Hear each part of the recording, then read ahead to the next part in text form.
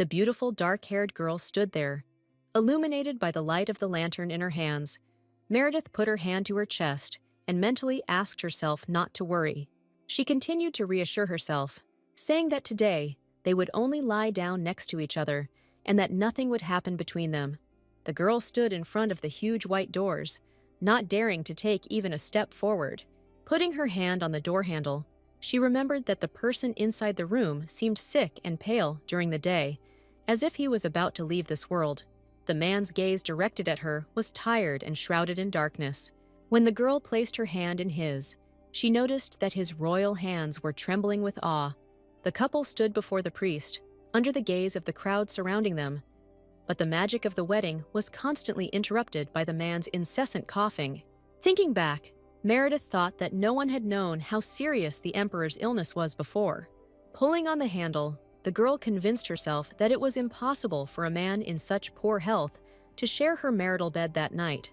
Opening the door, Meredith decided that she would just lie down quietly next to him and fall into a peaceful sleep next to him. However, when she found herself on the other side of the door, what awaited her was completely different from what she expected. The first thing the girl noticed was a strange foul smell that filled the air. Then she looked up and her eyes widened. All Meredith could do was mutter, "Oh God." In the middle of the room, covered in splashes of blood, stood a man holding a bloody sword in his hands, and around him lay the people he had defeated. Noticing the girl, he turned in her direction and looked at her intently. Meredith covered her mouth with her hand in fear, and the man calmly asked for forgiveness in response. Looking at the girl, who continued to remain silent, he said that she had caught him by surprise, because he had not expected her to come in. But his next action was the complete opposite of his words. Without thinking, he pressed the sword to Meredith's throat. Her eyes clearly showed fear and shock, because during the day, he could barely stand on his feet. Leaning even closer to the girl, her husband said that he did not expect this and asked why she came. Meredith continued to look at the man. She couldn't believe that this was really her husband, who had been so exhausted by illness during the day. 3 months ago, on a bright sunny day in a beautiful mansion, something happened that changed Meredith's life forever. The girl standing near the door was informed that she should prepare for marriage. Meredith looked at the man with her deep purple eyes, confused, asking again. At the table opposite, the girl sat her father, who, looking at the papers, casually said that in 3 months the ceremony would take place and she would marry His Majesty the Emperor. Meredith asked his lordship to wait. She could not understand how this was possible. The man looked up gloomily at the girl, who said she didn't understand what her father was talking about. The man silently hit the table with his fists. Her father's eyes silently asked Meredith why she couldn't understand the first time. The girl closed her eyes tiredly, although the man did not say a word. The question was clearly read in his eyes. She didn't say anything in response. She suddenly felt very stuffy. Gathering her strength, the girl said that becoming the wife of a member of the imperial family was unexpected for her. Putting her hand to her chest, she noted that Lady Katerina had not yet succeeded in this. So could she marry earlier? In response to this, he asked the girl what she meant by this and whether she was thinking of contradicting him. Trying to justify herself, Meredith replied that this news only caught her by surprise. With his head tilted to the side and his eyes closed, her father said wearily that he didn't like to be told twice. The girl had to learn only one thing. In 3 months, she would marry the emperor and become empress. Meredith listened to her father. His voice was unyielding and firm. He called her not to ask for advice, but only to tell her what would happen, and she could only humbly agree. The girl only had to ask the important question for herself. Do Duchess Schwartz and Lady Katerina know about this? The Duke agreed, asking what the difference was. Despite her father, she said that it was important to her because they were not strangers, because he knew about her origin. In response, the man sharply told her quite, which caused the girl to nervously clasp her hands. Waving his hand away from the girl, he said that she needed to prepare to marry the emperor, and therefore the royal palace would be sent as a tutor to teach her proper etiquette. And until then, she needed to behave decently and wait. Meredith walked down the hallway, thinking about what fate awaited her. The unhappy girl with a sad face asked herself if she would really marry the emperor himself. The news of the marriage itself threw the girl into confusion, but the fact that the groom was His Majesty added to the confusion. Meredith couldn't believe that Duchess Schwartz and Lady Katerina knew about this, but kept quiet. After all, they tried with all their might to ruin her marriage to a good man. However, despite this news, the corridors were suspiciously quiet. Clenching her hand into a fist, the girl thought that there was no point in thinking about these women. The girl did not believe that the Duchess would allow her to marry a worthy husband, but she was destined for none other than the Emperor himself. If the Emperor had been an old man, she would not have been surprised, but he had only recently taken the crown, and this marriage with a young emperor was an unprecedented success. However, the Duke informed her as if everything had been decided without her participation, and her consent was an empty phrase, and he was giving away his daughter as if she were selling something. Pressing her hand to her chin, the girl felt in her heart that there was some fatal, irreparable flaw in this marriage. The girl's thoughts were interrupted by a jolt, after which she was shouted at for standing in the way. A shrill girl's voice asked why she was blocking her path.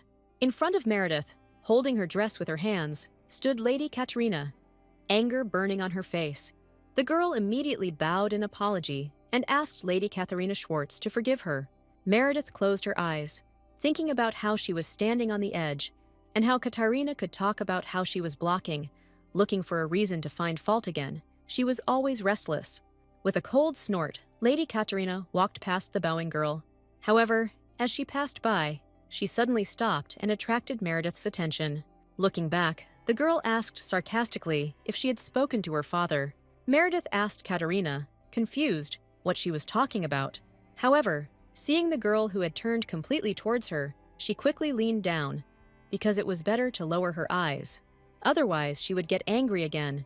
Katerina said that there was no point in pretending and acting as if she knew nothing about the fact that she would soon marry the emperor, after which she told the bowed girl that she should consider this a great honor. Meredith could only whisper that my lady was absolutely right. The girl asked her discontentedly what she meant. Meredith did not hide the fact that she was surprised that it was she, and not Katerina, who would become empress. The girl, looking at Katerina, did not understand why she, an illegitimate daughter, should receive such a high title. Was it really her destiny to become a ruler, albeit of despicable origin?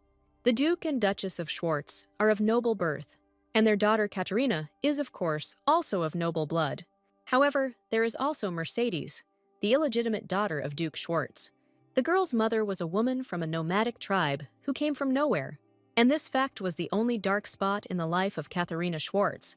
The girl knew that even the Duke and Duchess couldn't stand her.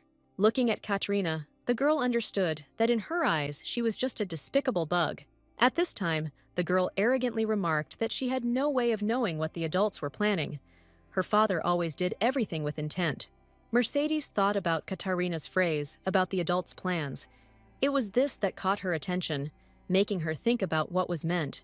Katerina stated with superiority that Meredith could only rejoice and marry the emperor. And looking at her with a look so similar to their father's, she told her to throw stupid doubts out of her head and behave calmly, because they didn't need her to tarnish the honor of their family. Without another word, Katerina turned and walked on, the maid obediently following her. Meredith clutched her dress with her hand and watched the girl go, thinking that everything that was happening was somehow too strange. A couple of days later, the sun was still shining brightly, but the girl's mood was not the happiest. The girl, who was engrossed in a book, was distracted by the news that the Duchess had sent her a dress. She slammed the book shut and asked again, not believing her ears. Looking at the dress, the girl could not understand how a person who ignored all her birthdays suddenly decided to give her a dress. The maid repeated once again that the dress had been sent by the Duchess, because tomorrow afternoon there would be tea at the Kubram estate. While the girl was examining the fabric of the dress, the maid continued to talk about how the Duchess wanted Meredith to go there in this dress. She could not quite believe that the woman who could not stand it when the girl flashed in high society and never allowed her to attend such events was now sending her there herself. Meredith asked Diana if she thought it was suspicious, since she was the only one who liked her. In response to this, the girl only pressed her hands to her chest with tears in her eyes. Sitting in a chair and holding the hem of her dress in her hands, she told the maid that these people had been pretending all this time that she didn't exist, and now they had suddenly found her an enviable groom, These were two drastic changes. Raising a finger in the air, Diana suggested that perhaps they had changed their minds about Meredith.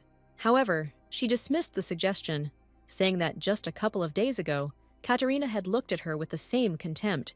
But even if she had changed, it would still be strange how a person could change in just one day, unless that person had gone crazy. The girl thought sadly about the dress. She knew that they dreamed of her disappearing from their lives forever. It was too obvious. She clenched her hand into a fist, trying to contain her indignation. Meredith didn't want to wear this dress, but she was afraid to even imagine what would happen if she refused. The next day, the girl sadly walked down the stairs. She was not wearing the dress that had been prepared yesterday, and the upcoming event did not cause her any anticipation. Katerina was drinking tea with her mother, and when she saw the girl, she declared that she was a fool. She looked over her shoulder and looked at her with disdain. She thought that even the sight of Meredith was disgusting to her. At this time, the Duchess remained silent, continuing to drink tea. After waiting for Meredith to come closer, she put the cup and saucer on the table and, turning to the girl, haughtily asked if she had arrived. The woman dabbed her lips with a napkin and told them to go faster, otherwise they would be late for tea. Pressing her hand to her chest, the girl asked incredulously if she would really go with them in the same carriage. Continuing to hold the napkin to her lips, the Duchess only looked gloomily at the girl with her snake eyes. And only when she approached the door did the woman briefly answer that they would go together. Interrupting the girl's attempt to clarify something, she said that she was talking too much and sent her to change clothes because it was time for them to move on. Otherwise, they would be late for tea. Meredith continued to stand, watching them go, her face showing deep sadness and sorrow. Some time later, the three were riding in a carriage filled with oppressive silence.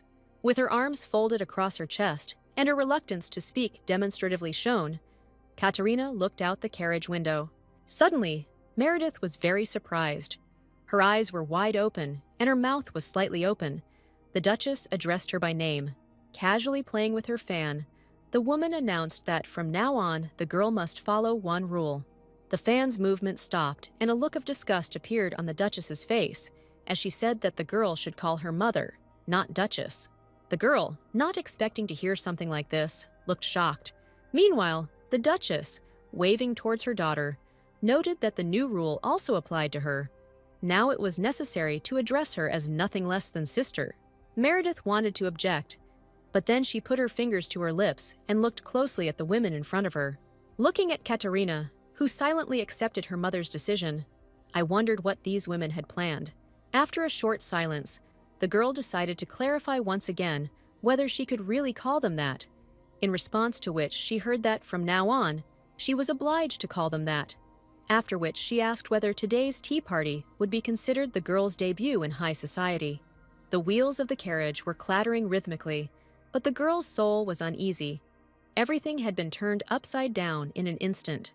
Meredith thought that nothing could surprise her anymore, when suddenly, the Duchess said that she would introduce her as her own daughter, who, due to poor health, lived on the estate all the time. The girl indignantly wondered why she had suddenly taken her to this tea party if she hated it when she stuck her nose out of the estate. The Duchess continued to tap her fan against her hand. Apparently, the conversation was still not over. And indeed, the woman soon reminded him that Meredith would soon become empress, and that she could not go to the palace without having attended a social event at least once.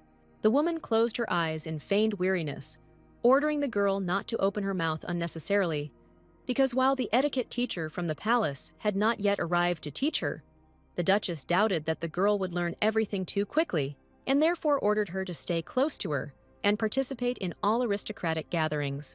The girl only had to confirm that she understood the Duchess, but then she remembered the new rule and corrected herself, calling the woman mother. After that, all conversations ceased, and the creaking of wheels on the road was not interrupted by anything. Upon arrival, the women came out and immediately found themselves in the circle of high society. The women began to greet each other in the same way, asking how they were doing. The natural appearance of another young lady at the Duchess's side did not go unnoticed, and the hostess of the evening inquired who she was, hearing the Duchess introduce her. Meredith was greeted by the hostess, who said that she was very glad to meet her. The brightly smiling woman was surprised by this, asking why they had not told anyone about her before, to which the Duchess responded with a ready-made answer that her daughter was in poor health, and therefore she had not told anyone about her. As the Duchess smiled as she spoke, the girl thought that she was a lady of high society, and it was a shame for her to admit that there was a bastard in the family, so she treated her badly and tried to hide her existence. And only because she would soon become an empress, everything changed. Meredith thought with disgust that this hypocrisy made her sick. Time dragged on very slowly. But then this event came to an end. Summing up the event, the Duchess remembered whether she had greeted everyone and told Meredith to get used to such places, because soon she would become empress. Looking at the mother and daughter, the girl thought only that she was embarrassed to introduce herself as Meredith Schwartz. The girl was sad. She understood that until now, she had only attended intimate gatherings, and that, having become an empress, she would have to attend much more lavish balls. The girl looked at the sky, thinking that despite everything that had happened, there were still good moments. Holding the hem of her dress with her hand, the girl followed the Duchess and her daughter to meet her destiny. The girl knew that everything would soon change, and things would become much easier for her. She believed in it. The following weeks turned into a whirlwind of events for the girl. She had to spin around in an endless series of social events. In addition, the days were filled with intensive etiquette lessons from a strict teacher from the palace. She also had to take care of her skin to match her future high position, and fortunately, Diana actively helped her with this. Mercedes lay on the bed, while her faithful maid applied a face mask and talked about how there was so much to consider in the life of an empress. And in such a turmoil, the days flew by, and 3 months quickly passed. And so, finally, the day of the wedding ceremony arrived. Diana was preparing Mercedes' things to be sent away, saying that she had much less things than she thought, and asking if she was going to take anything else with her. The girl, with a sad smile on her face, said that she would not take anything else, after which she added, saying that there was nothing valuable there anyway. Yes, she didn't need them anymore. She wanted to take only the minimum amount of things. Close your eyes, Meredith thought fondly about this being her new beginning. Pressing her hand to the wheel, the girl felt anticipation. Despite the fact that 3 months ago she was confused, now everything turned out for the best for her, because this wedding will be salvation from that terrible life in which she suffered so much. Distracting the girl from her thoughts, Diana said that if Mrs. Merrill were alive, she would be very happy. Unable to bear the emotion, the girl turned away, wiping away the tears rolling down her face with her fingers, and Meredith remembered what her mother was like. The girl was born to a servant from a nomadic tribe who worked alongside Duke Schwartz, and even Merrill's humble origins offended Duchess Schwartz, a woman from a noble family. Therefore, she decided that at least her daughter should stay in this house. But on the way, a misfortune happened. And finally, the girl goes down the stairs to leave her father's house forever. Suddenly, the girl froze. On her way, she met someone she did not expect at all. At the bottom of the stairs, her father stood with his back to her, the man looking intently at something in his hand. The girl called out to his lordship, after which the man turned in her direction. Bowing her head and pressing her hand to her chest, the girl announced that she was already leaving. In response, the man said that it was good, after which he raised his hand and extended it towards the girl. Placing his hand on Meredith's shoulder, he told her that there was something she needed to remember. Looking her straight in the eyes, he told her not to disgrace the honor of their family. Looking sadly at the man, the girl promised this. Removing his palm from her shoulder, he told her to leave. The girl thought sadly that it was stupid to expect other words from him. She, of course, knew this well, but sometimes she wanted nothing more. After all, his blood was in her. As she walked down the steps and looked at her father standing on the porch, she wondered if she really didn't have a drop of paternal feeling in her. As she approached the carriage, the girl thought that Duchess Schwartz and Katerina had not even come out to see her off. It was time for her to stop expecting anything from these people. The carriage took the girl away again, but this time forever. There was no one on the porch of her house. After a long time of tiring travel, the girl finally arrived at her new home. Meredith and Diana looked at the beauty of the castle in awe. The girl was immediately greeted by a woman, who informed her that from now on, she would serve her and that her name was Julia Renady. Meredith looked at the woman with a smile, saying that she was very glad to see her. However, the next moment, the woman was dissatisfied, saying that the girl still had not gotten rid of this habit of speech, and yet she had warned her so many times. The girl immediately covered her mouth with her hand, listening to Julia's instructions that when she officially becomes empress, she should be more careful about those around her, because this is a matter of discipline in the empress's palace. Meredith smiled and said that she understood what Julia was talking about and would take it into account in the future. Pleased with this answer, the woman smiled, noticing that Her Highness was speaking correctly. The woman then pointed to the side, saying that Meredith needed to come here. The girl was almost ready. The brush carefully ran over her lips, completing the final touches. Near Meredith, there were several maids who were preparing her for the wedding. Suddenly, Julia's voice was heard, saying that there were only 2 hours left before the wedding. Despite the woman, the girl asked her what kind of person the emperor was, since she had never met him. However, the woman did not answer the question and became extremely nervous. The girl felt uncomfortable at home. No one would tell her anything about him, and she was afraid of making a mistake in something out of ignorance. In the end, Julia got off with the words that, "His Majesty is a good man, and he has a wonderful character, and he is also very graceful." This did not add to the girl's peace of mind, and, pressing her hand to her chest, she wondered why she had ended up here instead of Katerina. Although the girl was worried about other questions, she wanted to ask what kind of atmosphere reigned in the palace and hoped that no one was threatening her life because she had taken the place of the empress. Stepping out the door into the dark corridor, Julia pressed herself against the door. Sadness was written on her face. Her hands were pressed tightly to her chest. Everything was clearly not as good as she described. And finally, the beautiful golden door opened slightly, and the voice of the herald loudly proclaimed that Her Majesty the Empress had arrived. The girl walked slowly down the aisle, trying not to show how nervous she was. Hands held the hem of her dress tightly as the girl approached the altar on trembling legs. Approaching the altar, the girl raised her eyes to the one who was already waiting for her there. The girl saw in front of her a handsome man who looked like a beautiful statue from a museum. Holding out her hand to him, she continued to carefully examine every detail of his face. Meredith noticed that the man looked very tired, and she wondered if he was feeling unwell or just not getting enough sleep. Placing her gloved hand on his, the girl noticed the following unexpected detail. She almost pulled her hand away from his, as His Majesty's hand was too icy.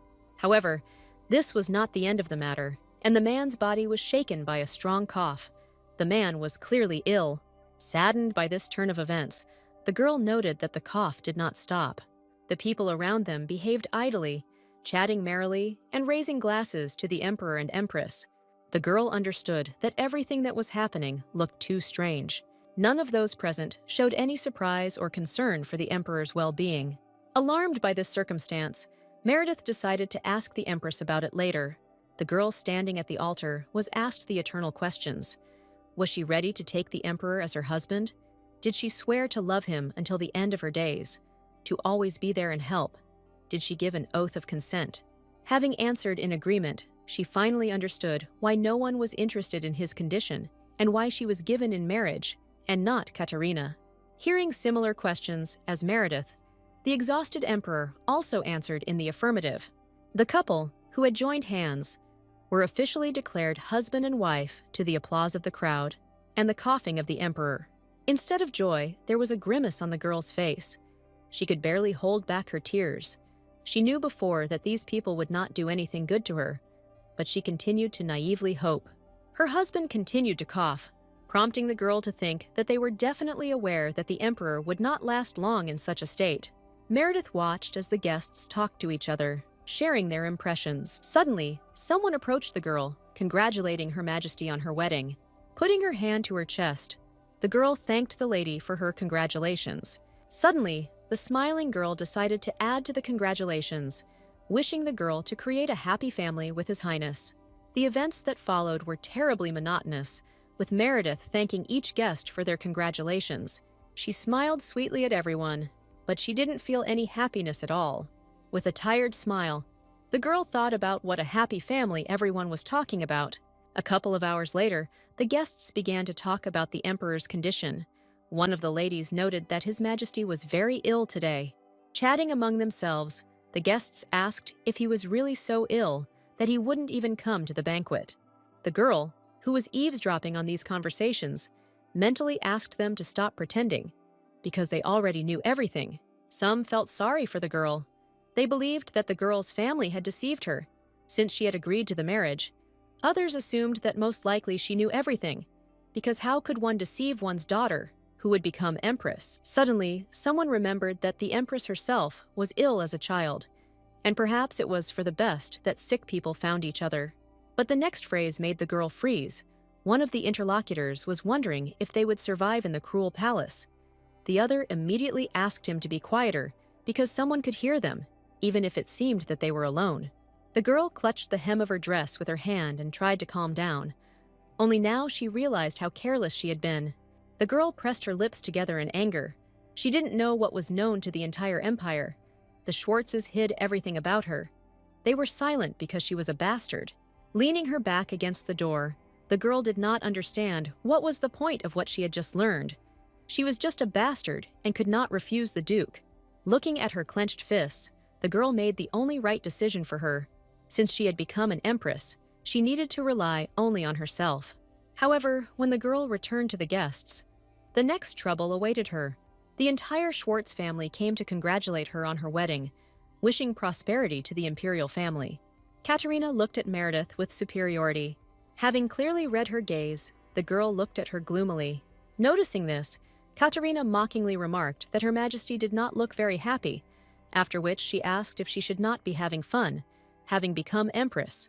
However, this seemed insufficient to her, and she asked if the girl was afraid of her low origin. Meredith instantly became angry upon hearing this, her eyes burning with rage. Katerina, seeing her reaction, decided to anger her even more by asking if she was scared without support behind her. Without resorting to the help of His Majesty, driven to her limit, Meredith began to speak indignantly about how Lady Katerina should watch, but was interrupted. Duke Schwartz chuckled, pressing his fist to his mouth, stopping further conversation. Turning to Katerina, he told the girl not to do that, forcing the girl to apologize. However, after the apology, the girl pressed her fist to her lips and tried to hide her satisfied smile from those around her. The Empress realized that they had come specifically to insult her. Realizing that openly showing her anger would not be a plus for her, the girl discreetly squeezed the hem of her dress, restraining herself. As he walked away, the man, without saying goodbye, said that since this had happened, he hoped that Her Majesty had realized her situation. Watching her father leave with his family, she continued to listen to the instructions that she should not imagine anything strange. Noticing the interested looks of the other guests, the girl decided not to continue the conversation so as not to attract even more attention. As she said goodbye, the girl hung her head, not saying a word. However, the man did not finish speaking. Looking back, he asked if she herself understood how this would end and advised her to be careful so as not to disgrace herself and their family. Meredith clutched the hem of her dress for the umpteenth time that day. If she had her way, she would have poured out not just a stain, but a whole inkwell to blacken the reputation of this family. Finally, the festive part was over, and all the guests left. It was late in the evening, sitting in a hot bath. The girl could not relax, thinking about one thing, but, putting her hand to her chest, the girl thought that Katerina was right. There was no one in the palace to stand up for her, and the girl decided to keep a low profile. Meredith thought for a moment, the thought dawning on her that even if the ducal house had played a role, the key decision to make me empress must have been made in the palace. Thinking about this, the girl suggested that the Duke and the sick emperor might be connected. However, immediately before her eyes, as if in reality, a memory of the cough that tormented the emperor appeared. Meredith chuckled, wondering if that was possible. Lost in thought, the girl clenched her hand and immediately gasped in pain. Because the girl clenched her fists all day, she injured her hand. The girl understood that the Duke had allies, but she had absolutely no one. Having called Diana and asked her to prepare a towel for her, the girl left the bathroom. Meredith stood in the middle of the room, looking at her palms. The only power she could trust now was the healing power. This power was passed down through the maternal line and was possessed by Meredith's mother. However, this power has long been banned in Balzain, since there are few carriers, and the origin of the power is unknown. Continuing to look at her hands, the girl understood that this was all she could rely on. She didn't know who was patronizing the Duke, but she decided to use all her power if anything happened.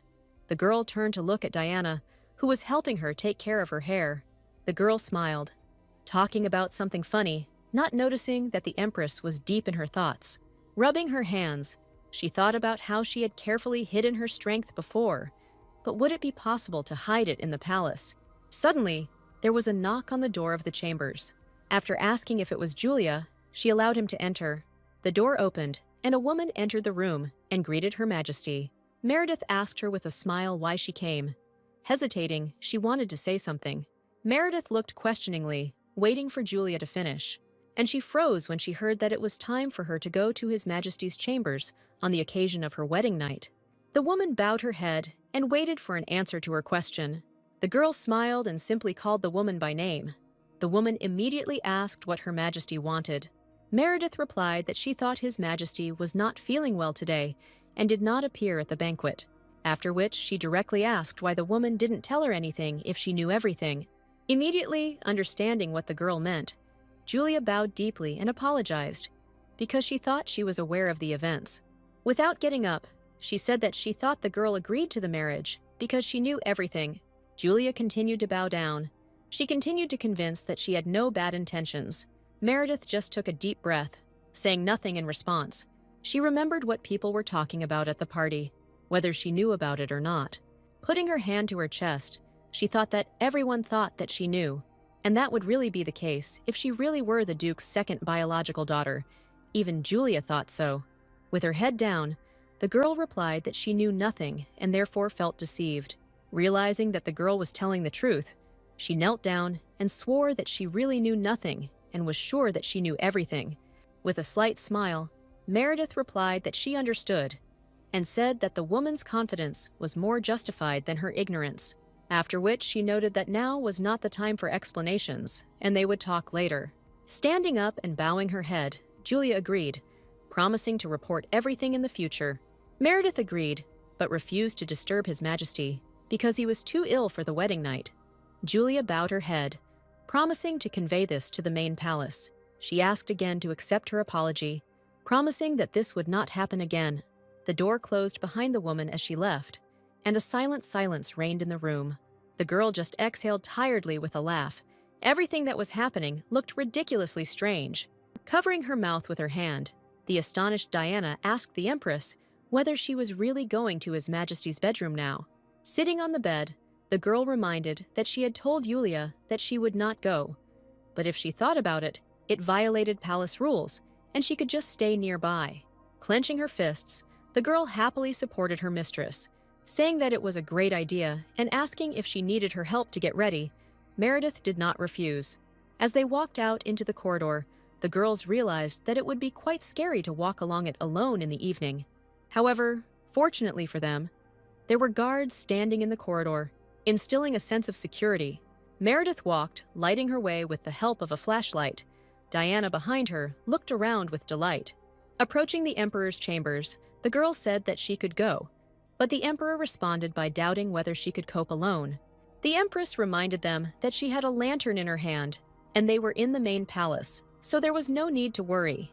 As Diana walked away slowly, she turned around and said that she would come to see Her Majesty tomorrow. Thinking about what could happen to her in the palace, the girl reached for the door handle. However, when she entered the room, she realized that she shouldn't have relaxed like that at all. Pressing his sword to the girl's neck, the once sick man said ingratiatingly that she had caught him by surprise. She was very nervous and thought that if she had known about this, she would not have sent Diana away. Looking into the girl's wide-open eyes, he said that he didn't think she would come in. The man's attentive gaze followed the emotions on the girl's face when he asked why she came. So, eyes wide open it seemed. When the man asked if she had come to check if he was dead, Meredith didn't understand what he was talking about. Taking another step towards the girl, practically pressing himself against her, he told her not to pretend, asking if she hadn't come because she knew everything. The girl said in fear that she only thought that refusing the first wedding night would violate the palace laws. Her speech was interrupted by a man's cheerful laughter. He cheerfully asked if she had come for his sake, noticing that either she was naive or playing her role well. Pressing the sword even harder against the girl's tender neck and leaving a cut, he asked if she had come to escape the killers. Continuing to ask the girl, who did not understand anything, whether the Dowager Empress had already given her an order. Meredith nervously and quickly tried to explain that she had indeed come to him so as not to violate palace order. Growing increasingly agitated, she swore that she had never met the Dowager Empress. Putting his palm on his forehead, the man with a terrible smile on his face asked how she was the daughter of Duke Schwartz, wanting to convince him that she was in no way connected with the Dowager Empress. Realizing that it was the Dowager Empress who was her father's patron, the girl folded her hands together and could only stutter as she repeated, "I and I."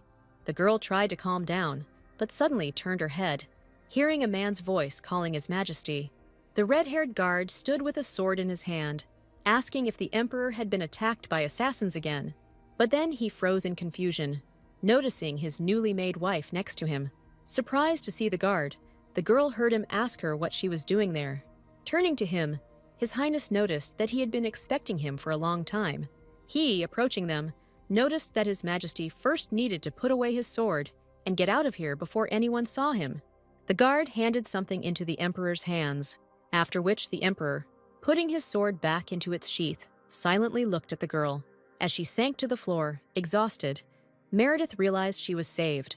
The man came closer to the girl, giving her his hand so that she could stand up alone, after which he noticed that her dress would get dirty and she needed to get up. And since she came here knowing everything, she played her role perfectly. The Empress could only open her mouth in surprise, not daring to lean on the man's arm. Turning to the guard, the Emperor noted with a grin that the Empress claimed that this was a misunderstanding and swears that she has no connection with the annoying Empress. Hearing this, Felix turned around to look at the girl in surprise, and the Emperor's face continued to sparkle with a smile. The man said that this could not be, because Her Majesty was the second daughter of Duke Schwartz, and it was impossible for them not to be connected. The girl was outraged, saying that she was forced to have this right. She had no right to refuse, and she herself does not understand what is happening here. However, His Highness continued to be adamant, saying that he would not believe it until she proved otherwise. He chuckled and said that, frankly speaking, it would be more convenient for him to kill her here and tell the others that it was the work of murderers. His eyes flashed with anger as he spoke about how she was a descendant of Duke Schwartz, and he had no reason to let her live. The girl just continued to look at the man with fear, trying to somehow object. She understood that she urgently needed to come up with some reason why the Emperor would decide to save her life. Touching her neck, the girl gasped in pain. She touched the cut from the Emperor's sword. At that moment, an epiphany came to her about what reason she could voice. She looked at Felix, realizing that she was putting almost everything on the line. But right now, the Emperor needed her powers more than anything. Putting her hand on the wound, Meredith told the Emperor that if she could help him heal from his illness. The girl's eyes were burning with determination. This was her only chance for salvation. The man's face was covered in blood, and his eyes cut like his sword when the girl said again that she could cure him. The men froze when they heard that she could heal the Emperor with the power she possessed. Having come to his senses, the man, smiling, said that he would not spare her for this nonsense. Pressing her hand to her chest, the girl said that this was not nonsense at all, and that she was being honest with him now, that she really could rid him of his illness. Folding his arms across his chest, he once again said the phrase that he could rid him of his illness. Felix also listened attentively to the girl. The man asked her if she knew what kind of illness it was, since she was talking about it too confidently, after which he advised her to try to prove that she was not lying. Looking at the man, she raised her hand to her neck. Meredith tried to concentrate. She thought about how during the day the Emperor looked very weak, about to pass out, but at night he looked completely healthy, able to defend his life. Thinking that she wanted to make an excuse, he tried to hurry her to speak. At that moment, light poured out of the girl's hand, warming and healing her. Felix couldn't believe his eyes. He kept repeating the same phrase over and over, not daring to finish it. The Emperor only watched the action being performed with his attentive gaze. Finally, the scratch on the Empress's neck disappeared, and she confidently said that it was black magic, that someone had cast a black curse on him. After such a statement, The emperor calmly asked if she had just used magic, because he did not know that there were still people in Balzain who possessed it. 200 years ago, Emperor Balzain Justianus IV decided that magic blinded people and sowed discord. After this, all magicians were executed, and any use of magic was strictly prohibited. Meredith thought that this was why it was believed that there were no mages left alive. The girl confessed to the men that she was not such a skilled magician, but her magic was healing, so she could be useful to him. Hearing this, His Majesty asked if the Empress Dowager could be the one who cast the black curse on him. At this point, Felix, who had been silent until then, asked the man if he could really believe the words of Her Majesty. And what if she wanted to harm him even more and was lying? Moving her hand to her chest, the girl said what was the point of doing this, because if she was gone, the Dowager Empress would find another in her place. Having made his decision, the Emperor extended his hand to the girl, saying that he would save her life. Lost in thought, he said that she was a magician and also a healer, and such people are not easy to find. Felix disagreed with this position and asked His Majesty to think about it some more, but the man, having already turned around, said that even if he was right, it was necessary to clean up here first. Turning to Meredith, he called her to follow him, wanting to talk elsewhere. Looking into the eyes of the girl, who continued to stand motionless, he called her to come with him. The couple sat in a large, bright room opposite each other. Without opening his eyes to the girl, the man thought that she was acting surprisingly confidently with the man who almost killed her. He doubted whether she really didn't know the Dowager Empress. However, even if that was the case, it was commendable that she was so calm and brave. At this time, Meredith could only sit quietly in absolute silence under the man's attentive gaze. Gathering her courage, the girl asked who knew about the man's condition. He pointed with his fingers and said that there were only 3 of them: himself, Felix, whom she had already met, and the palace doctor, whom he trusted. Raising another finger, he said that with her there were now 4. Meredith replied that this was not enough. The worried girl asked if the palace doctor could be trusted. Chuckling cheerfully, the emperor noted that it was strange to hear this from someone he still suspected. The girl was surprised, in response to which the man advised her not to delude herself. Looking seriously into her eyes, he declared that he spared her not because he believed her. Meredith had nothing to say. There was really nothing to trust her for now. However, the man reassured the girl, saying that there was no doubt about the doctor's loyalty. And then he shocked her with the news that the Dowager Empress had killed the doctor's older sister. Realizing that the Dowager Empress was his enemy, she revealed that she had her own scores to settle with the Schwartz house, thereby surprising the man. Meredith said that before their marriage, he probably had never even heard of her, or even heard of her, and everything the Duchess said was a lie because she was the Duke's bastard and therefore was treated like a stray cur. The man asked the girl again, after which she asked if his suspicions had now been dispelled. However, tearing his gaze away from the girl's face, he replied that he didn't trust anyone completely, not even himself. The man noted that any person can behave unpredictably in certain circumstances. Meredith was amazed by the man's inflexibility. Smiling, the man said that he must be so distrustful because of his damned stepmother. His Highness suddenly stood up, surprising the girl, and said that there was enough chatter for today. Extending his hand to the girl, he suggested that she try to remove the curse from him. Seeing the worried face of the deuce, he asked if she wanted to back down, and they tried to calm Meredith down, saying that it was very difficult to get rid of black magic. It was not really her specialty. As he examined his hand, he listened to the girl say that in order to cure him, she would need to at least determine the cause of the curse. The thoughtful girl understood that now only one thing was clear. The Dowager Empress could not have cast a curse, because after its application, traces remained on the body. After thinking, the girl asked for a little time, putting her palm on her face. The man, sighing, said that all this was complicated and asked how much time she needed. Having figured out what to do, the girl asked for a week, during which she would try to find a solution. Because her life was at stake, the man sadly drawled that it was too long. The girl explained that during this time, she had to study medical books, so she asked for permission to go into the closed section of the library, since there were few books left on magic, and even less books on forbidden magic. Meredith was very happy when the Emperor allowed her to enter the closed section. Noticing that the girl was overly happy, he told her that she should remember that she was obliged to remove this damned spell from him. Nodding in agreement, the girl swore on her life that she would do everything in her power to cure him. Getting up from her chair, she said that she would probably go to her palace for now. Meredith noticed that so many unexpected things had happened in one night, and she needed to go back and get a good rest. The girl's eyes widened when a firm male voice announced that she would be sleeping here tonight. Looking at the man, she asked what he meant by that. Did he really mean that he would not sleep together? His Majesty looked at her carefully, waiting for her reaction. The girl turned around in confusion. She wasn't sure if she had heard correctly. The man said she could go, unless she was going to report to the pestering empresses. Drawing the girl's attention to her appearance, he said that if she returned to her palace in this form, she would scare everyone. The girl relaxed, because at first she thought about something else and suggested sleeping on the sofa. However, the emperor said that she could lie down on the bed, just in case the murderers appeared again. The girl smiled awkwardly at the man. She still couldn't understand whether he was worried about her or whether he was threatening her, after which she agreed to do as he said.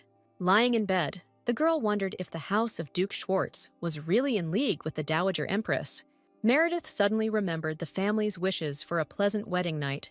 She understood for sure that they knew what would happen today. They tried to kill her, along with His Majesty. Coughing into her fist, the girl thought that she already knew that they didn't consider her one of their own, but she didn't expect it to be to this extent.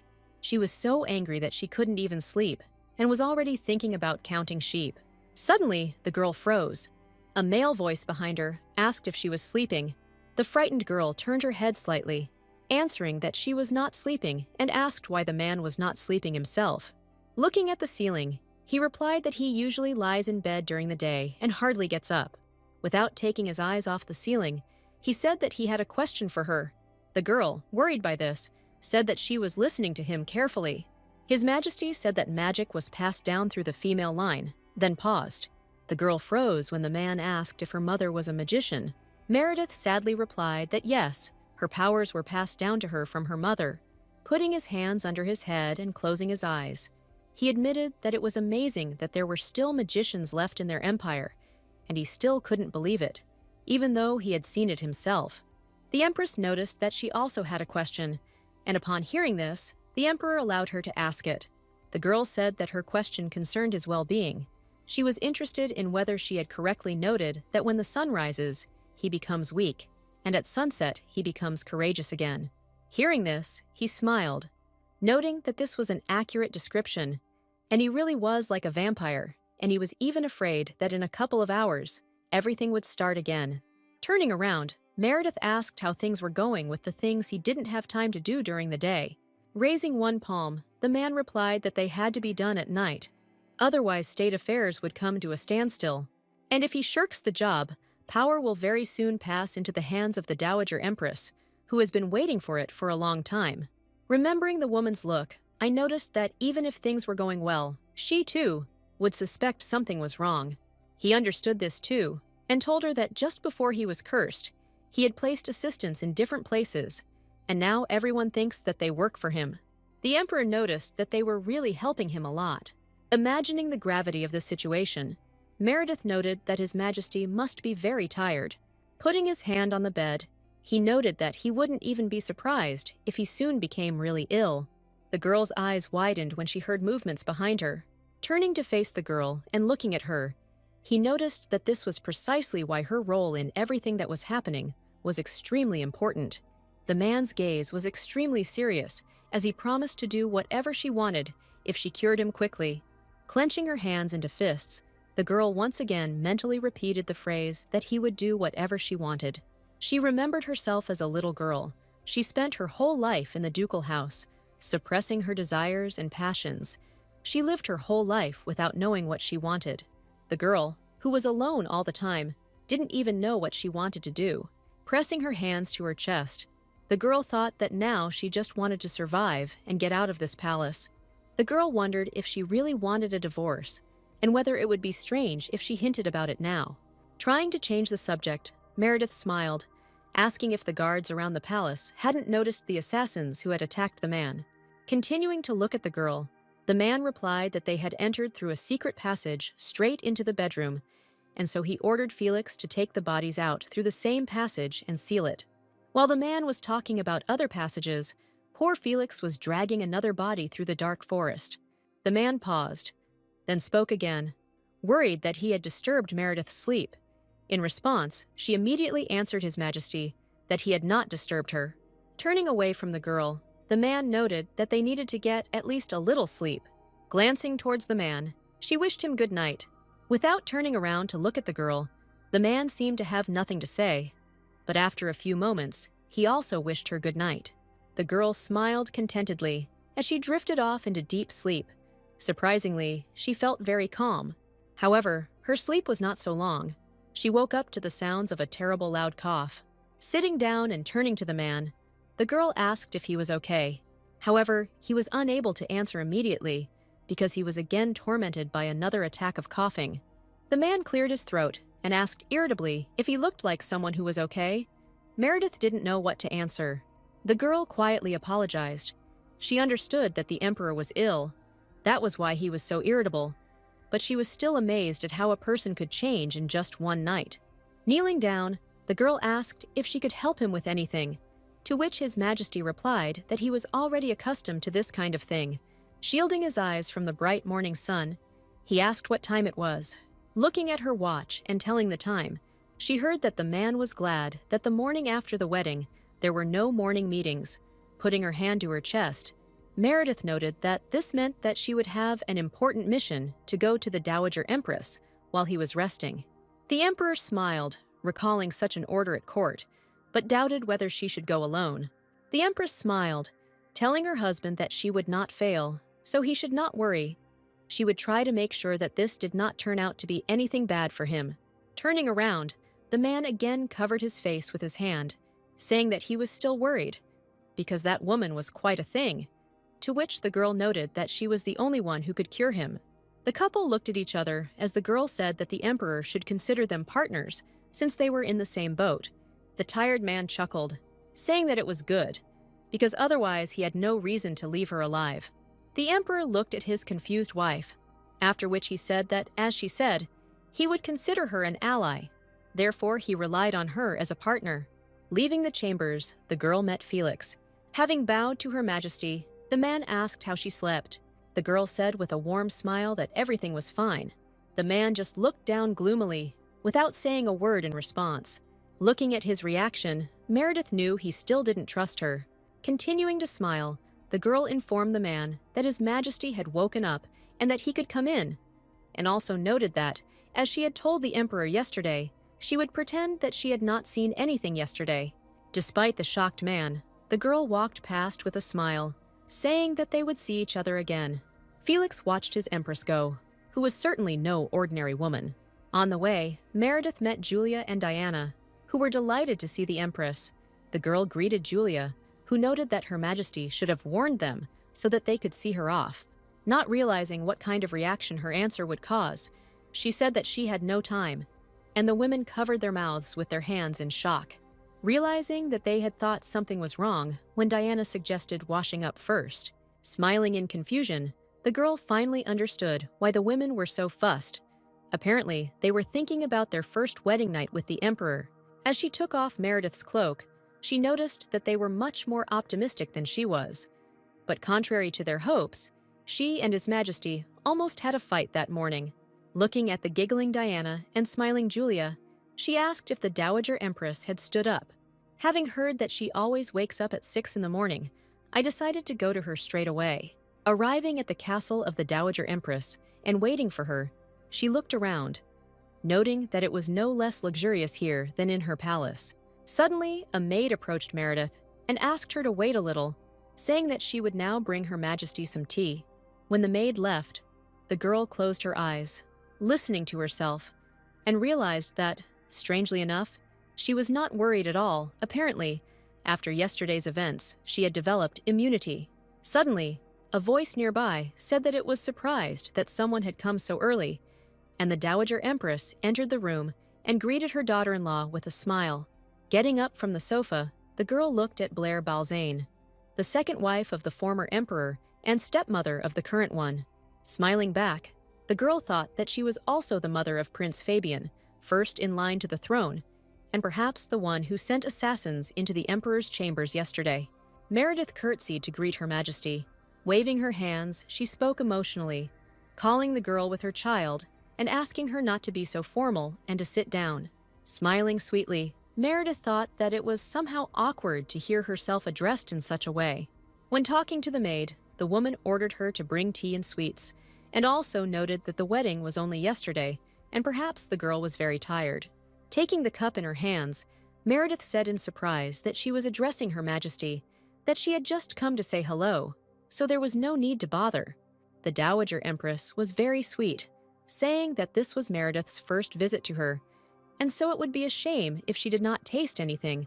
She hoped that the girl would understand her intentions. The girl, smiling, confirmed that she understood everything, thinking that this woman clearly wanted to keep her longer. She really was a difficult woman. Putting the cup of tea back on the saucer, I decided to discuss an important point. She folded her hands in front of her face and smiled happily, asking how her wedding night went. Meredith was surprised. She never expected her to ask her about it straight out. Putting her hand to her mouth and watching the girl's reaction carefully, she told her not to be shy and to speak openly. She said with a laugh that she didn't like to beat around the bush, and they were adults, so there was no need to be shy. The girl began to talk about the fact that His Majesty was in very poor health. Leaning on her hand, the woman immediately commented on this, saying that she had been informed that the girl had refused to go to the main palace yesterday. Pretending to be innocent, Meredith noted that this was true.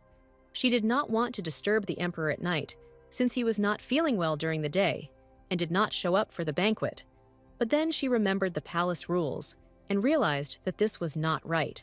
The Dowager Empress said with a laugh that the girl was a good girl and had judged everything correctly. Closing her eyes, she noticed that His Majesty's health was indeed weak, and she thought that this would greatly worry Meredith. But apparently, she had a very kind heart. Still looking sweet, the girl said that Her Majesty flattered her. The Empress realized that, as she thought, the woman was pretending to know nothing about yesterday's attack, because if she spoke about it herself, she would certainly arouse suspicion. Placing her hand on her chest, the Dowager Empress asked if her name was indeed Meredith, and then welcomed her to the Balzan family. However, the next phrase about how she had heard a lot about her from Duke Schwartz made her clench her palms on her knees. The girl decided to find out what her father had said about her, because perhaps this would shed light on the connection between her and Duke Schwartz. Looking away, the woman seemed to have difficulty remembering what the Duke had said, and as she remembered, she began to list that she was very smart and kind. Looking at the girl, she added that he also said that his daughter was wonderfully beautiful. The woman said that now, looking at her, she was convinced that he had not lied at all. Meredith decided to find out if her father's words had been decisive in choosing her as Empress. Remembering what happened to Katerina, the Duke said that the imperial title would be a burden to her. Meredith concluded that her father had apparently decided that she would make a better Empress than her older sister. Raising her hand, the woman noted that, as Meredith herself knew, the Empress's place was the cornerstone of the entire empire, so birth order did not matter when choosing the most worthy. Nodding, the girl confirmed that the Dowager Empress was right. She understood everything perfectly. The woman said that, in any case, she had a favor to ask of the girl. Meredith was surprised at what favor she could ask of her.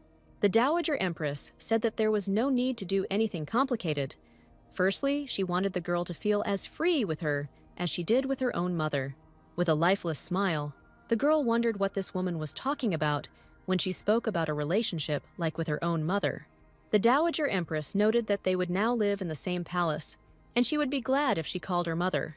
The girl thought sadly that the Duchess was not enough for her, and now the Dowager Empress was asking to call her mother, which she did not want at all.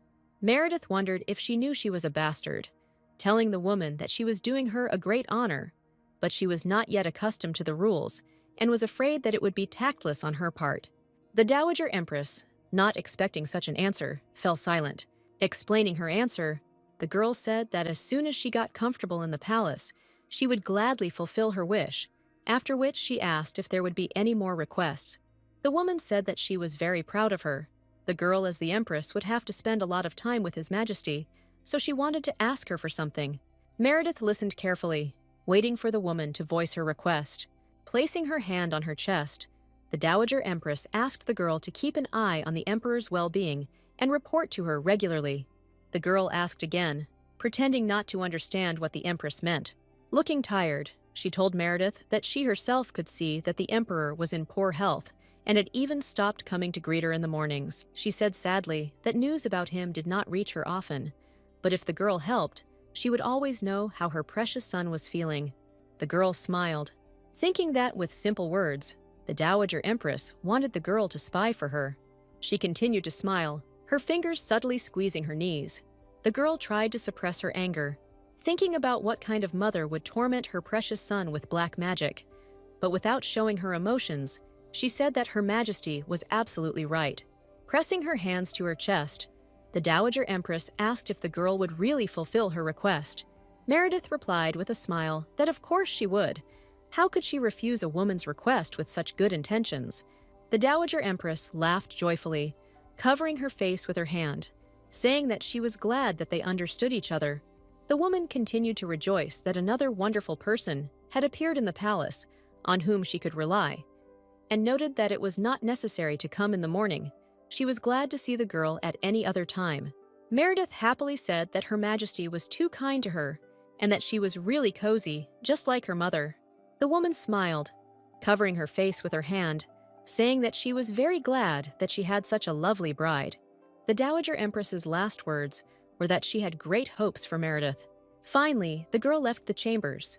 She held back her emotions until the very end. As soon as the door creaked shut, the girl breathed a sigh of relief. This conversation had required too much effort. When Yulia met the girl, she noticed that she had turned white as a sheet, to which the girl replied that it was as if all the juices had been sucked out of her. The woman immediately asked if something had happened in the palace, but the Empress did not answer. Looking at Julia, she doubted whether she could be sure that she was not dancing to the tune of the Dowager Empress, and that it was safer to keep her at a distance for now, since it was too early to trust anyone completely. Smiling, Meredith replied that it was nothing special. She was just terribly nervous. After all, she was the elder of the imperial family. Julia replied that she now understood, making the girl feel that she was a very pleasant person. The girl sighed to herself, thinking that it seemed the Emperor's suspiciousness was extremely contagious. Julia, worried, noticed that the Empress seemed very tired and suggested returning to the palace. Meredith took a step forward and suddenly stopped, asking the woman to wait. Looking away, the girl told Julia that she needed to look into the main palace first. Looking out the window and pressing her hand to her chest, she said that she wanted to visit His Majesty. Entering the chambers, the girl smiled joyfully. Julia bowed behind her in greeting. Looking at the silent man, the girl was amazed. She did not expect to find him with a book. Placing her hand on her chest and nodding, the girl expressed her respect to His Majesty. Looking at the book, the man said with a grin that he didn't think she would come here again, and he noted with a grin that the Empress hadn't even had lunch yet. Meredith approached him and noted that she knew about it, but she wanted to tell him something. Looking at the girl, he assumed that she had probably already managed to meet with the Dowager Empress. The girl, without denying it, told that she had asked her to monitor his health and report to her during the morning visit. The woman's intentions were too obvious, and she could not help but agree. The man, smiling, noted that apparently she had not yet had time to find out about what had happened that night. The girl smiled and noted that she had gone out of her way to play her part in front of her, and the man sighed in response, saying that he could imagine how it all went. He said that, in his opinion, pretense and acting were not her strong point at all, causing the girl to become embarrassed, after which he noted that even if she were caught in a lie, nothing could be done. He was sure that the Dowager Empress was wary of her from the very beginning. She said that everything would have turned out the same even if she hadn't lifted a finger. The Dowager Empress quickly managed to capture the heart of the Emperor, and in no time rose to the rank of Empress, although she was the daughter of a humble family. An ordinary, simple person would not be able to handle this. Meredith noted that, as she had thought, the Dowager Empress was a real thorn in her side. The Emperor asked the girl what she was planning to do. With a smile, she replied that, for now, she would start by telling her that his condition was still as bad as ever, thinking that this would in no way be a lie. Rubbing his chin with his fist, he asked what else she was planning besides this. Raising her hand up, the girl said that she also wanted to know something from the emperor. She said with a smile that she needed to investigate his illness in more detail, and for this, she needed to talk to the imperial physician, whom he trusted. The man looked at the girl thoughtfully, deciding whether to trust her or not. After a few moments of thought, he said briefly that his name was Jerome Bauner. The girl was glad to see such trust and asked how best to contact him without arousing unnecessary suspicion. Looking at his wife, he said that it was simple. All you had to do was say that you were suffering from insomnia. He reported that among the palace doctors, there was no one more skilled in treating insomnia than he. He noted that this was also their code word, and she responded by saying that she understood everything. With a smile, the empress promised that if she sniffed out anything, she would report it immediately. Saying goodbye to her husband, the girl told His Majesty to rest. The emperor stared at the door that closed behind the girl, after which, in the same silence, he suddenly turned his head, sighing heavily. Coming out of the secret entrance, Felix noticed that the emperor was clearly dissatisfied with something. The man asked His Majesty with interest whether he really trusted her. Putting his hand to his head, he said wearily that it didn't look like she was pretending, and she was clearly not an expert at lying. The man continued to insist that the emperor should not trust the girl, until he responded by noting that Felix already knew the most important thing. Raising his hand and pointing at himself, he remarked that he didn't trust anyone. However, Felix was unwilling to give up trying to convince His Majesty, to which he heard in response an irritated "Enough." The emperor is tired of this persistent opinion. He told Felix that until he brought him another magician who could heal him, he should not mention it. Realizing that he couldn't win this argument, the man fell silent, upset. At this time, the emperor was thinking that, to tell the truth, it didn't matter to him who put him back on his feet. Closing the book in her hands, she wanted someone to relieve her of this terrible headache. The girl sat on the bed, yawning desperately, thinking that she couldn't fall asleep. Turning to Julia, she asked what she should do. It seemed like she could toss and turn like this all night. Julia asked worriedly if Her Majesty couldn't sleep. Meredith yawned ostentatiously, saying that, frankly, she had been unable to sleep since last night, thinking that she had indeed not closed her eyes until dawn yesterday. Putting her hand to her forehead, the girl theatrically noted that yesterday she thought it was because of the excitement before the first wedding night, but now she believed that it could not continue to be ignored. Julia excitedly said that she would immediately call the palace doctor. Meredith, in response, asked to call the one who best understands insomnia. The girl, unable to find a place for herself, thought that everything had worked.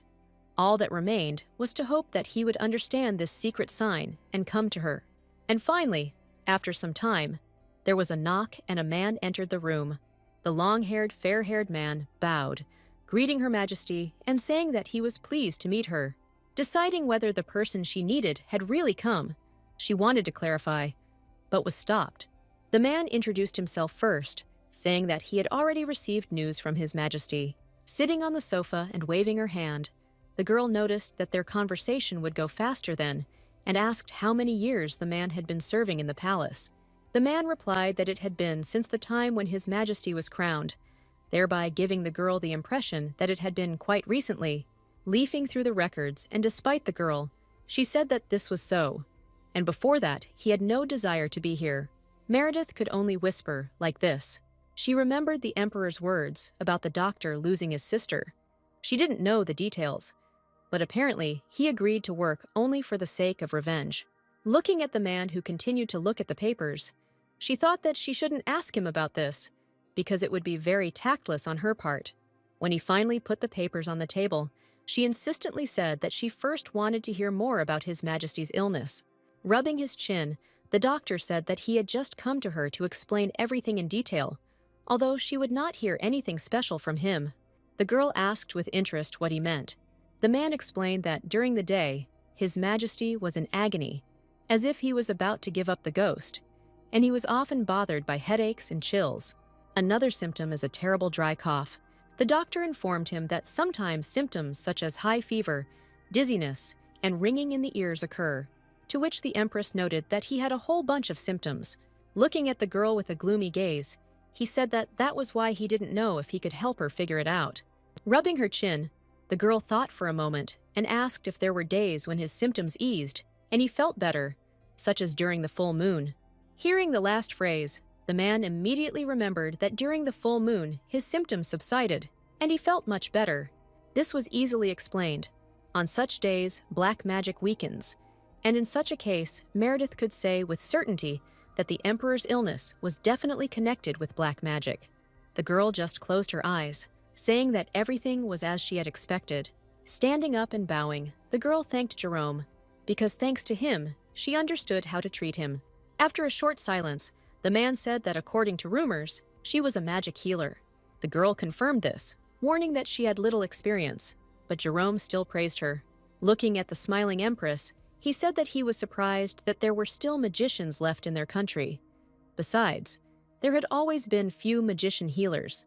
Meredith thought she was just lucky to have mastered her powers, and he admired a man who taught himself and had a vast storehouse of knowledge more. Bowing, Jerome said he was flattered by her kind words.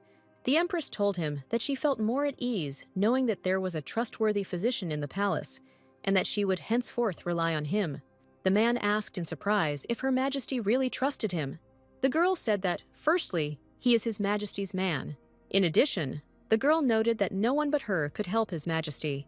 Meredith said that when using healing skills, the health of the healer plays a significant role, and if she suddenly gets sick, her health will be in her hands. Looking at the silent man, the Empress thought that if he was as hostile as Felix, she would have a hard time. Realizing that she would need his help in the future, she pressed her hand to her chest and said that she wanted to be treated the same way as His Majesty. Bowing, the man said that he would fulfill Her Majesty's wish, apologized for such a rude and impolite question, and advised her to call him at any time when his help was needed. Smiling at Meredith, she asked for permission with another request. The doctor immediately said that he was listening carefully to her wishes. The Empress said that since she was a magic healer, she had always been drawn to medicine. She tried to study many books on her own. The girl studied all this on Tuesday night, thinking that it would be useful to her in the future. Jerome agreed with Her Majesty's actions, saying that such actions were entirely justified. Meredith noted that her knowledge was nowhere near that of the man. She remembered that all the books she had studied in the Duke's house were only on the basics. At this time, the doctor finally realized that she was rather modestly trying to hint at something, saying out loud that she wanted to ask him for something. The Empress said that she wanted to gain deeper knowledge in this area, and asked if the man could help with this.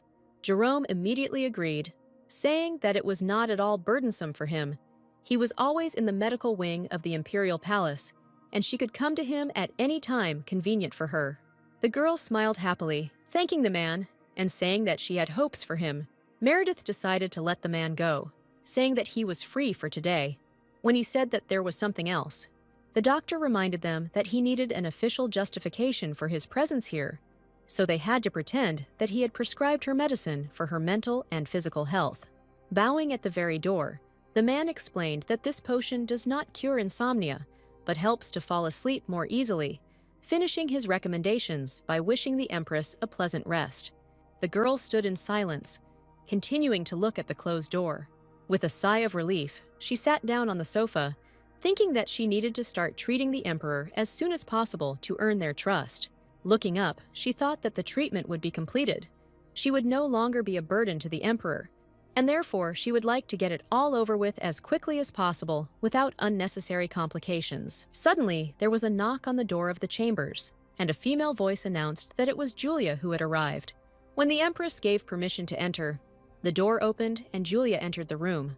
Meredith, acting sad, said that her head hurt a lot and asked to hurry, while the woman, worriedly, lamented that she had already spoken with the palace doctor and that soon they would bring her the medicine he prescribed. She just had to wait a little. Putting her hand on her cheek, Julia said in a distressed voice that, according to the doctor, perhaps Her Majesty was very agitated in the unfamiliar surroundings and felt uncomfortable here. Looking at the woman, Meredith thought that these were the very words Jerome had used to tell her about it. Smiling, the girl asked her not to worry, saying that she would soon feel better. After which she said that she also wanted to discuss her schedule for tomorrow. Julia anxiously awaited the Empress's further words. Looking at the woman, she asked if she could prepare everything for visiting the library, as she needed to find something there. While Meredith was finishing her planned tasks, evening came. Standing up, she placed her palm on the table, saying that that was all for today. The Empress asked Julia to prepare what she had spoken about yesterday. The woman agreed and bowed. The woman asked if it was possible to entrust this task to the maid. Mercedes thought that she couldn't let Julia suspect anything, and so she said that she herself wanted to get some fresh air at the same time. Then, smiling innocently, she asked the woman if it would be strange if she went herself. Bending down, Julia immediately began to assure the Empress that everything was fine, and that she would now prepare everything. Meredith only thanked her. Standing in the rays of the sunset, the girl thought that today she must certainly find information that would help her clarify some questions. The woman with sheets of paper in her hands was carefully examining something on the table. Hearing the noise, she looked up towards the door and was shocked. She began to ask excitedly what Her Majesty had brought here, but was interrupted by the Empress, who called her to silence.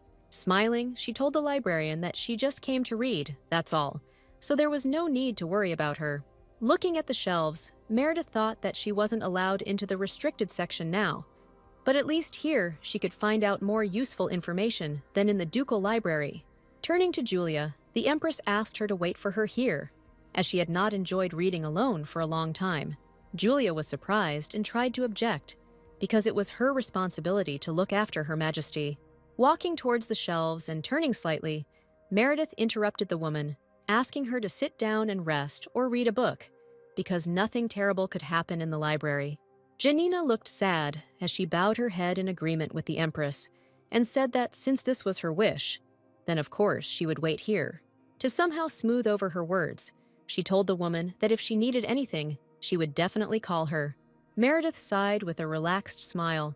After becoming the Empress, it was so difficult to get rid of everyone and be alone.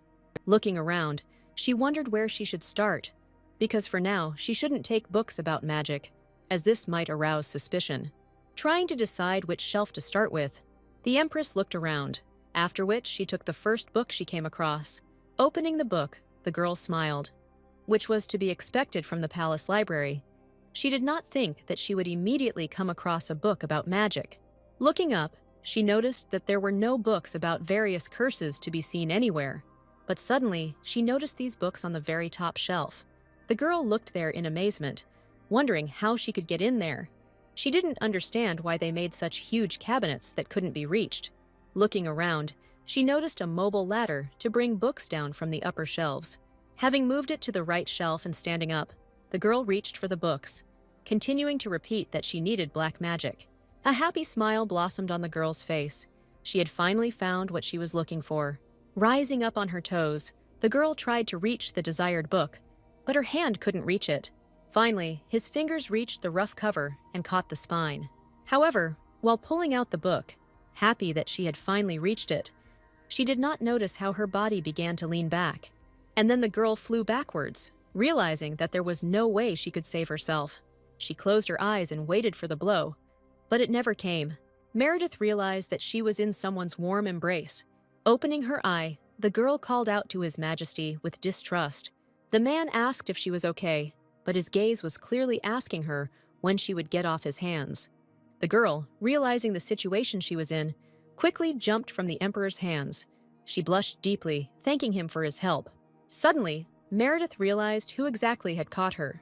Looking at the Emperor with concern, she anxiously asked how he was, feverishly asking whether his heart was hurting or whether his head was spinning. The man sighed and reminded her that sunset was approaching, and the Empress was treating him as if he were terminally ill.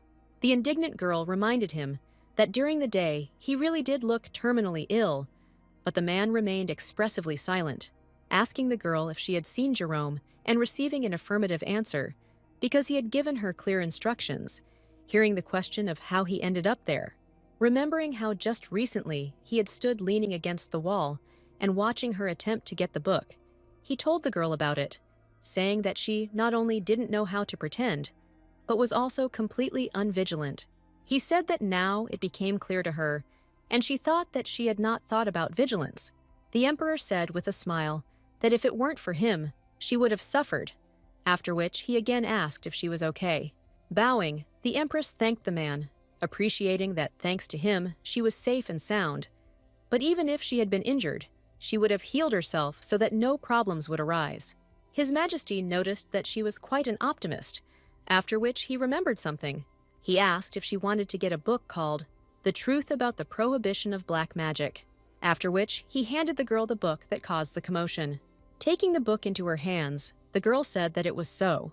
Looking at the emperor, the girl noted that, judging by the title of the book, it was unlikely to help them. Listening to the girl's words, an idea came to the man's head. The girl informed that she had already looked around here, but had not found any books that would help her understand everything, so she would like to do something.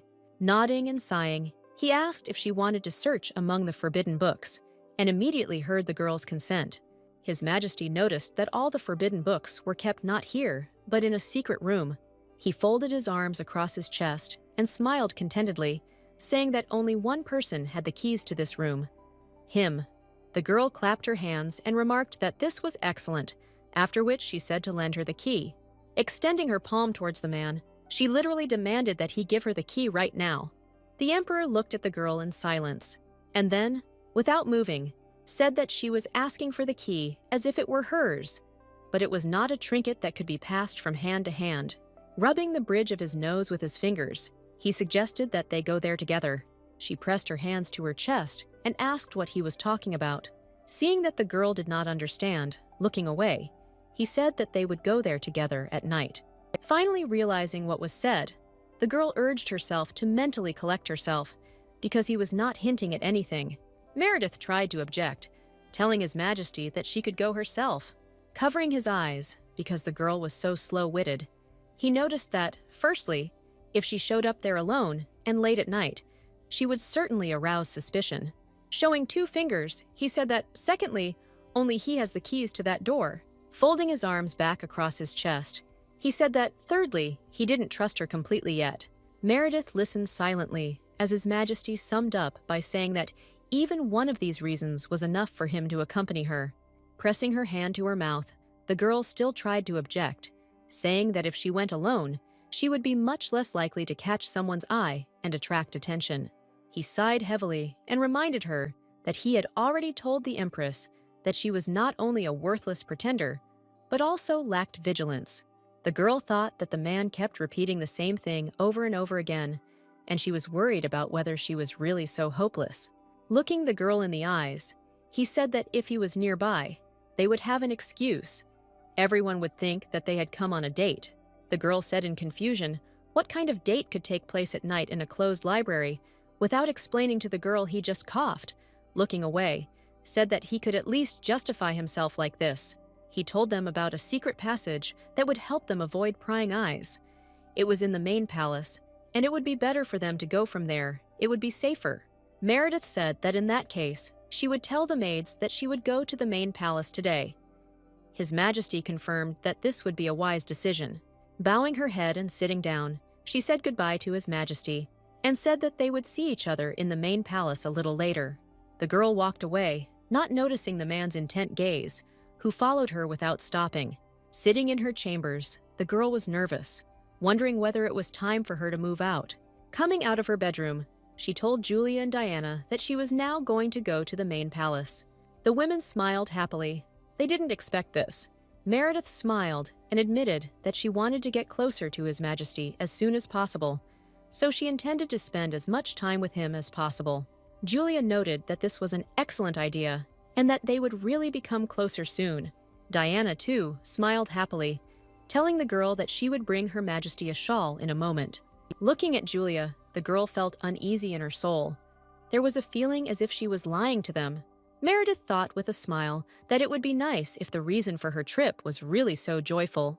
Remembering how the Emperor had met her that first night, she thought that if it weren't for that, she would have really wanted to get closer to the Emperor.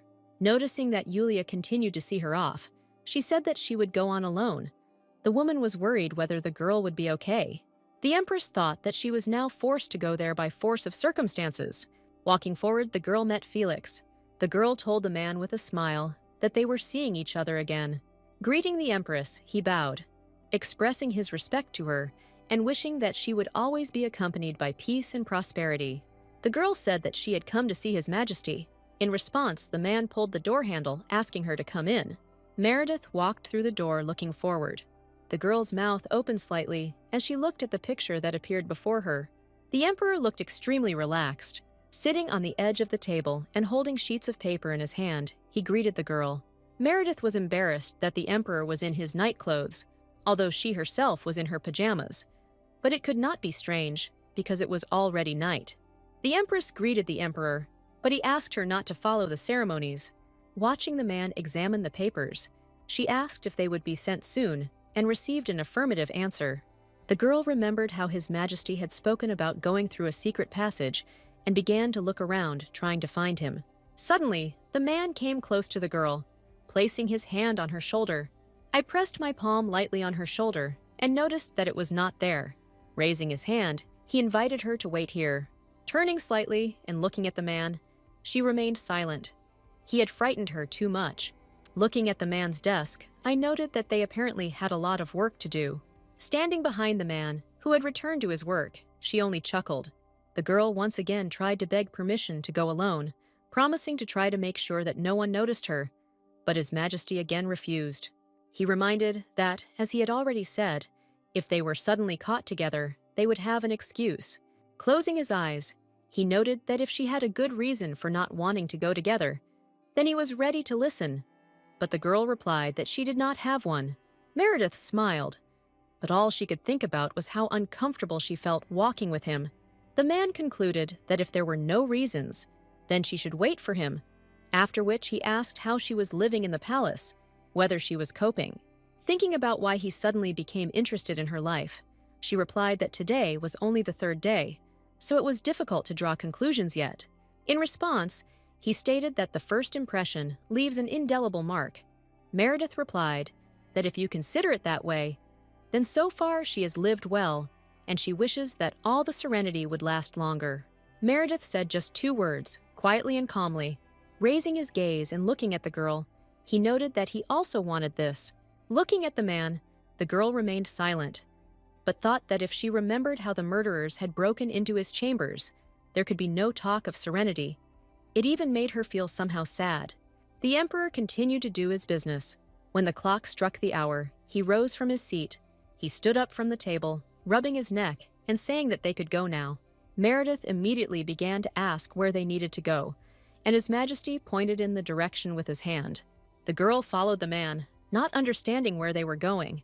The man led the girl to the huge shelves that took up the entire wall. Reaching out to a particular book, he pulled on its spine. When the man pulled the books out completely, a click was heard from the wall. Meredith looked at the wall with concern. Something was clearly wrong with it. Covering her mouth, which had opened in surprise, the girl realized that this was, after all, a secret passage. She watched without looking away as the secret door opened. The emperor said that the Dowager Empress did not know about this place. After the death of her father, he arranged this passage, although there was a lot of trouble in the process. He extended his hand towards her, making her heart flutter excitedly. The man invited the girl to go into the secret room of the library. Looking around, Meredith noticed that it seemed like the secret passage was connected to the backyard of the main palace. The girl asked if they would have time to look through all the books if they spent the whole night in the library. The emperor noted with a smile that one night would not be enough, unless she was some kind of hidden genius. Meredith asked if there were really that many books there, to which the emperor replied that even if she were to pour there day and night, one day would not be enough. Having estimated, he said that it could take 3 days, or perhaps a week. Putting her hand to her chest, the girl asked how much time would it take, 3 days or a week. Look around. The man said he didn't know that, because it would not be him who would read the books, but she. Continuing to look around, the girl noticed that this meant he would not help her, to which the emperor, smiling, said that he was just an ordinary person who was not interested in magic. You see, this girl thought that it was even somehow offensive, although she herself had initially planned to search for information alone. While talking like this, the couple approached the secret doors. As he picked up the lantern, The man remarked that she should be careful as there was a staircase there. The girl, amazed by this, asked if the library was really 3 stories high. Putting his hand down his shirt collar, he said that it was because the entrance to the 4th floor was locked with this key. The key clicked in the lock, and the door creaked as it opened. Entering the secret room, the girl was amazed. She was amazed by the size of the room. Meredith said out loud that there were many books here, to which the emperor replied that these tomes contained a 1,000-year history of their empire. The girl reached out to take a book from the shelf, saying that she didn't think there would be so many forbidden books here. However, she couldn't take it, placing one hand on her shoulder and the other grabbing the girl's wrist, moving closer to her. Raising her head, the girl asked His Majesty what he was doing. Leading the girl by the hand, he ordered her not to look indiscriminately into all the books, because even the Dowager Empress had no right to enter this forbidden section. He led the girl further forward to other shelves. Leading the girl to the right thing, he said that this part contains books related to magic. Looking at the front of the work, she thought about only one thing: when she will have time to finish all this. Looking at the high shelves, she thought that she couldn't count on His Majesty's help. He was somehow unfriendly. When the girl realized that she would need a ladder to reach the top shelves, she decided to start from the bottom ones. Suddenly, she noticed how His Majesty put some books on the table.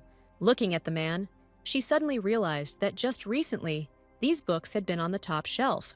Coming closer to him, she asked why he had answered her so rudely on the way here, if he had not refused to help, to which she heard in response that it would be bad if she fell again like that time.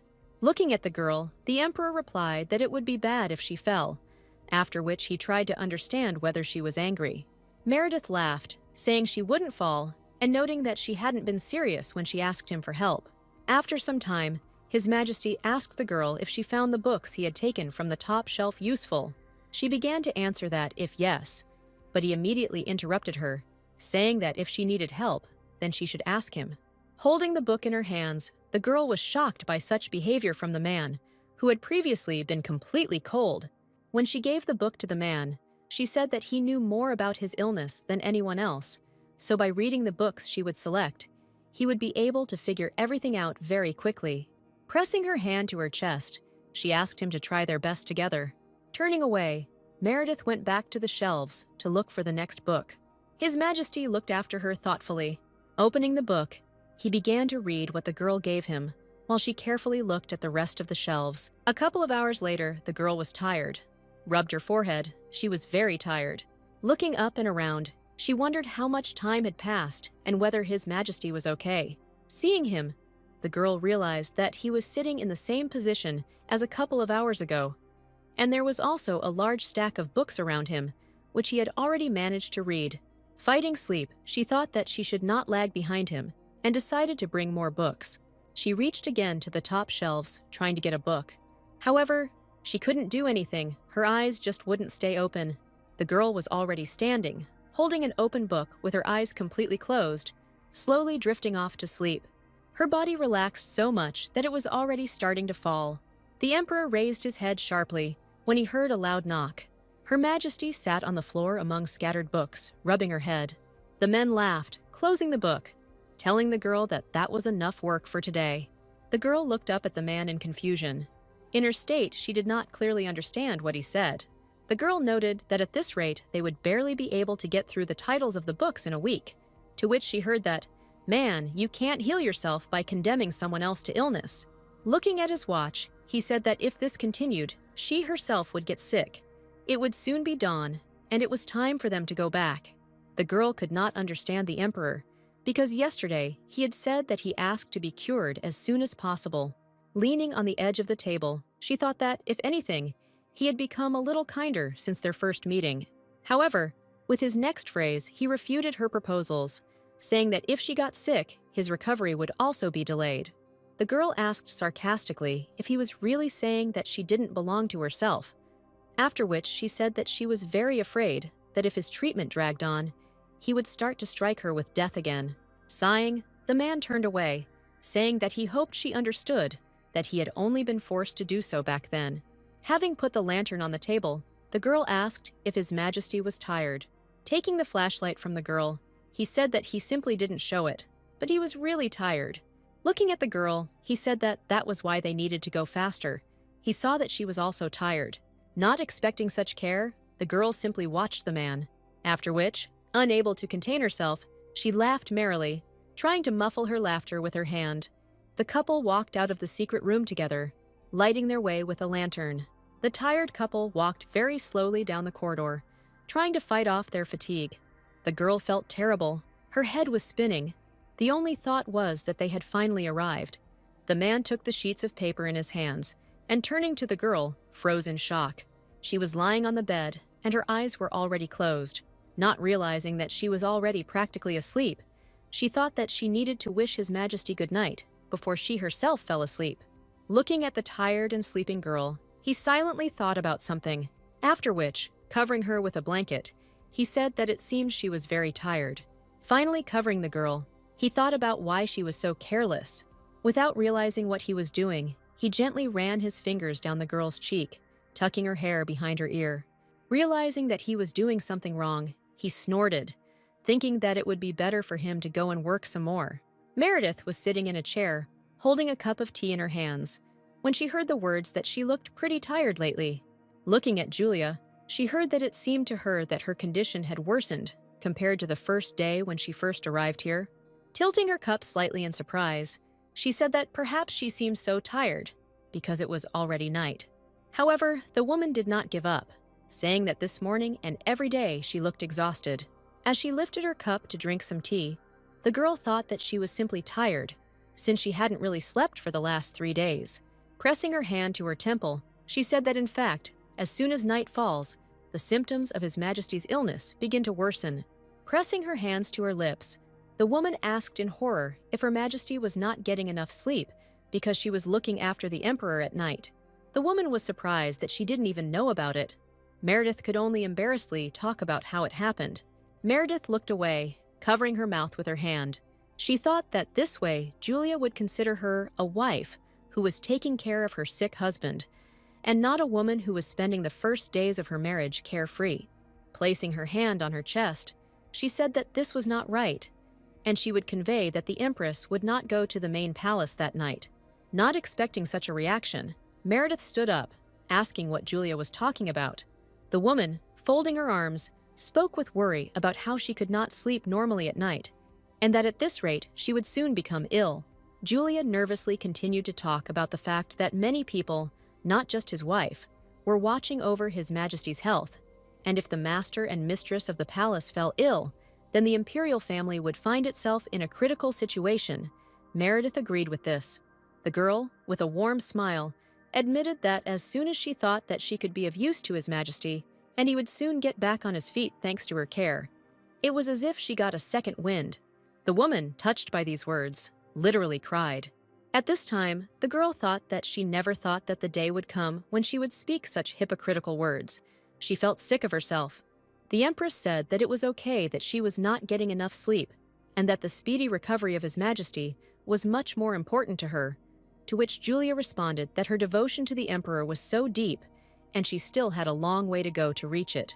Meredith tried to calm the woman down, saying that she shouldn't react so strongly, but Julia sadly asked for forgiveness, because her words sounded quite rude. Approaching the woman, she said that she understood that she was worried about her. That's why she said so, and she herself agreed with her words. There was reason in them. Julia was touched by these words. The Empress assured her that if she became unbearable, she would not force herself, so she could not worry about her. After which, the woman asked the Empress whether she should ask the palace physician to make her a potion that would increase her stamina. The girl was very grateful. Turning to the woman, she asked with a smile if she would help her get ready. At that moment, Meredith was thinking that she really wanted to rest today. Holding the shawl, she wanted to quickly find a way to help the Emperor, but for the 4th day, there had been no progress at all.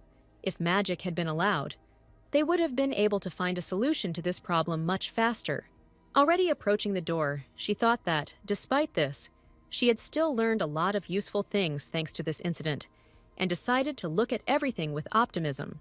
Felix, standing near the door of the chambers, bowed, greeting Her Majesty. She noticed that now Felix greeted her without any caution. All her suffering was not in vain. Turning towards the door, Felix informed the emperor that Her Majesty had arrived.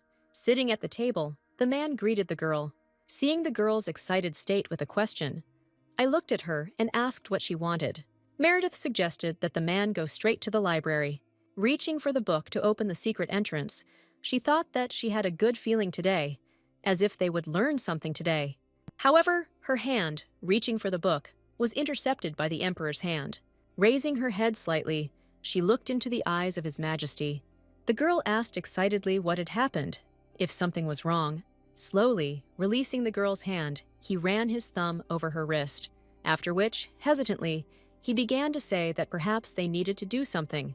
He suggested to the excited girl, feverishly rubbing her wrist, that they take the day off today.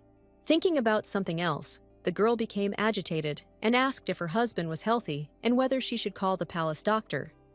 In response, he rubbed his head with his hand, saying that it was not about him. The man folded his arms and said that she didn't look well today. Meredith felt uneasy. Did she really look that bad? And was it that obvious? She laughed and said that the headmaid had told her the same thing today, that her face had become much thinner than it had been on her first day in the palace. However, the girl's smile froze on her face, and her eyes widened as the man's palm approached her cheek. The man's finger gently ran across the girl's cheek, adjusting a strand of hair on it. In conclusion, he said that this really does exist, and they will not go there today. Excited by such unexpected behavior and affection, the girl tried to object. Without looking at the man, she said that they had been unable to make progress in their search for 4 days, and that they needed to find a way to share her life force with the emperor. Looking down, the girl thought that, even despite this, all the books there were extremely useful. The girl clenched her hand into a fist. She wanted to manage to read as many books as possible. Waving one hand, the man asked if he was thinking wrong, since if something happened to her, it could affect his treatment. With her arms folded across her chest, the girl tried to convince the emperor that she was fine. She was just a little tired, that's all, and it shouldn't interfere with their investigation. Exhaling tiredly, the man scratched the back of his head, telling her not to blame him later if she should get sick. Happy that she had managed to convince him, she promised that nothing like that would happen to her and that he need not worry. No longer paying any attention to her husband, she went back to the shelves that beckoned her with new knowledge. Thoughtfully, looking after her, he wondered if everything would really be okay with her. And so the girl takes another book from the shelf. Clutching the book to her chest, she closed her eyes again from fatigue. At that moment, she was wondering whether she should rest when he himself suggested it, and Julia also asked her to rest today. Turning towards the man, she saw that he was standing there, reading another book. At that moment, the girl realized that she had been wrong to give up her vacation. Hearing the girl's steps, he raised his gaze to her. Looking at her face, he said that it was obvious that she was dead tired and wanted to sleep, after which he asked if they should go back. However, the girl pretended that everything was fine with her, as if she had not heard the man's words that she was about to collapse. The tired girl, continuing to smile, promised that if she felt really bad, she would tell him right away. The man, who stood and watched this chaos, could not shake the feeling that she was behaving this way because of him. But the advancement of Nettie is not surprising that the girl is upset. Throwing his head back and sighing, the man said that over the past week, she had been more stubborn today than on other days and could do as she pleased. A couple of hours later, the man continued to look at the girl. He closed his eyes and thought that this was exactly why he wanted her to get a good rest today. Sitting on a chair and holding an open book on her lap, the girl was deeply asleep. The man stood up from his seat, realizing that this was completely unacceptable. Sitting down next to her, he tried to wake her up, saying that it was time to finish today. However, his efforts were in vain. The man's eyes widened in surprise when the girl began to move. Still in a deep sleep, she began to slowly fall to the side. Trying to hold her back, the man grabbed her from both sides with his hands. Suddenly, his hand burned, and he realized he was touching his wife's bare shoulder. Only Meredith was completely unaware of the complications. She was fast asleep. Realizing that he couldn't get through to her, the man decided to sit like that for now. So the seat became incredibly boring, and the emperor began to look around. Glancing at the girl, he noticed that her hair had fallen onto her forehead and tried to push it back. He tucked it behind her ear with particular tenderness while she slept soundly. As if feeling his touch, the the girl quietly moaned. Suddenly, she opened her eyes and looked at her husband, who froze under her gaze like a statue. However, Meredith, still half asleep, also could not come to her senses and calmly looked at the Emperor.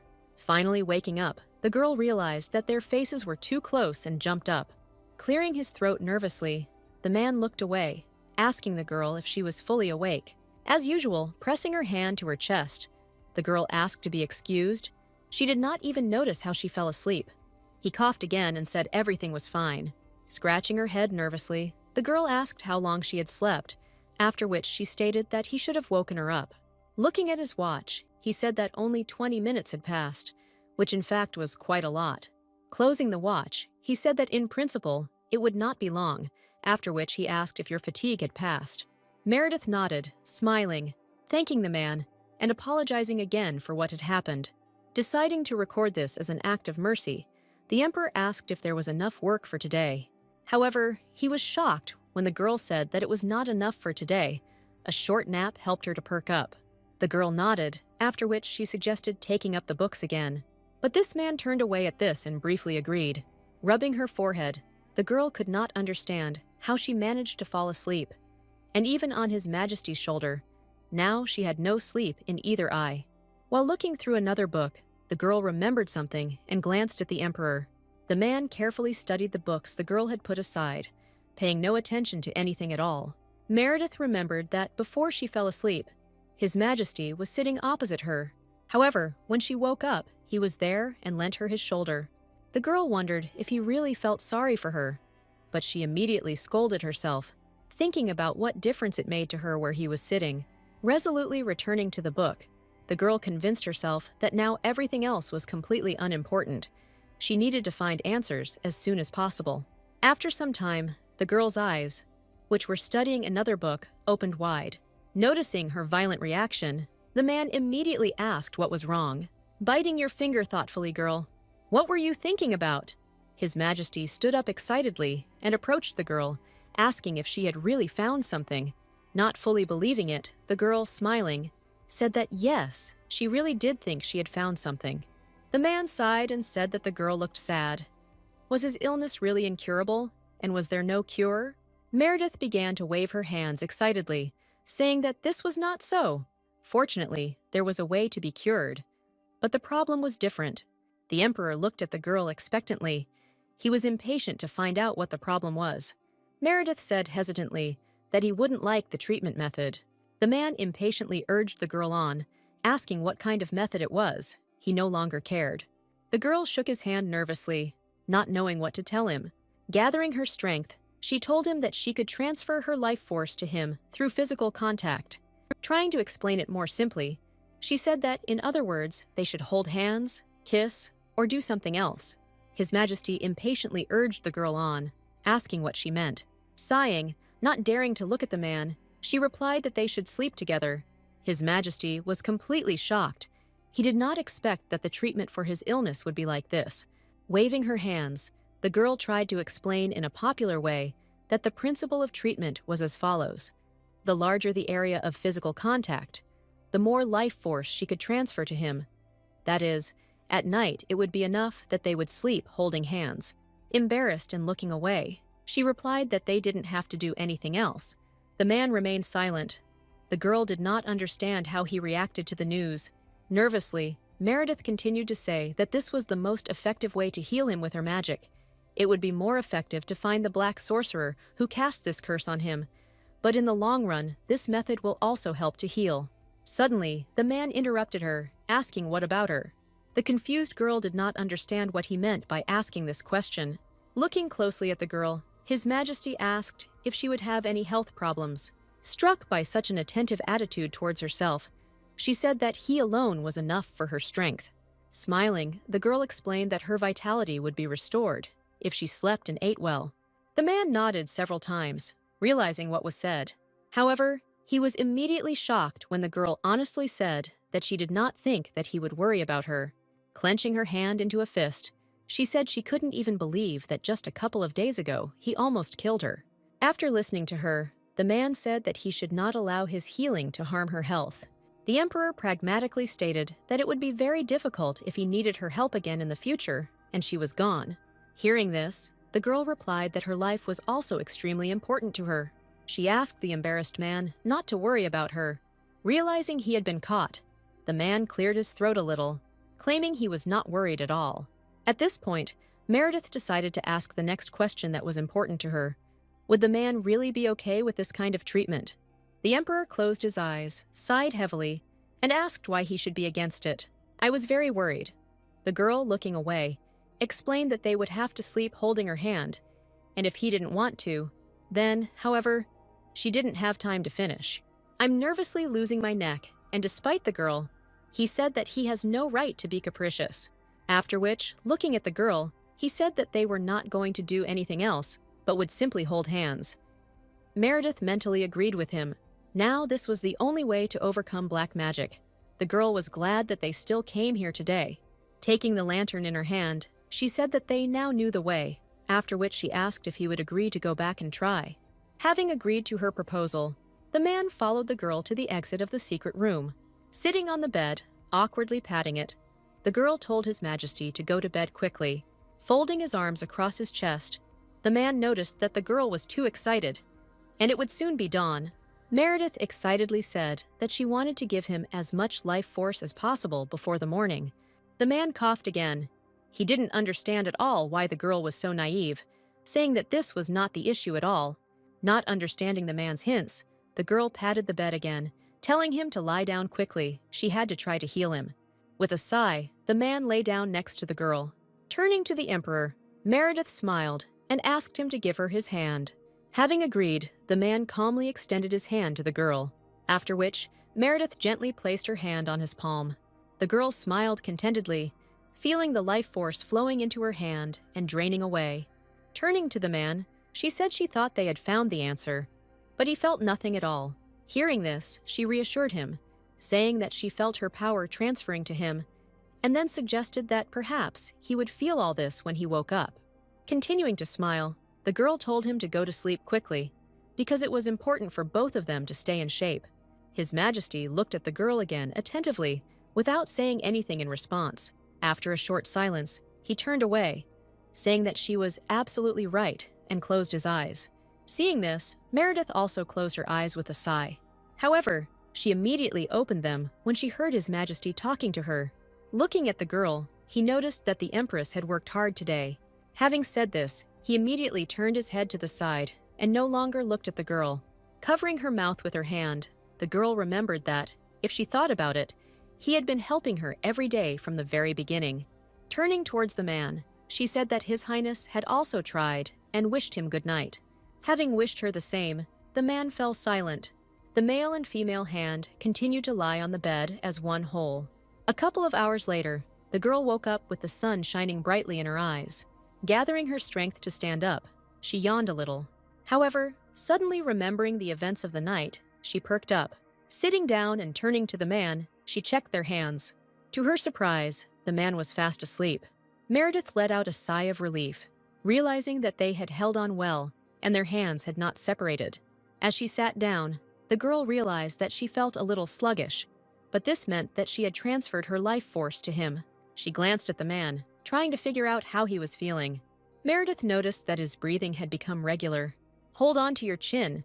She thought that she had never treated people before, so she didn't know much about it, and she would have to ask Jerome. However, suddenly the man moved, opening his mouth. Opening his eyes and looking at the girl, he raised his hand and asked how long she would continue to stare at him like that. The girl was excited and didn't expect that the man hadn't slept all this time. Pulling her hand away, she asked since when he had woken up.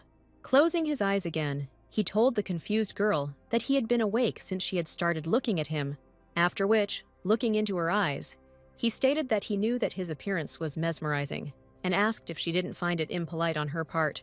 Sighing, the Empress replied that he must have gotten better, since he was being sarcastic, and reproached him for telling her that he had been awake for a long time, to which the man remarked that he simply wanted to know how long she would stare at him. Meredith coughed and asked not to misunderstand her. She, of course, did not deny his external attractiveness, after which she noticed that, at the moment, she was monitoring his condition and well-being, causing the man to chuckle. Smiling, the man asked how she thought he felt.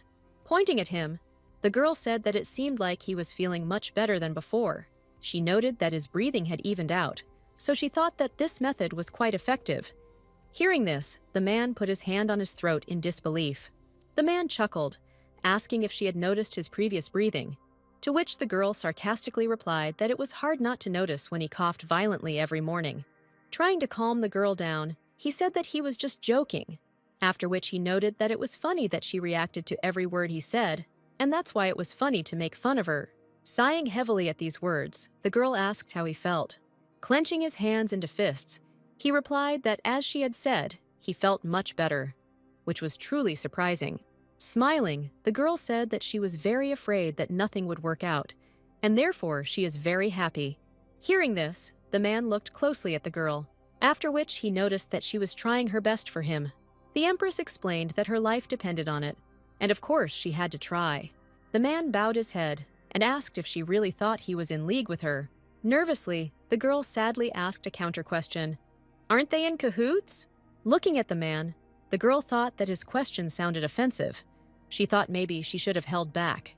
The men continued to look at her with an attentive gaze, maintaining silence. Meredith had absolutely no idea what he was thinking. Turning away from the girl and looking down, he said that, as before, he did not trust anyone, after which he continued the phrase that, however, now he understood that she was not planning anything dark or selfish behind his back. Meredith was stunned. Was he really thinking about self-interest? Smiling uncertainly, she asked if that didn't mean he trusted her, but the man sighed and said that was different. To clarify, he stated that this is something completely different. Meredith could only wonder what this meant. Getting out of bed, the man said that, whatever the case, she had worked hard, and this was an effective method of treatment. Turning to the girl, looking at her, declaring that he was now worried about her health. Getting out of bed, the empress raised her hand, showing her forearm, saying that, as she had already said yesterday, everything was fine with her. At this time, the girl thought with a smile that although she felt tired, they had slept little, and she had transferred her life force to him. When she returned to herself, she would need to sleep. The girl told the man that she was coming and needed to greet the Dowager Empress. Having bowed to His Majesty, the girl said goodbye, saying that they would see each other later, after which she raised her eyes to the man who called her. The man looked at the Empress with a smile, after which he casually wished her a good day. The girl looked at the man in amazement, hesitantly wishing him a good day too. 10 days later, Meredith sat in the chambers of the Dowager Empress, who spoke of what she had heard, that the girl spent every night in the main palace.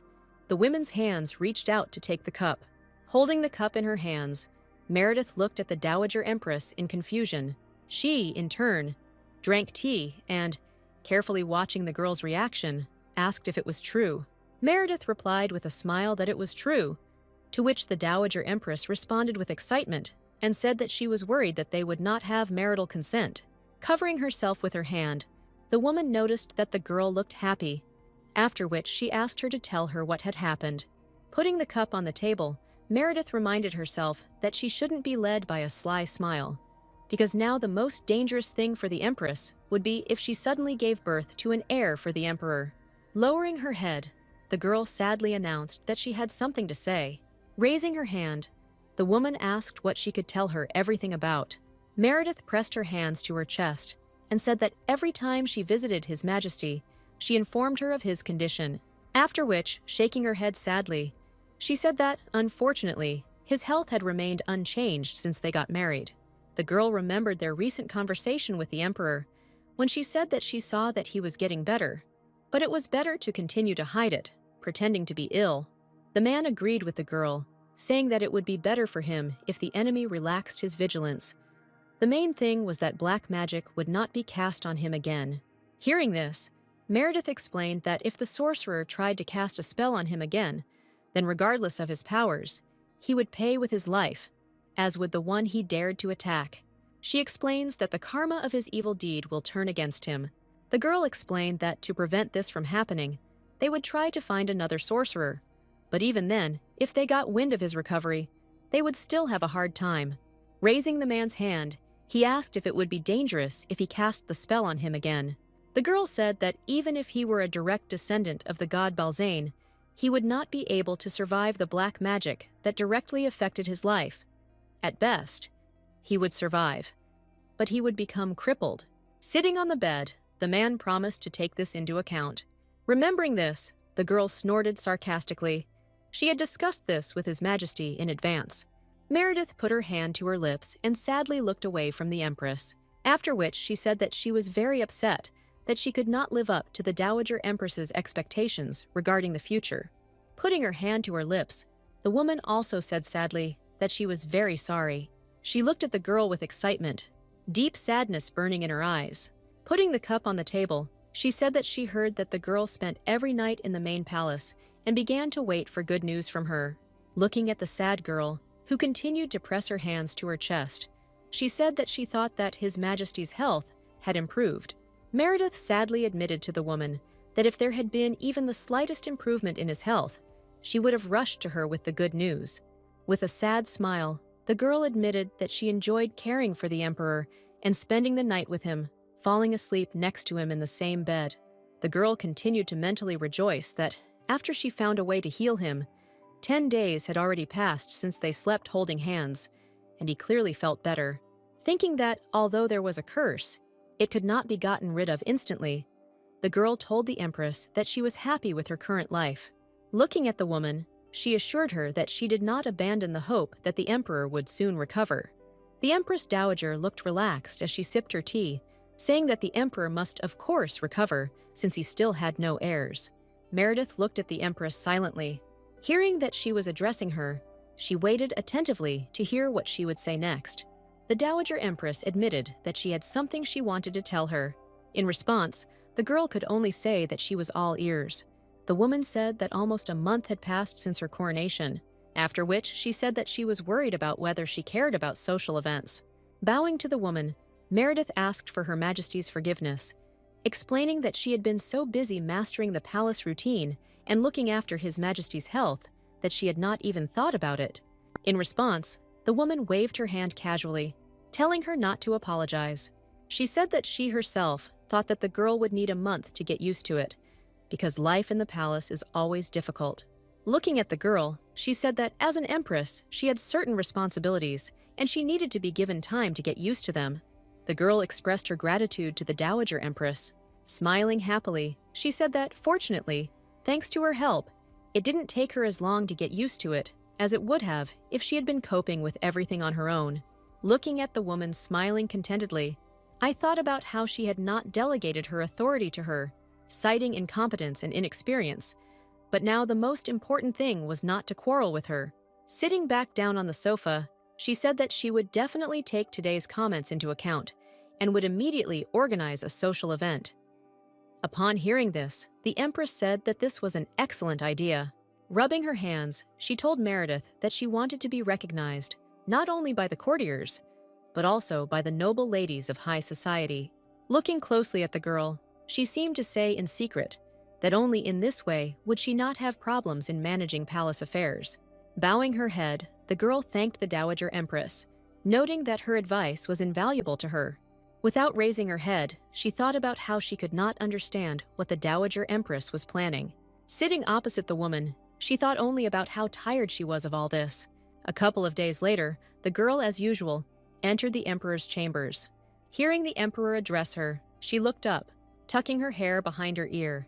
Sitting casually on a chair and looking at a piece of paper, the man asked if it was true that she had decided to organize a social event for the first time. Meredith was excited and asked how he knew about it. Leaning back in his chair and sighing, the man said that he knew everything that was going on in this palace. Putting her shawl on the table, the girl thought about what she was surprised about. The man was always up to date with all the news. She closed her eyes, thinking that she had been wondering in vain whether to tell him or not, and then reported that the Dowager Empress had hinted that it was time for her to take care of her duties. She then informed the man, writing with the pen, that she had already sent letters to her family in the Duchy of Schwarz and to other aristocrats. Looking up at the girl, he asked if this was really so, after which he said that he didn't understand anything about it. The girl continued to look at the man, tucking her hair behind her ear. Pretending to be unperturbed, the man sighed and looked away, saying that if he could help in any way tomorrow, he was ready. Meredith looked at the man in confusion, asking what he was talking about. The emperor coughed and asked the girl if she had any request for him, and if so, he could support her status and visit her. Not noticing the reaction, the man admitted that she didn't even know, because when preparing for the reception, she hadn't expected this. Hearing this, the man became agitated, saying that she was too simple-minded and asked what she would do if unexpected complications arose. The girl continued to look at the man in bewilderment. She didn't understand why he was so eager to help her. Smiling tiredly, the girl noted that there were no bad rumors about them, so she saw no reason to appear together. Continuing to work with papers, the man reminded her that this was her first party and a lot could happen. At that moment, Meredith thought that, on the one hand, His Majesty was right.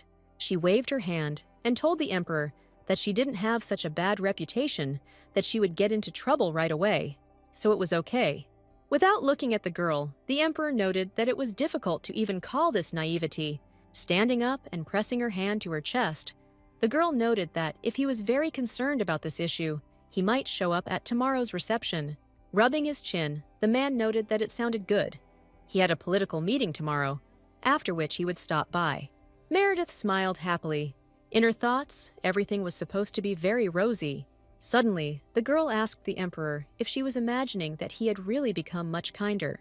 Hearing this, the man stood up, saying that the empress needed to learn something important.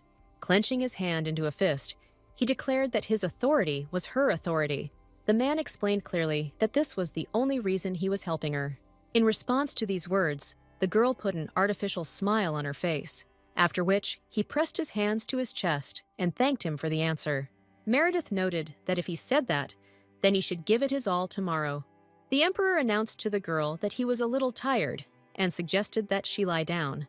The couple, already accustomed to the same action, lay down on the bed, after which, as usual, they extended their hands to each other and joined them, wishing each other good night. The next morning, the girl looked at the man with excitement.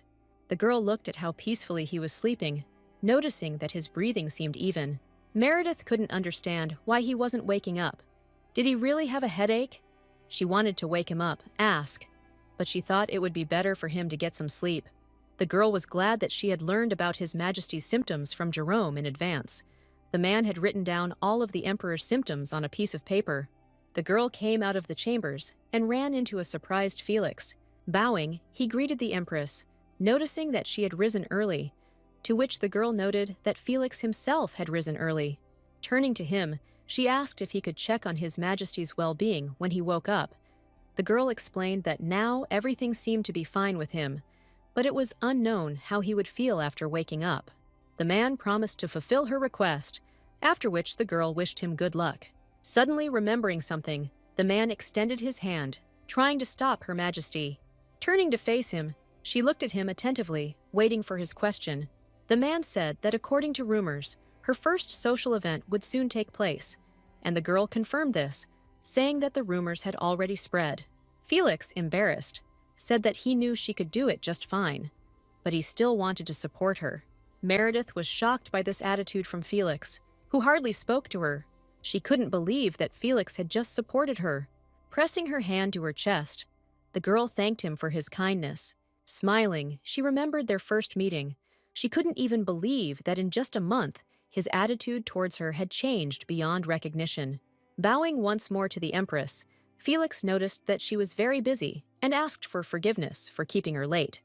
Meredith tried to calm him down, saying that everything was fine and there was no need to think about it. As he said goodbye to the empress, he bowed, wishing her a good day. The rest of the day at the empress's palace, Meredith was busy preparing for the social event. Julia, who was helping the empress get ready, asked if she was happy with everything. Raising her hand, the girl replied that she liked everything and it was very beautiful. She was looking closely at herself in the mirror when she was suddenly called. Diana entered the room and announced that everyone had arrived and it was time for them to begin. Meredith nodded, showing that she understood. At first, the girl confidently walked towards the venue of the reception. However, when she approached the door, she still sighed heavily. When the empress entered the door, all the ladies present began to greet her. The moon of the empire, in turn, The girl listened with a smile to the wishes of endless prosperity for the imperial family, after which she also greeted everyone present. Meredith looked around to see who was already present. Sitting down in her place, she said that Duchess Schwartz and her daughter were not there. The lady sitting next to the Empress remarked that perhaps they had some unforeseen circumstances and would most likely arrive soon. The girl sighed briefly and thought with a smile that this was unlikely, since those two rarely showed up on time. The girl remembered that even before she became Empress, they were always late, recalling their dialogues. The girl remembered that either they wanted to sleep a little more or asked the coachman to go slower because their heads were spinning. Meredith remembered that they could be late for 5 or 10 minutes, and sometimes for an hour. Apparently, it had become a habit for them. Sighing, she said that nothing could be done. They would start without them. Suddenly, the Empress's speech was interrupted, drawing attention to those who had arrived. Opening the door to the room, Julia announced that Duchess Schwartz, her daughter Lady Schwartz, had arrived. Women appeared at the door, confidently walking forward. The attentive Duchess looked with her green gaze. She was waiting for the girl's reaction. Approaching the table, the Duchess greeted Her Majesty. Meredith, in turn, also looked closely at the woman's behavior, looking from afar. Trying to calm down, the girl clasped her hand on her knees, because they were late, but did not even deign to apologize.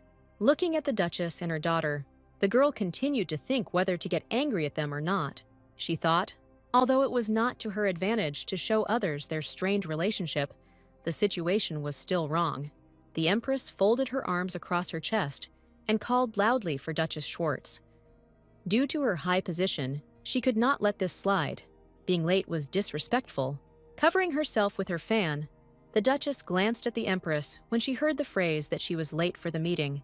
The girl confidently said that she knew very well about their habit of often being late. Before she could finish speaking, the girl was interrupted by the Duchess, who asked her to wait and asked what kind of rudeness this was on the part of the Empress. The other ladies began to whisper among themselves, discussing what kind of rudeness was being discussed. The Duchess continued to be indignant, saying that yes, they were indeed late today, but it was wrong to scold them and say that they were always late in front of everyone. Putting her hand to her chest, she loudly asked the Empress if she really wanted to disgrace her. At this point, Katerina joined her and said that her mother was absolutely right, after which she casually asked if they were late for anything else. Meredith chuckled at these answers, thinking how cleverly they had focused on today. Meredith could only ask with confidence why she wanted to embarrass them, since even before she became Empress, they were often late.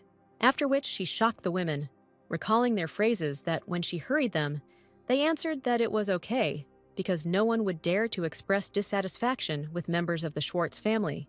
Hearing these words, the other ladies began to whisper among themselves about how they could afford such a thing.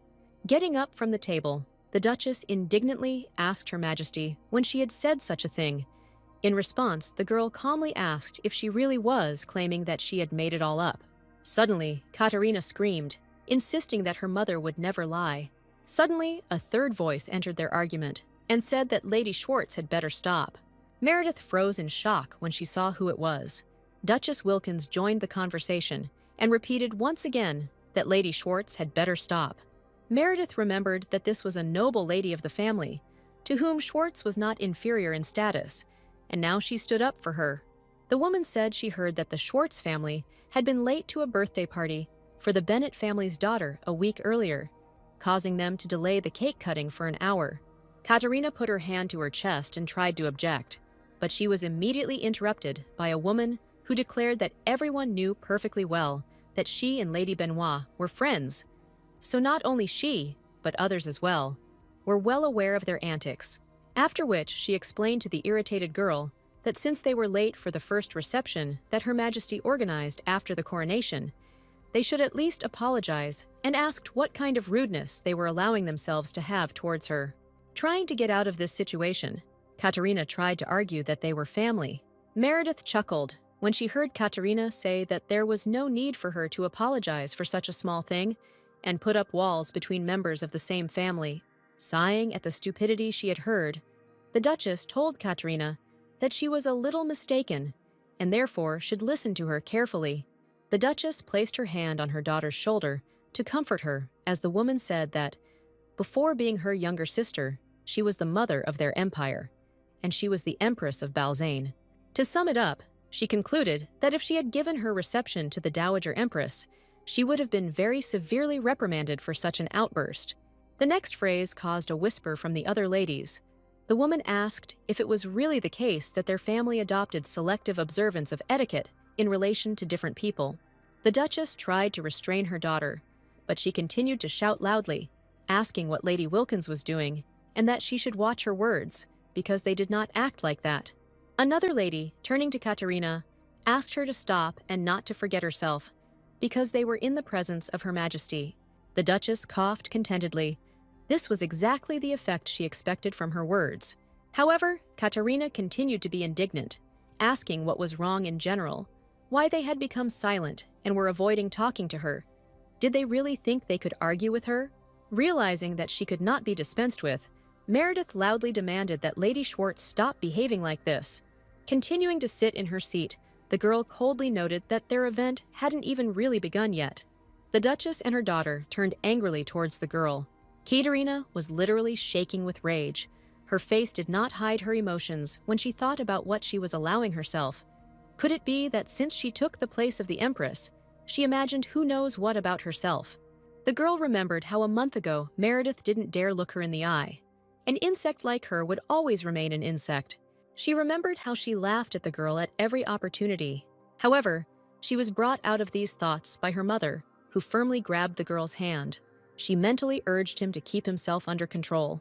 Only now did Katerina notice that everyone else was actively discussing her behavior. Katerina sat back in her seat, head down, and tried to suppress her anger. Meredith noticed that the Duchess was also sitting with her hands clasped in her lap, trying to calm herself. The Empress sighed and looked down, but in the end, they still didn't apologize for their behavior. Taking a cup of tea in her hands, she thought that this was her first time, so she shouldn't ruin everything. She should stop there. Smiling, the girl said that in any case, she thanked them for coming to today's meeting.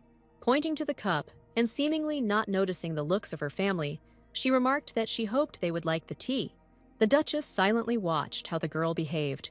It seemed that after the first unpleasant moments, everything else went smoothly, and the ladies were happy to communicate with each other.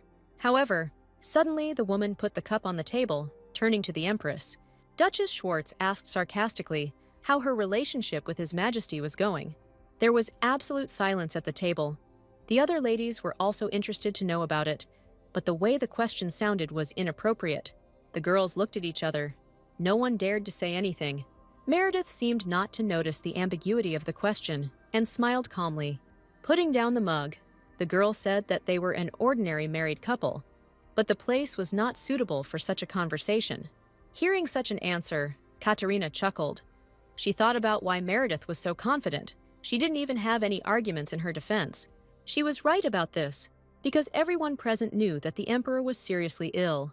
Looking at the girl, everyone understood that, of course, their relationship was not going well. Supporting her mother, the girl asked that she was also interested to hear this and asked Her Majesty to share it with them. The Duchess spoke again, remembering that everyone knew about His Majesty's lack of interest in girls. Laughing, the woman said that these thoughts tormented her. She was worried that their married life would not work out. Meredith continued to smile despite the whispers that began to circulate among the guests. After waiting a while, she said with a smile that the Duchess was absolutely right, because the Emperor was not interested in other girls. She added warmly, smiling and blushing a little, that she was not interested in anyone but her. The ladies present looked on with admiration, waiting for further conversation. Tucking her hair behind her ears, the Empress continued sheepishly to tell him that, according to His Majesty, he showed no interest in any other girls except her, so she felt very calm. Hearing these words, Duchess Schwartz's smile disappeared from her face. In her mind, she thought that Meredith was a slut. She didn't understand how she dared to say such things, being the offspring of the slut who had bewitched her husband. Voices immediately began to be heard around the Duchess, saying that now she need not worry or be anxious, because she and the Emperor had family harmony. Pulling herself together, the woman, smiling, said that this was very good, and she was glad about it. The Duchess wanted to take the next step, thinking that it might be that this was just the girl's imagination. But then someone knocked on the door. Apologizing for interrupting the conversation, they asked permission to enter. The maids entered the room with a large quantity of treats. The ladies looked in amazement at the sweets that the maids were placing on the table. Julia, standing behind the girl, announced that she had come at the command of His Majesty. Smiling, the woman said that, according to the emperor, this was her first appointment, so he had to try to ensure that no problems arose. Hearing these words, the ladies smiled enthusiastically. One of the ladies suddenly said that there was a great variety of desserts on the table that had been sent by the royal and imperial families of other countries, and that these were indeed extremely expensive desserts. The girls excitedly discussed that there were a lot of desserts, which meant that they really did have an excellent marital relationship with the emperor. Rising from her seat, the empress asked everyone to help themselves, expressing the hope that the desserts would brighten up today's time spent together. Pressing her hand to her chest, the girl felt how quickly her heart was beating. She did not think that the emperor would give her such a surprise. He seems to be a very attentive and caring person. Suddenly, Julia, turning to the empress, said that His Majesty had given her a note along with the dessert. Meredith was surprised. She did not expect this. Taking the note in her hands, she thought about what the man had written to her there. As Meredith said goodbye to her guests, she listened to thanks for today's invitation, which was an honor, and for the desserts, which were magnificent. Some ladies asked to convey words of gratitude to His Majesty, noting that they did not think he was so romantic. Putting her hand to her chest, the girl asked in surprise if they really meant the note. In that note, it was written that he thought it would be better to send a note than to come in person and put everyone in an awkward position because of his poor health. He expressed the hope that he could help her.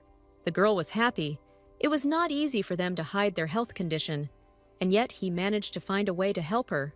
One of the girls said that she was terribly curious about what His Majesty had written in the note, not listening to the reproaches of another, that it was not customary for a lady to ask about such things. The empress, embarrassed and smiling, said that he wished her to have a successful meeting with them today. Having heard the empress's answer, the girls smiled joyfully, saying that then, with her permission, they would take their leave. As she said goodbye to them, she said that she too was pleased and wished them a safe journey. However, suddenly she was called out to and turned towards the speaker. Duchess Schwartz approached the girl with her maid. I turned to the woman. The girl asked what she owed me, hearing in response that they were not in that kind of relationship. Bowing, she announced that she simply wanted to thank her from the bottom of her heart for inviting her today. Pointing to the maid, she said that she had something for her. Handing over the box with the gift from the hands of the maid, she announced that she had prepared it as a token of gratitude. Opening the box, Meredith was surprised by such a gift. There were beautiful children's clothes in the box. Smiling, the Duchess said that it was a gift from the heart, with the wish that they would soon hear good news from the Empress. The girl looked at the children's clothes, trying to find some kind of catch. Looking at the clothes, she thought that she did not see anything strange. She did not feel black magic. The girl did not understand what the Duchess had in mind. At this point, the woman said that she hoped she would like the gift, and Meredith could only thank the woman. After bowing, Duchess Schwartz asked permission to leave. The door slammed behind the Duchess, leaving the girl in an oppressive silence from her thoughts. Sighing, the tired girl sat down on a chair. Finally, she could relax. As she lifted the clothes, she thought that it was unlikely that the Duchess had prepared this gift with pure intentions. But why had she given children's clothes in particular? Throwing these thoughts aside, the girl called Julia. Now was not the time for this. She still had things to do today. Handing Julia the box and telling her to take it to her room, because she was going to work, she said goodbye to her. Walking along the corridor, the girl thought about the fact that the only urgent matter she still had to deal with was the distribution of the quarterly budget for the Empress's palace. She was minding her own business when she heard a familiar voice saying that she was lucky to become an Empress and that she lived in such luxury. Meredith paused, trying to figure out who was speaking. It was Duchess Schwartz who told Katharina that she would soon be able to live in this place. She tried to calm the girl down by saying that she only had to wait a little while longer. However, the girl could not be calmed down. She screamed loudly, asking how much longer she had to wait. She could not watch how this girl was showing off by living in this palace and behaving as if she had been an empress all her life.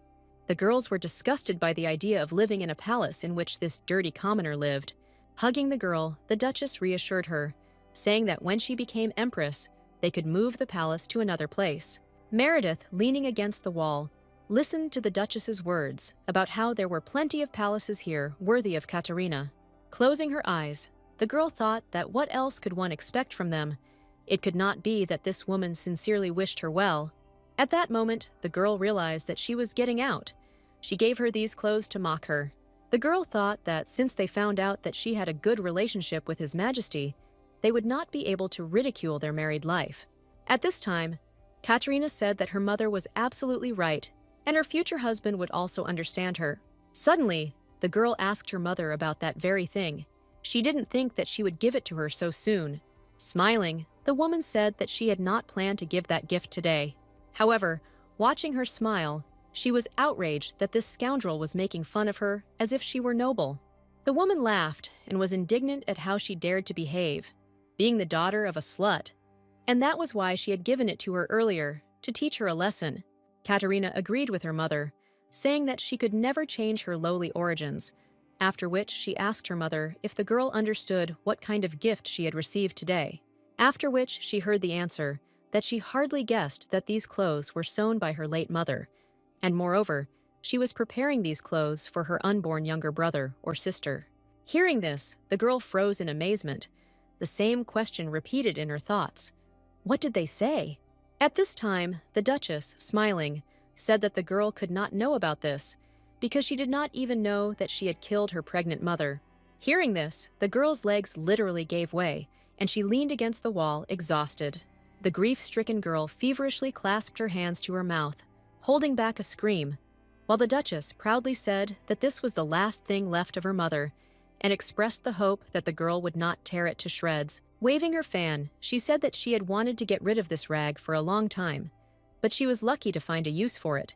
Remembering the past, she said angrily that one time was not enough for her, and she became pregnant again. The girl placed her hands on her mother's palm, calming her down. Grateful for such support, she lovingly uttered her daughter's name. The woman explained that she did it for her sake, because if the child had been a boy, then this slut would now be walking around like a dandy.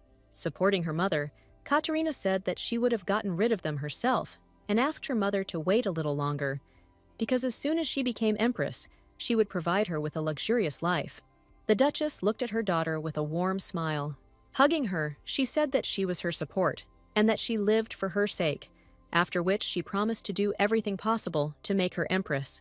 Meredith continued to stand silently, listening as mother and daughter planned to return home on a pleasant note, the trembling girl listening as they took pride in giving her the cruelest gift possible. Embracing each other, they left the walls of the palace, leaving behind a destroyed world.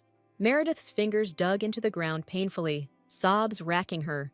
She repeated over and over again, as if hoping that it was a terrible joke, calling for her mother. 10 years ago, there were rumors that Meredith's mother abandoned her daughter and ran away. Although Meredith was too young at the time, she remembered a lot. She was especially well aware that her mother had a very hard life. Everyone was talking about how she allegedly seduced the Duke and gave birth to a child. Because of this, she was mistreated and punished with hard labor. This was especially evident on those days when she found herself alone with the Duke. An enraged Duchess came to the girl locked in the dungeon and brought a whip with her. She kept screaming, asking how she dared to want something she had no right to. She struck furiously, blow after blow, not noticing little Meredith behind her. The blows did not stop, but she continued to demand that the girl know her place. In turn, the Duke remained silent, knowing about the atrocities and violence of his wife against Meryl. Little Meredith begged her father many times, but he did not want to listen to it. He demanded only one thing, that the servants shut her mouth. Knowing about this brutal violence, Meredith believed that her mother had indeed left the estate. The girl was sobbing, choking. Her body was shaking with sobs. She could not utter a word. Looking at her hands, the girl thought that she believed that her mother lived far away and was absolutely happy. In 10 long years, she had never suspected anyone else.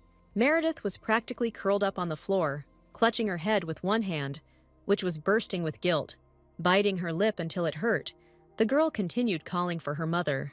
The girl slowly rose from her knees, and the place continued to be shaken by sobs. The rage was clearly visible in her tear-filled eyes, and she firmly promised herself that she would never forgive. The man looked at his own hand with distrust. The sun had not yet set, but he already felt lighter, which meant that his treatment was proceeding faster than he expected. Hearing a knock at the door, the emperor lazily allowed entry. Felix, entering the chambers, greeted His Majesty. When the surprised emperor asked what had happened, he replied that Her Majesty would come soon. The man immediately perked up, and a smile began to spread across his face. Thinking that she most likely wanted to thank him for today, he coughed and ordered her to be led in immediately. At this point, Felix clarified that the expression on his face was extremely strange. The man clarified that she looked dejected, and the emperor, amazed by this, asked whether it was really sorrow on her face and not joy. Felix confirmed and, coughing, noted that, according to his observations, she even cried.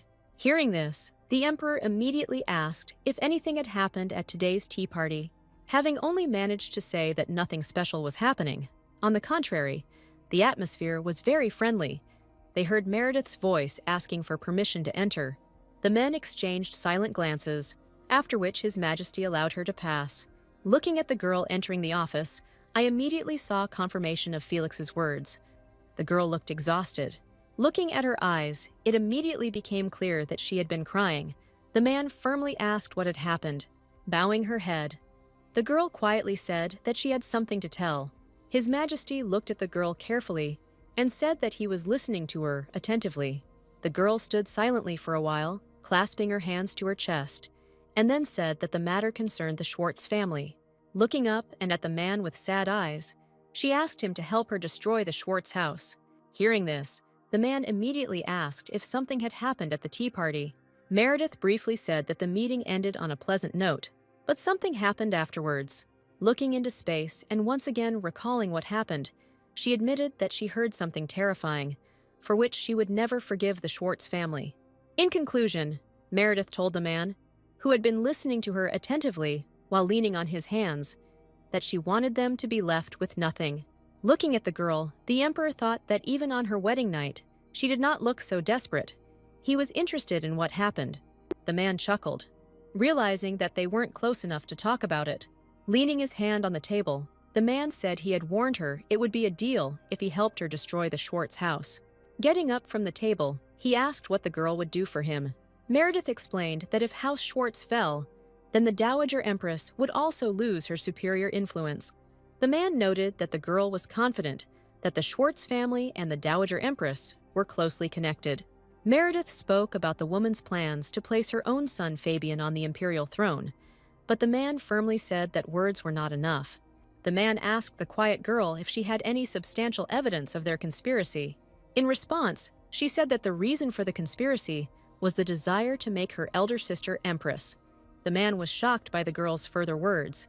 She said that for her family, she was just a pawn, and that if she died, they wouldn't give a damn. With a slight smile, the girl said that as soon as the Schwartz family fell, she would also have to step aside. His Majesty and Felix looked at the girl in amazement. They did not believe that she wanted to say this. The girl explained that the emperor would probably have a person whom he would want to see as his empress, so she herself would step aside so as not to interfere. Putting his hand to his forehead, the man concluded with a slight chuckle that Meredith wanted a divorce. Putting her hand to her chest, the girl firmly declared that after the emperor was healed, she wanted a divorce. Looking the man in the eye with a smile, she promised that until the Schwartz house fell, her life belonged entirely to him. The man was about to turn away when the girl stopped him. She was interested in whether he agreed to accept the terms of this deal. Looking at the girl and thinking about the situation, the man thought that if he thought impartially, it turned out that this deal was disadvantageous only for the empress. The man thought. The girl promised not only to heal him, but also to help. It was very suspicious, but she was clearly not lying. The girl continued to silently look at the man with a sad gaze. The emperor sighed heavily. He didn't like this whole situation, but he thought about how attached he had become to her over the past month. The girl perked up when the man said that all that was left was to make a promise. When the girl quietly asked if he wanted to ask her for something, he answered briefly, "No." after which he concluded that he wanted to give her the promise himself. Pressing his hand to his chest, the man promised that as long as she was empress, he would protect her. After a couple of seconds of silence, he said that he would protect her no matter what happened. The agitated girl tried to stop him, saying that he was not obliged to make promises that could get him into trouble. To which the man noted that if the Dowager Empress found out that they had decided to unite, things would get very bad. Meredith will become a thorn in her side that she will want to get rid of as quickly as possible. He told the girl not to forget that she could find a puppet at any moment to play the role of the Empress. In response, the girl only smiled, saying that perhaps the man was right. The girl thought sadly that she had no right to choose anyway. Judging by the way the man looked at her, he clearly knew about it. The girl thought with warmth that his words of defense were most likely said out of a feeling of pity and mercy. Taking a step towards the girl, the man said that from that day on, she had officially decided to fight on the same side with him, and therefore she needed to be vigilant and careful. Seeing the seriousness with which the man told her about this, the girl promised to take it into account, after which the man suggested that this agreement be formalized with a document. Meredith immediately agreed. Felix proposed to sign a treaty, the content of which was as follows. The Empress strengthens the imperial power and provides support to the Emperor, decides what to do with the Schwartz family, and is under the protection of the Emperor until the divorce. The last point of the agreement, which the Emperor agreed to sign, stated that as soon as the Schwartz family fell, the Emperor and Empress would immediately divorce. Confidently taking the iron pen, the man directed it to sign the contract. At the moment of signing the contract, the girl's eyes widened in amazement. Meredith noticed the man sign his name on the contract sheet. Taking the piece of paper in her hands, she thought about how, after the classes for the Empress, she was seeing the Emperor's name for the first time. Looking at the written name, the girl thought that one cannot simply mention the name of His Majesty. It is only allowed to pronounce the name of the Empress or princes. But then she involuntarily said his name out loud. Realizing what she had done, the girl panicked and covered her mouth with her hand in fear, looking at the Emperor. The men looked at the girl with their mouths wide open in shock. Meredith immediately asked for forgiveness from His Majesty. Having calmed down, the man leaned on his hands and said that, in principle, she already knew his name. The girl lowered her head and said that it was true. She had learned his name in class and also knew that his name should not be mentioned. The man noted with a chuckle that in the entire empire, it was impossible to find a person who could address him by name. After which, with a slight smile, he congratulated the girl on becoming such a person. However, the girl, as if not hearing this, said that she truly repented. Leaning on his arm, the man stood up from the table again, saying that the girl didn't need to apologize and that it wasn't that important to him. Still holding the piece of paper in her hands, the girl looked in amazement at the man who had stood up. The man explained with a sigh that a name is given so that others can call it, and only then does it acquire meaning. But no one called him by his childhood name anymore. The girl continued to look at the man in amazement, but did not expect him to say something like that. Continuing to smile, the Emperor said that it was the first time he had heard his name from someone else's lips, and on the contrary, he was happy. Now, not only Meredith, but also Felix looked at the man in surprise. The girl awkwardly said about the porridge at 6 that in any case, something else is important. Folding her hands in front of her, the girl said with a smile that from now on, she hoped for good cooperation. She noted that she did not know when they would get divorced, but while they were still married, she promised to do everything that was required of her. Hearing the girl's words, the man extended his hand with a smile and promised to give it his all too, after which, taking the astonished girl by the tips of her fingers, he pulled her hand to his face and kissed the back of her hand. I, tearing myself away from her hand, looking into her eyes, finished the sentence, being her husband. All this took the girl's breath away. She did not take her eyes off the man. So the couple stood there, looking at each other, not letting go of each other's hands. The next morning, the girl, as usual, came to the Dowager Empress, who said with a smile that he had heard how well she had conducted her first event. Meredith sheepishly said that there was nothing special and that the Empress was flattering her, but she laughingly replied that she was very modest, because according to rumors, she had done an excellent job the first time. After this, the woman casually remarked that His Majesty had helped her, and she was very glad that they had such a warm relationship. taking a cup in her hands to occupy her hands. The girl said that she herself was surprised by this. She didn't think that he had planned something like this. Suddenly, the girl covered her mouth with her hand in horror. She remembered that she had completely forgotten to thank him because of that shocking event. While Meredith was panicking about whether she should thank them that evening, the Dowager Empress watched her reaction closely. The woman, covering her mouth with her hand, noted that His Majesty only had to recover. The girl listened calmly to the woman, but when she suddenly said that when they had a child, the imperial family would gain stability, she involuntarily became wary. Looking closely at the woman, Meredith thought that if she didn't know anything, she would have considered her words sincere, but it was just caviar. The girl thought about what she needed to do to resist such a person. She remembered how the day before, the Emperor had said that he wanted to know what her plans were. Looking at the girl, he thought about what she would do. Seeing the man's worries, the girl reassured him that she was not going to act rashly, after which, looking at the man, she asked him to share his plans with her so that her actions would not cause him inconvenience. Thinking about his plans, the man said that he had no compelling reason to remove the Dowager Empress, and Fabian was not here yet. Hearing this name, the girl immediately became thoughtful. She remembered that once the previous emperor suddenly fell ill, the Empress Dowager sent her only son to study in another country to protect him. After all, if Theodore had taken the throne, Prince Fabian could have been involved in the conspiracy. The man admitted that the decision was very correct and reasonable. Meredith thoughtfully admitted that it would be difficult to stand up to the Schwartz family and the Dowager Empress at the moment. Thinking about it, the man suggested that the action could be started when the prince returned, and then his condition would improve. One girl disagreed with this and said that one cannot just sit and wait. Leaning on the table and folding his arms across his chest, the man asked if she had a better option. The girl said that yes, there is something against the Schwartz family. The man asked her to tell him about it. She said that it was unlikely that the Schwartz family and the Dowager Empress were closely connected. Meredith said that given the Duke's character, he most likely agreed to this because of his thirst for power.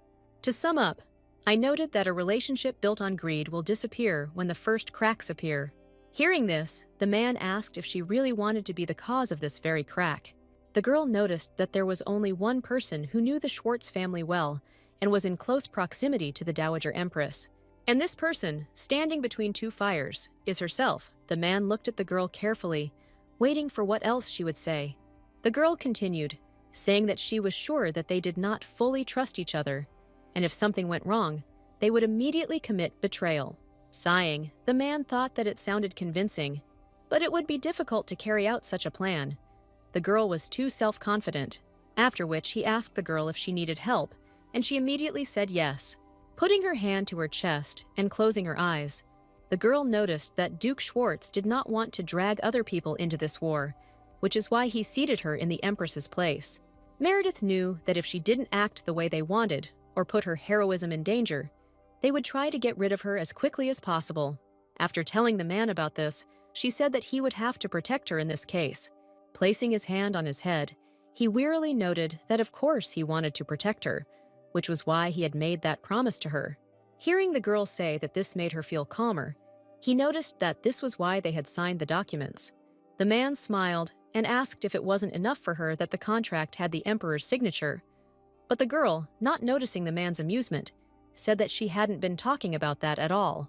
The Emperor again said that she should cure him of his illness. Looking at the man with incomprehension, the girl noted that yes, this was her task. Looking into the girl's shocked eyes, he said that there were only a few people on his side, including her, so he would protect her by any means necessary. Without taking his eyes off the girl, the man seriously decided that he needed her. The girl put her hand to her chest. For the first time, someone was talking about protecting her. She thought sadly that for the first time, someone needed her. And just recently, she was an eyesore for everyone, which they were trying to get rid of. Looking at the man with deep gratitude, she thanked him briefly. Taking his hand suddenly, she thought about how nice it was to feel trusted. Continuing to squeeze his hand, the girl said that they first needed to win the Dowager Empress's trust. Looking at the man with a smile, the girl promised that she would do everything possible to justify his hopes. Let's remember all this. The girl laughingly thanked the Empress for the fact that, thanks to her, the family is stable, and, telling that His Majesty perfectly understands what a huge contribution she makes. Leaning her cheek on her palm, the woman asked if she really thought so. The girl immediately said enthusiastically that of course, she thought so, because she always tries to help her and acts for the good of the imperial family. The woman chuckled and said that, unfortunately, she didn't even know what thoughts were going through His Majesty's head. Looking at her reflection in the cup, she said sadly that, if she thought about it, she hadn't seen him for a long time. The woman noticed that due to his health condition, he did not come to greet her. Meredith listened to her attentively. Looking at the Dowager Empress, the girl said that that was why she wanted to propose something. Meredith clasped her hands into fists and asked, literally excitedly, if she could arrange a meeting for the two of them. The woman asked again incredulously. She had not expected the girl to suggest this. Spreading her arms out to the sides, the girl explained that this was a meeting to sit together at the table. His Majesty, the Dowager Empress, and she. The girl explained this by saying that they were now one family, to which the woman smiled and supported the idea. However, putting her hand to her chest, the woman doubted that His Majesty would approve of this idea, to which Meredith said that she would try to convince him. Looking at the girl with gratitude, the woman said that she could not refuse her, because she could not think that she would help her out. Meredith said sadly that she was very sad that they were not close and was glad that they would be able to talk. Sadly, looking down, the woman said that she wouldn't be surprised if he didn't like it, because she wasn't his biological mother. Jumping up, the girl asked the woman not to speak like that. Looking at the woman, the girl said haltingly that she knew better than anyone how much she worried about him and how sincere her feelings were, after which she expressed hope that after this meeting, he would finally understand her true feelings. Waving her hand, the woman said that the girl helps her a lot, to which Meredith laughed and said that this is how it should be. Having said this, the girl promised to check His Majesty's schedule. While saying this, she did not notice the woman's attentive gaze in her direction. After leaving the Dowager Empress, the girl decided to take a walk in the park. The girl sighed and thought that the conversation had ended well. She remembered how the woman literally bombarded her with questions about what His Majesty preferred to eat, and in the end, she promised to help. As she continued walking, the girl thought that she needed to quickly inform the Emperor about everything. However, the girl's thoughts were interrupted by the fact that they met a man on the road. The surprised girl was amazed, because this man turned out to be her father, Duke Schwartz. The man bowed and greeted Her Majesty, saying that they had not seen each other for a long time. Looking at the man, the girl thought angrily that, most likely, he also knew about everything. Looking down gloomily at the floor, she thought that he had pretended before that nothing was happening when Mom was beaten with a whip. Looking at the man smiling, the girl thought only about her mother's death. Trying to control her anger, the girl thought about how Duchess Schwartz killed her mother, and the Duke ignored it all. They were her enemies, and she would never forgive them. Thinking about this, the girl noticed that the man came to the palace very early. In response to this, the man said with a laugh that they had a meeting today. Holding the hem of his dress with her hands, the girl said that she wished him a productive day. However, when she started to walk away from the man, he stopped her. Coughing his fist, the man said directly that his wife's birthday was coming soon. Looking at the girl with a smile, he expressed the hope that she had not forgotten this.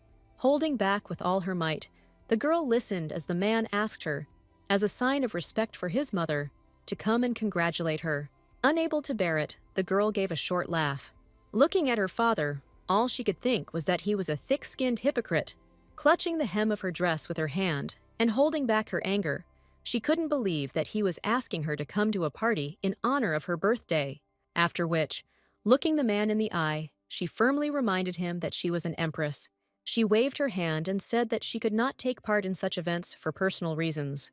However, the man was impenetrable and, spreading his arms out to the side, said that such cases had happened in the past, and he would still send her an official invitation. As he left, he said that the choice was up to Her Majesty, and he asked for permission to leave. Having walked further away from the man, the girl stopped and exhaled with difficulty. A picture of the past immediately appeared before the girl's eyes, as the Duchess, calling her by name, asked her to play a game with her. The girl opened her eyes wide, and an interesting thought came into her head.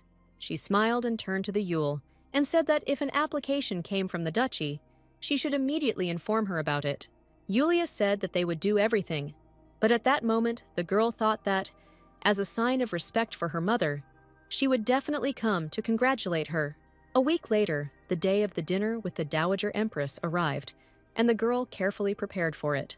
When the girl brought her the necklace, Meredith stopped her, saying that she didn't need it. Afterwards, she explained to the bewildered girl that she wanted to go to dinner in the most simple outfit possible. However, the maid did not want to give in, saying that the Empress's dress was very simple, to which Her Majesty only smiled. Julia came to Meredith's aid and told her to finish the preparations, after which, turning to the Empress, she said that she was quite beautiful. The girl laughed and thanked her for such pleasant words. The conversation was interrupted when the girl was informed that the Emperor had come to see her. She stood up abruptly, and all the maids surrounding her bowed their heads. Meredith could not understand why the man came to the palace. She thought that Theodore would go down to the table, after which she ordered him to be taken to her. A couple of seconds later, the Emperor entered her chambers with confident steps. Looking at the girl, he greeted her briefly, after which everyone in the room bowed in greeting to the Emperor of the Great Balzan Empire. Opening one eye, the girl thought that this had taken her by surprise. Looking at the man, the girl noted that he turned out to be very handsome. It was the first time she had seen him so dressed up since their wedding day. The man noticed the girl's gaze and was able to understand it correctly, after which he noticed with a laugh that last time she looked at him like that, and today too. Finishing his sentence, he said that apparently she liked his face, which shocked not only the girl, but also everyone in the room. The blushing girl coughed, saying that she simply didn't expect to see him here. Hearing the phrase, the man took the girl's hand in his, saying that he had to come here. Pulling the girl closer to him, he said that the spouses should get vaccinated at dinner together. Naturally, after such a phrase, the girl blushed even more, and the maids in the room froze in delight. Looking at the man, the girl suddenly remembered that if they appeared together in the palace of the Dowager Empress, she would understand that His Majesty had begun to recover. But the man, as if understanding what the girl was thinking, leaned towards her ear and quietly whispered that he knew what she was worried about.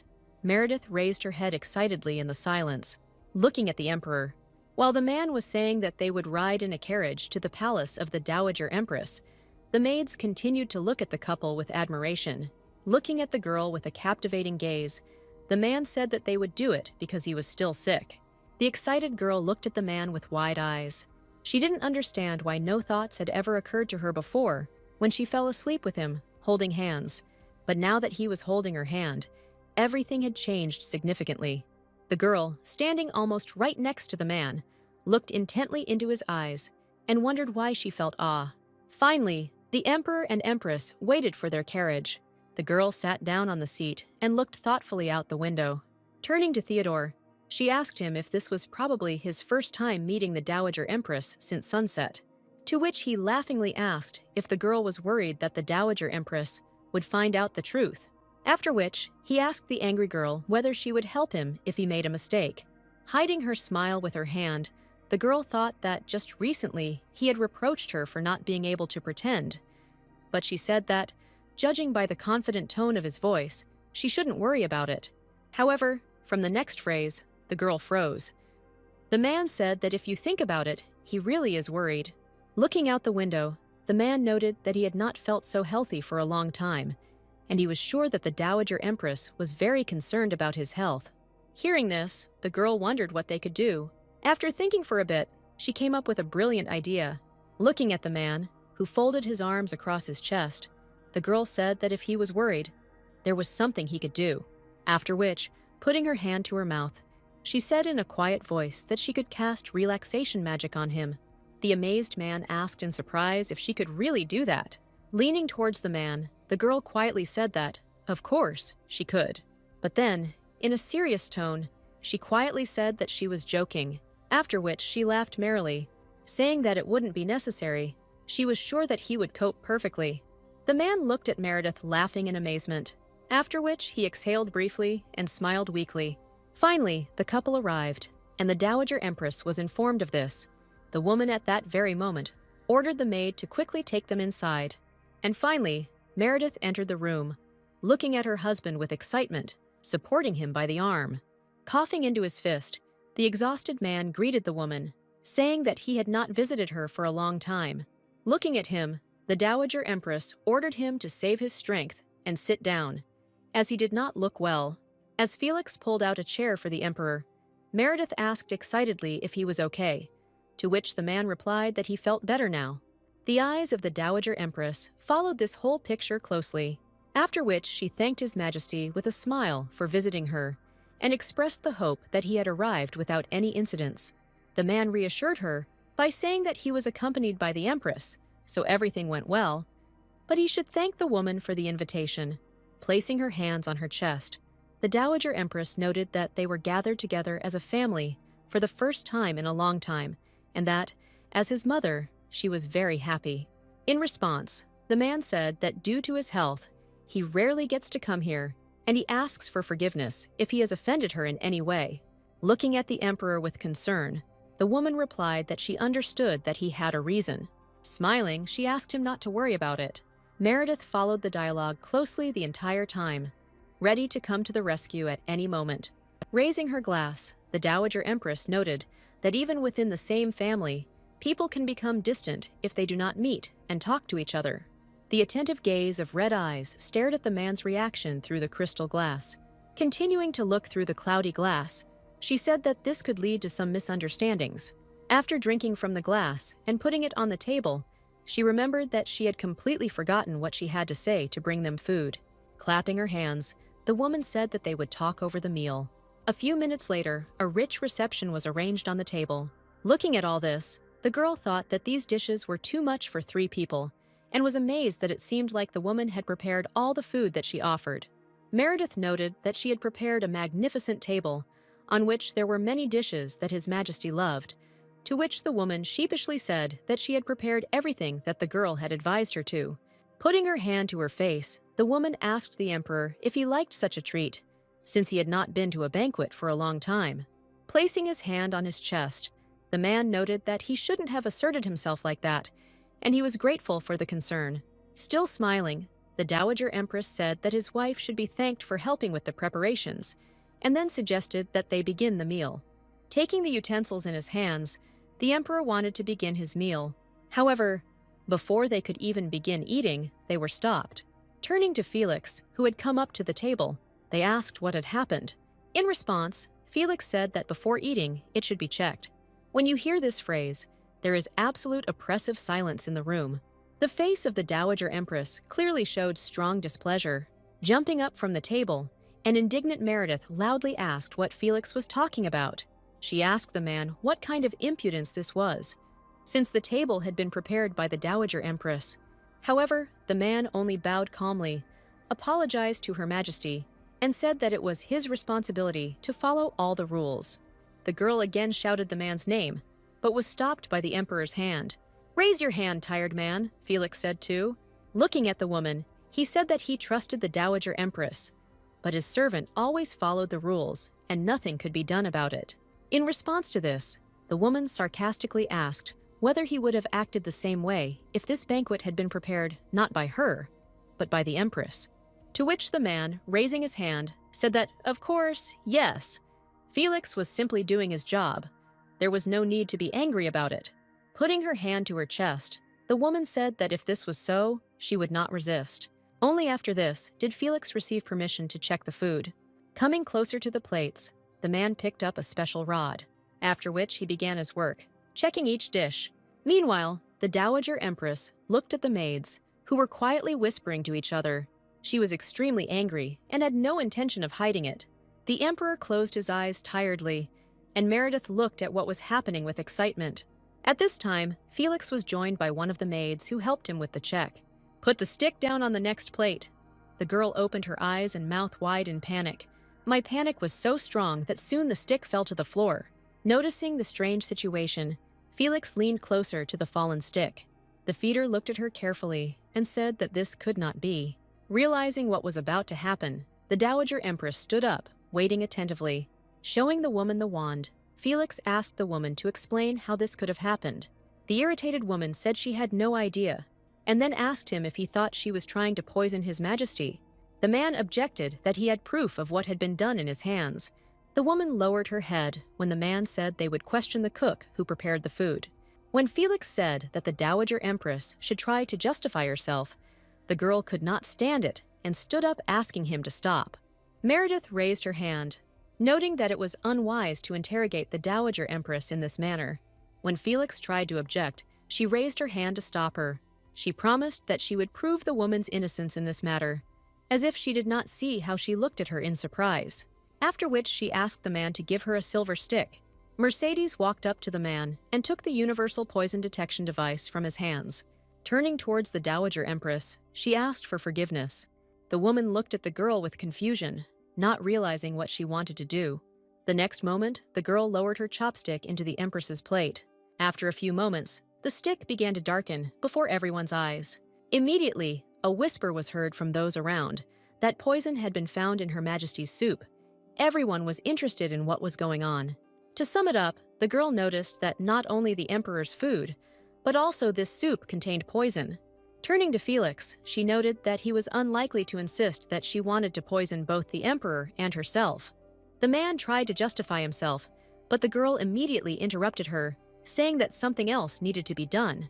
Looking at Felix, she said that as soon as the soup cooled down, they should check it again, after which she explained to the surprised man that if silver touches hot seafood soup, it can turn black, and this is a known reaction. When the man asked again, not understanding what she meant, she explained that it was a natural reaction.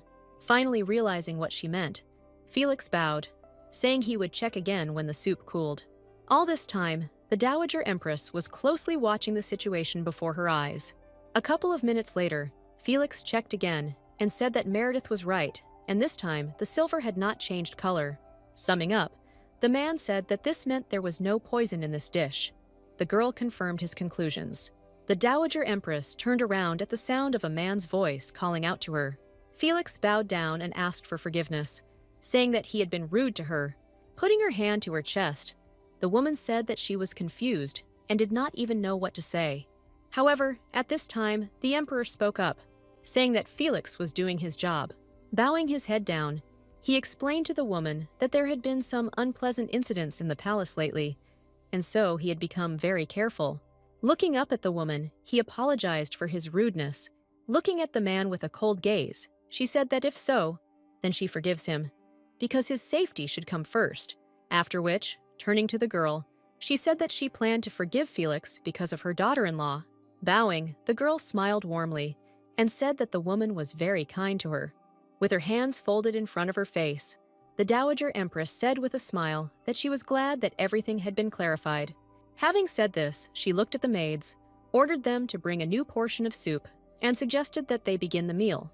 After the meal was over, Meredith, as she said goodbye to the woman, thanked her for the invitation, telling her that it had been an unforgettable dinner. In response, she also thanked her, saying that she had not said this earlier because she was confused at the table. The worried girl said that she had to stand up for her, because she would never do that, she knows it. Meredith said she was glad the banquet she had worked so hard to prepare for did not end on a bad note. Calming the girl down, she said that nothing bad had happened, after which she suggested that she go to her place, since she was probably tired, and in response, she heard wishes for a good rest. Leaning on Felix's arm, she climbed the steps into the carriage. The Dowager Empress looked gloomily at the departing carriage. At that very moment, the laughter of two people was heard in the carriage. The laughing girl admitted that it was the longest dinner of her life, to which she was told that her acting skills had improved slightly. When the girl asked if this was true, he laughingly replied that he had checked her game for a second. The girl laughed, remembering Felix's reaction. She had doubts when she proposed this idea to him, but he did a great job. The Emperor remarked that she had played well, and that the Dowager Empress would hardly suspect that she was in league with him, to which the girl expressed hope for this. Meredith placed her hands on her chest and admitted that today had been a busy day, and she was definitely going to get a deep sleep. The man folded his arms and said that was great. Having said this, he fell silent and began to stare intently at the girl. Straining from such a look, the girl began to wonder why he had fallen silent, after which she remembered that he had always been quiet, and therefore nothing terrible would happen. The next morning, the girl walked along the familiar path, While sewing, I thought about the need to follow the reaction of the Dowager Empress. Despite the Emperor's word, she still had doubts. Having approached the necessary chambers, the girl waited to be introduced. Entering with a smile, the girl began to ask how the woman's night went, but was interrupted. The Dowager Empress said with a warm smile that the girl had finally arrived. "Show her where to sit," she said, not stopping thinking about her. The woman admitted that if it weren't for her, she would have been locked in prison for attempting to poison the Emperor. Clenching her fist, Meredith naively asked if yesterday's event was really that significant, since she knew better than anyone how the Dowager Empress protected His Majesty. Putting her hand to her temple, the girl said that she intervened because it was unfair, and immediately heard in response how kind she was, after which the woman unexpectedly took the girl by the hand. Smiling happily, the Dowager Empress said that she was her savior and asked what she wanted right now. When the woman said she would do everything within her means, the girl waved her hand, saying it wasn't worth it. Looking at the woman who promised to do everything for her, she thought that, as it seemed to her, she did not suspect anything. Smiling, she thought that first, she needed to show that she wanted to gain her sympathy. Pressing her hands to her chest and smiling warmly, she asked if she could now call the Dowager Empress mother. The woman, moved to tears, called the girl by name with a smile. Taking her hands, she said that of course it was possible, because she had been waiting for her to call her that. The woman noted that an unpleasant situation had occurred, but it was nothing serious. They would simply become closer to each other. In response, the girl laughed, agreeing with her mother. Folding her hands, the Dowager Empress noted that since things had gone this way, she had a proposal for her. The girl looked at the woman in surprise and asked again. Meredith is sitting in a comfortable chair, holding a saucer with a cup of tea. The girl was a little slow, not realizing in the end how it all happened. The Dowager Empress, sitting opposite her, said that she had invited her here, and she was glad that the girl had agreed. The woman announced that she wanted to brag to everyone that they had a good relationship. In response, the girl said that how could she refuse her? Of course she had to come here. Drinking tea, stalling for time. I thought I had agreed to this, but there was a problem. A couple of hours ago, a woman asked her if she could take part in the tea parties she was organizing, as it would be a good experience. However, she immediately noted with sadness that if she did not have time for this, then nothing could be done, forcing her to tell her adopted mother that she would consider it an honor. Meredith promised that she would come any time we called, to which the woman asked again incredulously.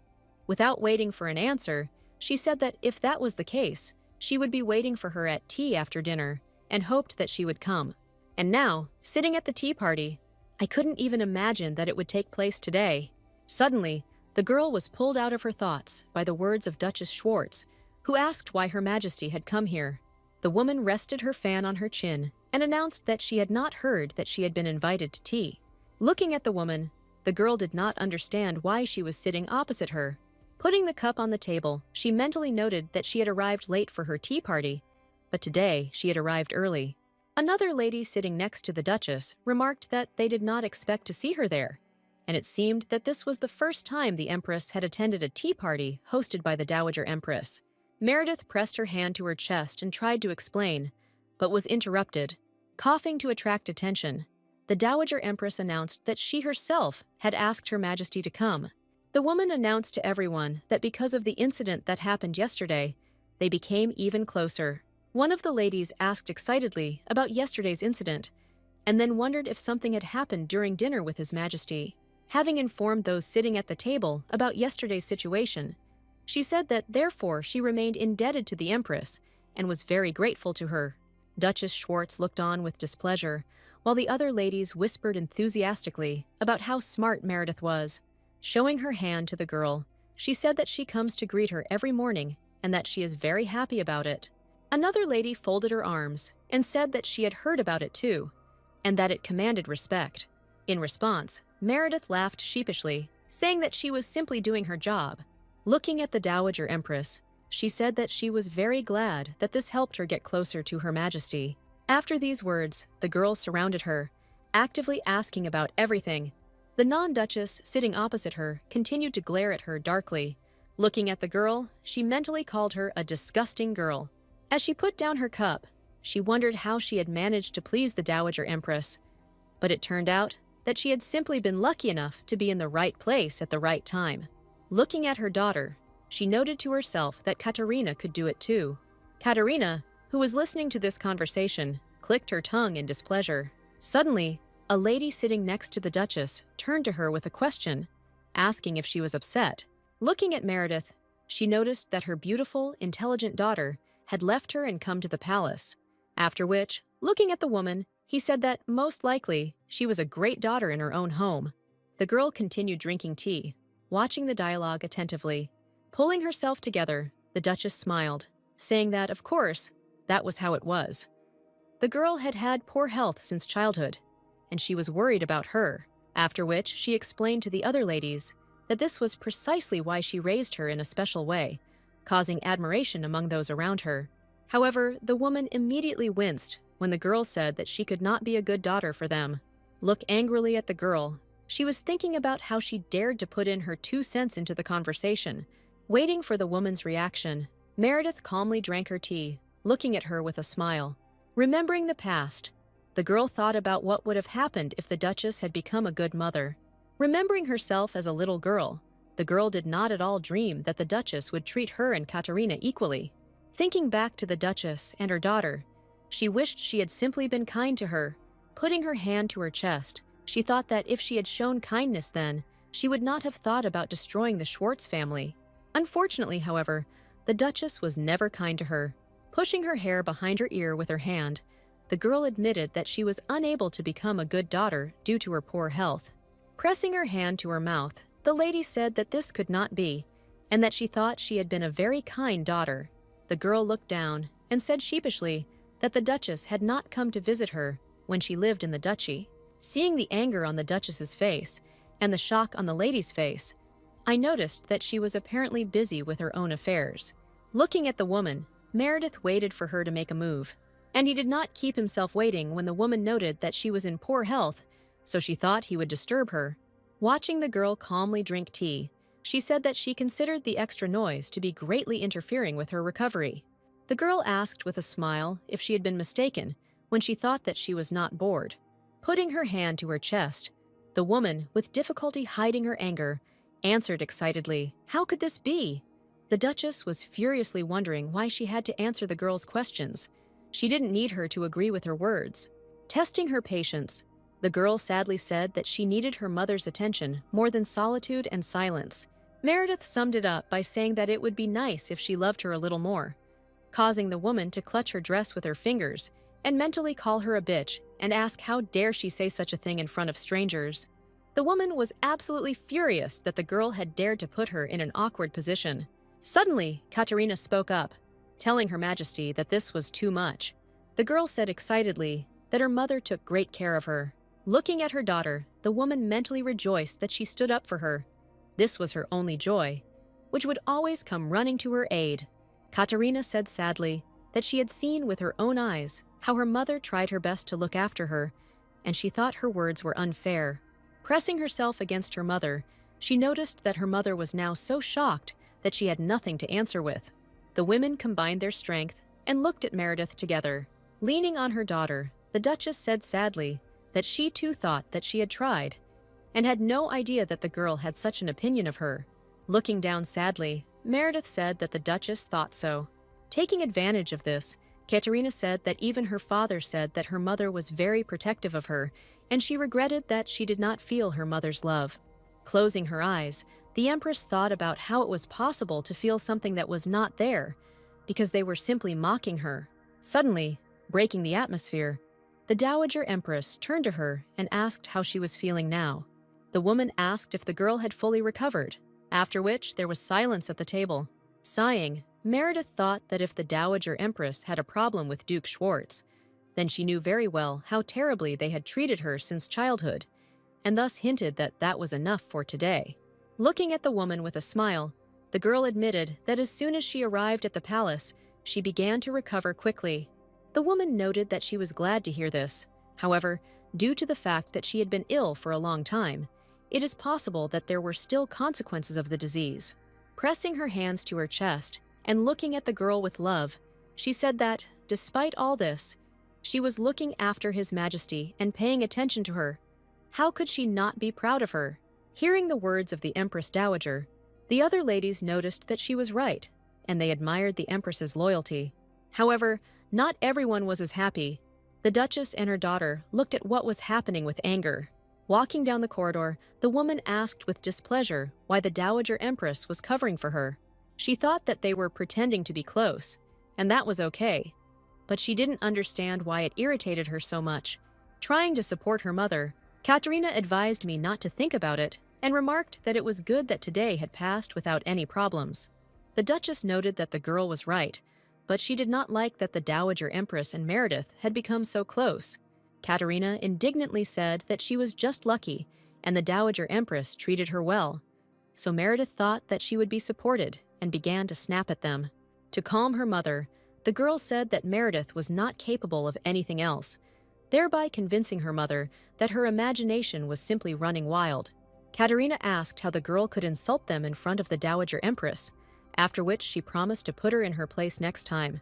Smiling, the girl told her mother not to worry, to which she responded by saying that she was proud of her. Looking at her daughter, she decided to follow her advice and not worry, because everything would be fine. An indignant Diana screamed about how thick-skinned they were. She asked Meredith how they could lie to the Dowager Empress. Having told the girl to be quieter, she said that she was already used to it, so everything was fine with her. The girl bit her fingers and said that she still couldn't watch them pretend to be her family. Diana asked Meredith why she didn't call them out on it. Looking at the rose, the girl explained that now it was impossible to reveal its origin. Otherwise, people would start to look at it with disdain. The maid couldn't stop asking if they realized that they were acting strangely, since she was from an aristocratic family after all. The Empress thanked the girl for standing up for her, but said that she should not shout and get angry in front of other people. The women's conversation was interrupted by the appearance of strangers. The Emperor and Felix entered the greenhouse. The girl sat down and greeted His Majesty. Looking at the man, the girl remarked that she did not think she would meet him here, to which she heard that the Emperor wanted to say the same thing, after which he asked where she was coming from. Raising her hand, the girl said with a smile that she had some business at the Empress Dowager's palace, after which she said that she wanted to talk to him and suggested that they walk a little, if he didn't mind. Coming closer to the man and holding out her palm, the girl asked if he wanted her to take his hand. At first, Theodore wanted to refuse, but then he agreed, telling the girl to hold on to him, while Diana and Felix watched with interest. The couple looked at each other silently, understanding each other without words. The couple walked in the park, each holding the man's elbow. The man looked closely at their joined hands. The man noticed that walking with her definitely invigorated him. Looking at the girl, he thought that he usually didn't like it when someone held his hand. Noticing the man's gaze, the girl looked at him questioningly. The worried girl asked the man if he was comfortable. The man reassured the girl, saying that everything was fine and told her to move on. Stopping suddenly, the man asked what business she had in the palace of the Dowager Empress. Smiling, the girl noticed that after yesterday, the Dowager Empress treated her with greater friendliness, and she even allowed her to call her mother. Looking at the girl, he replied that apparently she did not suspect anything about their plans. The man said that even if the woman pretended to fall for their strategy, in the current situation, it was not much, to which the girl said that the main thing was that they did not let her know their weaknesses. The girl said that after yesterday's incident, the Dowager Empress invited her to her tea party, and she thought she would continue to do so. The man replied that he now understood why she was here, because before this, they had never crossed paths here at this time. The girl noted that she had a good reason. Meredith noted sadly that the man apparently still did not trust her, and she would like to gain his trust. However, pulling his hand out of the girl's hand, he said that this was not what he had in mind at all. He was thinking about something else, after which the man walked away, telling the girl to forget about it. Watching the man go and examining the flower, the girl wondered if he was really worried about her.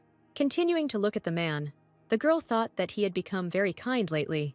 Some more time passed, during which the girl admired the man. Suddenly, Meredith stopped the man, saying that she needed to tell him something else. Turning to the girl, he said that, as he thought, something had happened in the palace of the Dowager Empress, but the girl reassured him, saying that she wanted to talk about something else. Bowing her head slightly and closing her eyes, The girl said that she forgot to thank him last time. Seeing that the man did not understand what she was talking about, she finished by saying that it was because he sent desserts to her first event. Meredith said that she was so lost in her thoughts that she didn't even think about it, after which she thanked him again for that day. In response, the man said that he also forgot to ask her how it went. Extending his hand forward, he asked if everything was okay. Putting her palms together and smiling, the girl boasted that, as she had planned, everyone thought their married life was good. The girl started talking about how everyone was praising the dessert, but the man interrupted her, saying that he didn't mean that. Taking a step forward, Theodore said that he was interested in her thoughts, her mood. He would like to know about her feelings. Holding a flower in her hands, the girl looked at the man in amazement. She was shocked by his words. The girl thought it was just a gesture to let everyone know about their relationship, but it turned out that he was worried about her feelings. Watching the man take the flower, she thought that when she was next to him, she was constantly experiencing something new and gaining invaluable experience. Sniffing the flower, the man said that it was the first time he had done this, so he did not know what to do to make her happy. The man hesitantly asked if maybe she didn't like something, but the girl didn't let him finish, spreading her arms out to the sides, and said that it wasn't so. She said with a smile that the event went well, and everyone was satisfied, as was she. Seeing the man's serious face, she said that she liked everything. Only after these words did a smile appear on the man's face, and he said that he was glad about it. Remembering his actions, the girl was very surprised, because they were connected by only one contract, so she did not think that he would do such a sweet deed. The girl said again that she wanted to thank him. The next moment, the man's eyes widened. He watched as the girl, with a bright smile that transformed her face, said thank you to him. The man froze, admiring this picture, after which he hesitantly said that there was an agreement between them and that this was self-evident. He noticed that she was trying her best to help him. Taking the girl by the hand, he said that, being an emperor, he could not help but respond in kind. Having put his flower in the girl's hand, he turned around and walked away from hers, leaving the girl to look after him in amazement. Putting his hand on his chin, the man said that he thought the girl had something else to say. Having decided to accompany the man to the central entrance, she said that if she thought about it, she had met Duchess Schwartz and her daughter at the tea party. Taking the man by the arm, she said that the woman's birthday was coming soon, and the Duke would send her an invitation. The Emperor turned his head towards the girl when she asked permission to go there, saying that she did not need to ask his permission for that. Theodore said he didn't like the event, and then asked her what she was going to do when she went. Meredith replied that she had the same thoughts as him. With a smile, the girl confessed that on the day of the banquet, in honor of the Duchess's birthday, she was going to completely dishonor her. His Majesty looked closely at the girl. He did not expect such grandiose plans, after which he suggested that they discuss the details in the central palace. On the day of the banquet, in honor of the Duchess's birthday, there was chaos in the estate. Servants were running around on various errands. There were either too few decorations or flowers. The maids, shouting that it was necessary to wipe all the dust off the shelves until they were shiny, were actively polishing all the surfaces. The glasses had already been set out in the main hall, but orders continued to be given that the furniture needed to be placed more evenly and that everything should be in a line. In the midst of all this chaos stood the Duchess, looking around, trying to understand whether everything had been done as she wished. Realizing that everything was done the way she wanted, she spread her arms out to the sides, saying that everything was great and she liked it. The woman thought that it couldn't be any other way, that today had to start perfectly, and remembering the nasty girl, she added that it had to end perfectly. The joyful Duchess greeted the guests with a smile. The ladies who came to the banquet thanked for the invitation and noted how beautifully the hall was decorated. The girls spoke enthusiastically about the fact that, according to rumors, the woman did the paperwork herself. The embarrassed woman listened contentedly to the compliments that she was incredible. As if embarrassed, she said that they flattered her and she was grateful to them for being able to come today. One of the girls asked if the woman had had time to look at the gifts. The girl, worried, said that she had prepared a modest gift and did not know whether she would like it. The lady standing behind her also asked about the gift. Hiding behind her fan, the woman thought that a bunch of worthless aristocrats had come to establish connections with the duchy, but she even liked this kind of attention. Smiling, the woman said that all the gifts were excellent. She liked them, but it was not worth bothering herself with so much. Looking at the girls, she promised that she would brag to her husband about such gifts, causing joy in the girls with these words. Looking around her, the Duchess was happy. Today was going in the best possible way, just as she wanted. Today should go perfectly. Walking among the guests, the Duchess noticed that it had become somehow noisy and wondered why. Looking back, she noticed a maid hurrying towards her. Coming closer, she began to whisper something loudly, which caused anger on the part of the woman. A new guest entered the hall and caused this noise. One of the ladies covered her mouth and exclaimed in shock. Everyone suddenly realized that it was Her Majesty, and she had come to the banquet. The girl looked at the decorations of the hall and the people with interest. Clutching her fan tightly, the Duchess wondered what was going on here, because she hadn't sent this scoundrel an invitation. Looking at the displeased woman, raising an eyebrow, the girl greeted her. Meredith congratulated the woman on her 50th birthday with a smile. Stretching out her hands, the girl noted that it was good that she managed to arrive on time. At this point, the Duchess mockingly said that she had not sent her an invitation and asked how everything had turned out this way. Covering her mouth in amazement, the girl asked if she really didn't know that Duke Schwartz had invited her. The woman, not prepared for such a turn of events, asked again. She clutched the hem of her dress with her hand and thought about how he could do something like this without her consent. Looking at how everyone was bowing to the girl, she noticed that she most likely did this to raise the status of the Schwartz Duchy. However, looking at the girl's face, she didn't understand why on such a day she had to see this irritating face. Noticing the expression on the Duchess's face, the girl was pleased. Smiling, she once again mentally rejoiced that she had come here. Coming closer to the woman, she said with concern that her mother didn't look very well, after which she asked if maybe she shouldn't have come here.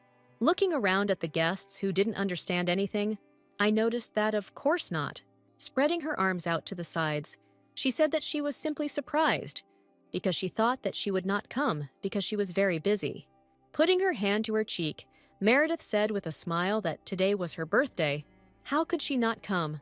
Looking at the girl with anger, I thought that she was a hypocritical viper and was doing this on purpose in front of others. However, at that moment, the girl said that she had something else.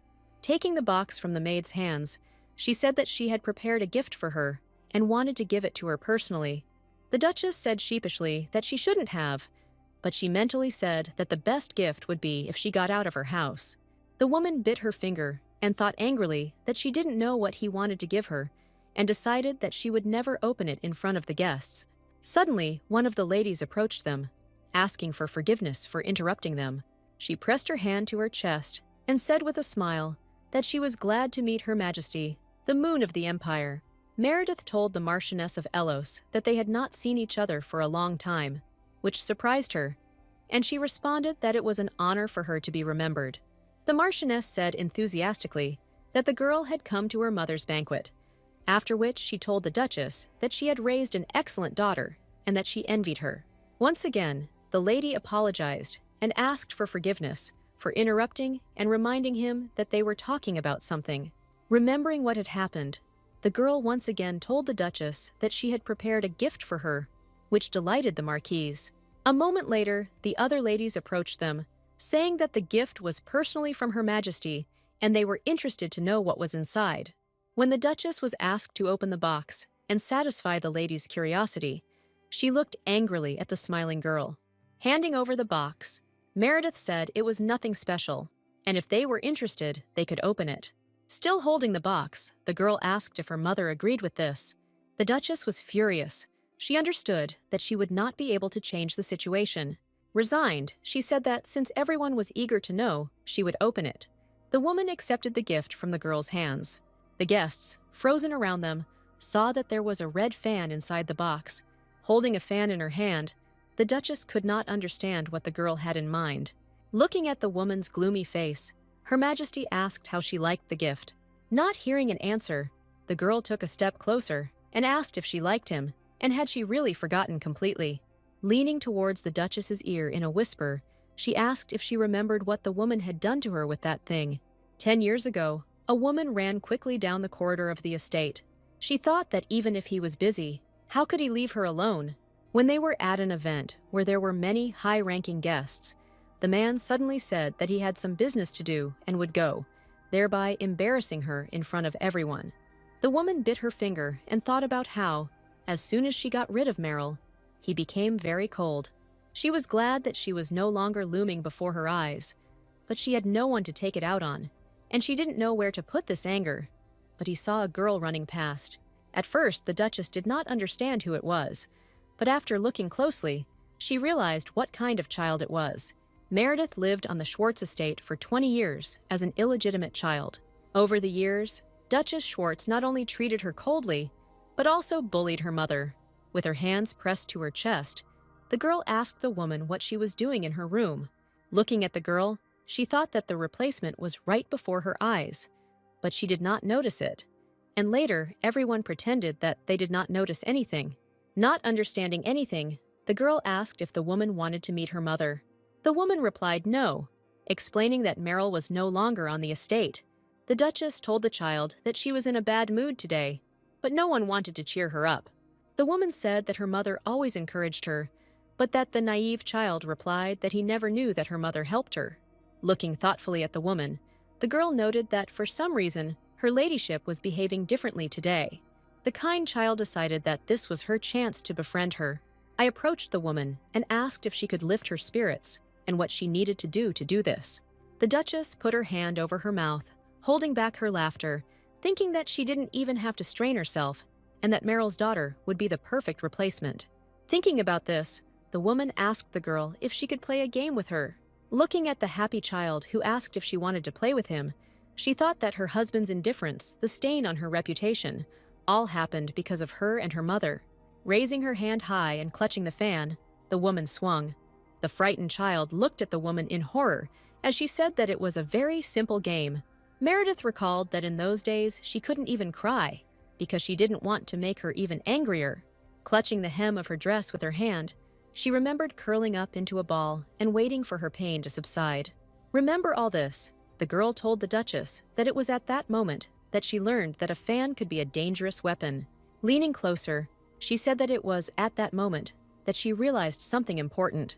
With tears in her eyes, the girl said that she and her mother were her whipping girls, those on whom she could take out her anger and hatred.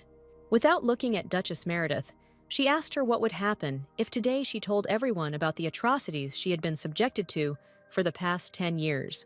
The women said with a mocking smile that she would not dare, after which she ordered that the girl know her place. Hearing this, she turned to the Duchess, asking if she still believed that her mother had seduced his lordship. Looking back, the girl said she knew exactly how much she despised him and did everything she could to stay away from him. Everything that happened was precisely Duke Schwartz's fault. Pointing her finger at the woman, she said she was angry that he slept with another woman.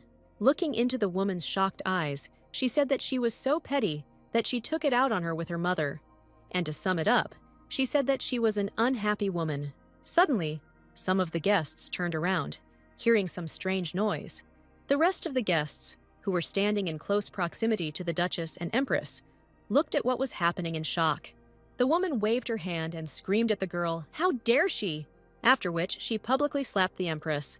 Meredith, pressing her palm to her burning cheek, looked at the woman with resentment. The woman, full of anger, despite the audience, shouted that the girl was nothing but a dirty bastard, and asked how she dared to talk to her like that. Swinging her other hand, wanting to give another slap, she screamed that the Empress was a dirty little bitch. This time, however, Meredith caught the woman's hand, preventing her from being hit. The girl firmly said that she could ask her the same thing. How dare she talk to her like that? Without restraining herself, the woman screamed for the bitch to let her go. Still holding the woman's hand with one hand and touching her cheek with the other, the Empress called for the guards.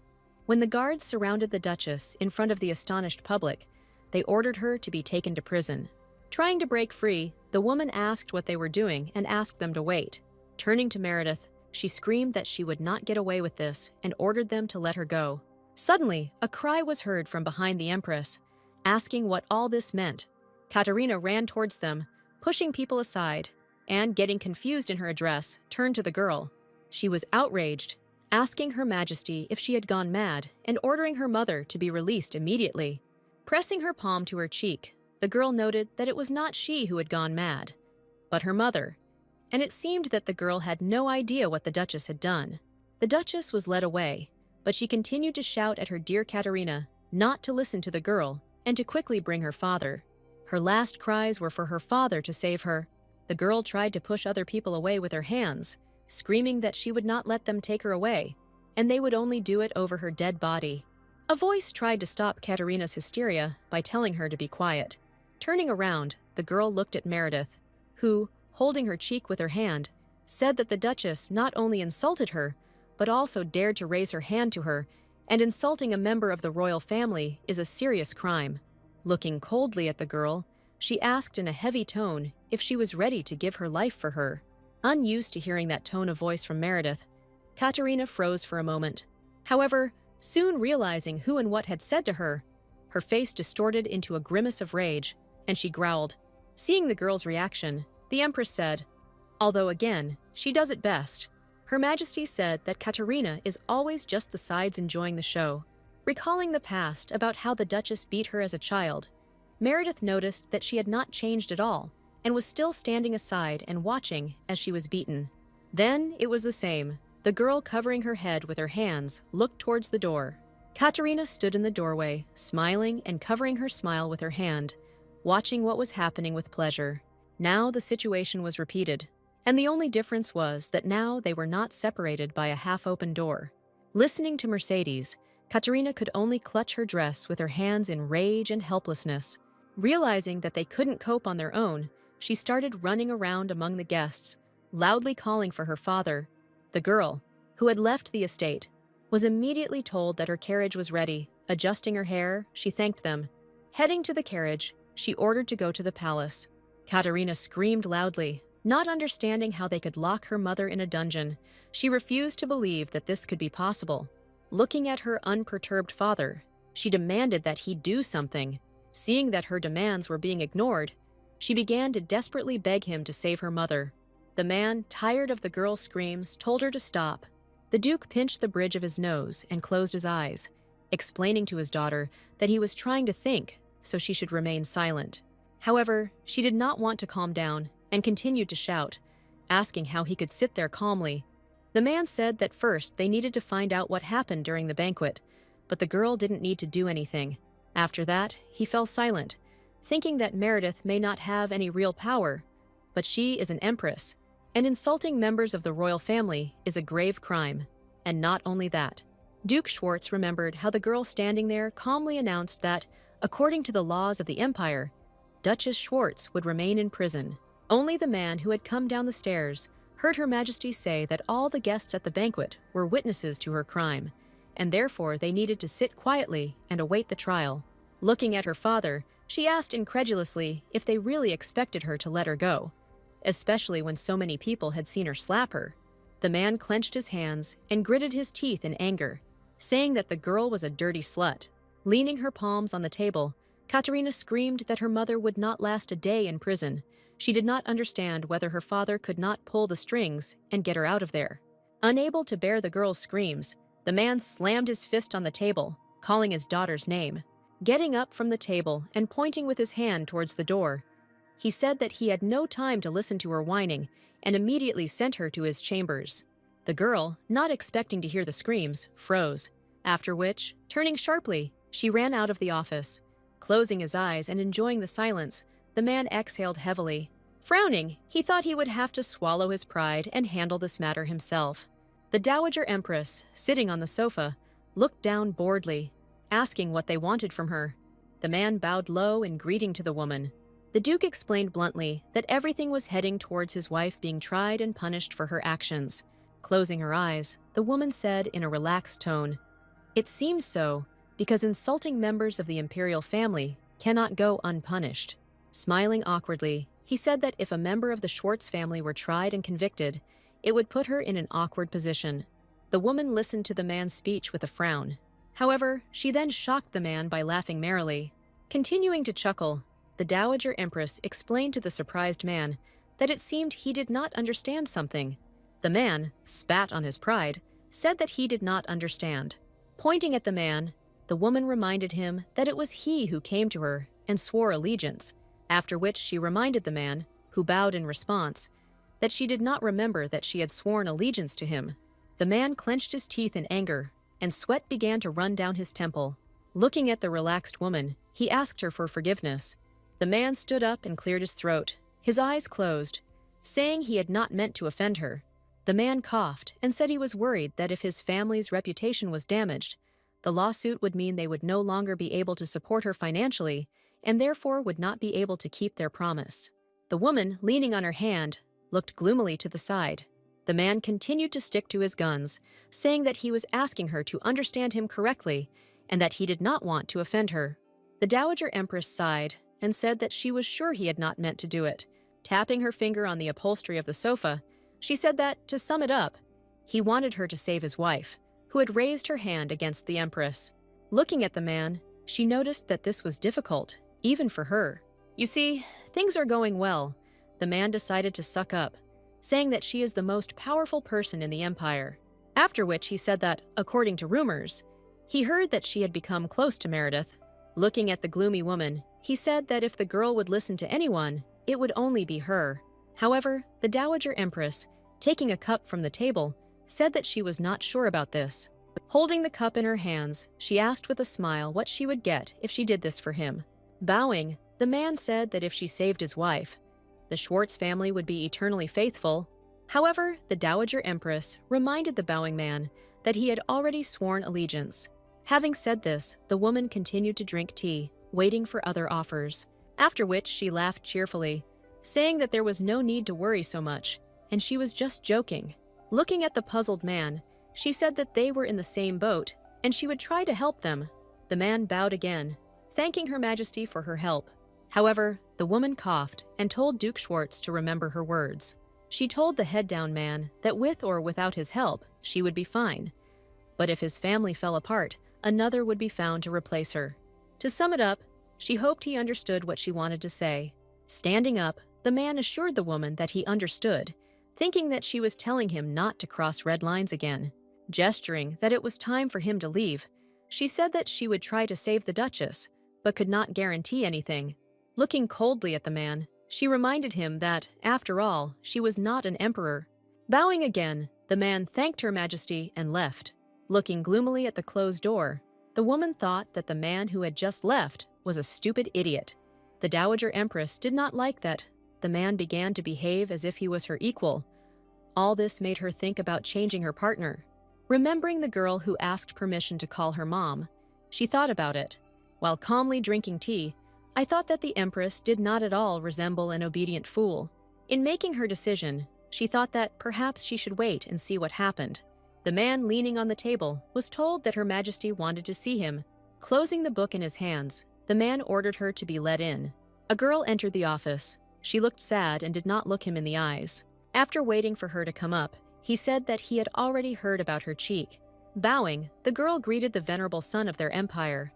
Tucking a lock of hair behind her ear, she asked with a smile if he had already been informed about what had happened. Sighing, the man replied, of course. He said that he didn't expect her to destroy Duchess Schwartz so elegantly. However, he did not understand how the girl managed to get to her, because the Duchess is a proud woman and he cannot believe that she lost her temper and slapped her. Meredith explained that she knew the Duchess like the back of her hand. With a short laugh, she told him that she had given her a gift, while simultaneously telling him her dirtiest secret. And, as expected, she went crazy. Putting his finger to his mouth, the man asked what she had given her. The girl raised her finger and briefly replied that she gave her a fan, and that it was with it that she beat her when she was little. She wanted to continue telling how things happened next, but was stopped by the man's hand. Putting his hand on his head and closing his eyes, Theodore asked if she meant to say that the woman had abused her when she was a child. Meredith said, confused, that that was exactly it. She explained that the Duchess believed that her husband ignored her because of the girl's mother, and therefore hated him and her mother. Smiling, the girl said, as if nothing had happened, that when she reminded the woman of her actions, she could not restrain herself and hit her. Pulling at the collar of his shirt as if he was having trouble breathing, the man asked why she didn't ask someone to help her. Meredith looked at the man, confused, not understanding what he meant. Extending his hand forward, he said that her cheek was swollen, after which he stroked the girl's injured cheek with his fingertips, causing her to gasp in pain. The man immediately removed his hand, and the girl explained that she could have healed herself, but decided that people might suspect something. In response, she heard that the emperor meant the palace physician. The confused girl said that she was fine, and nothing terrible had happened. She was very nervous, because she suddenly couldn't understand why she had difficulty breathing.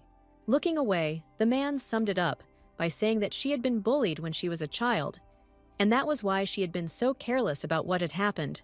Looking away, the girl said with a smile that all this was in the past.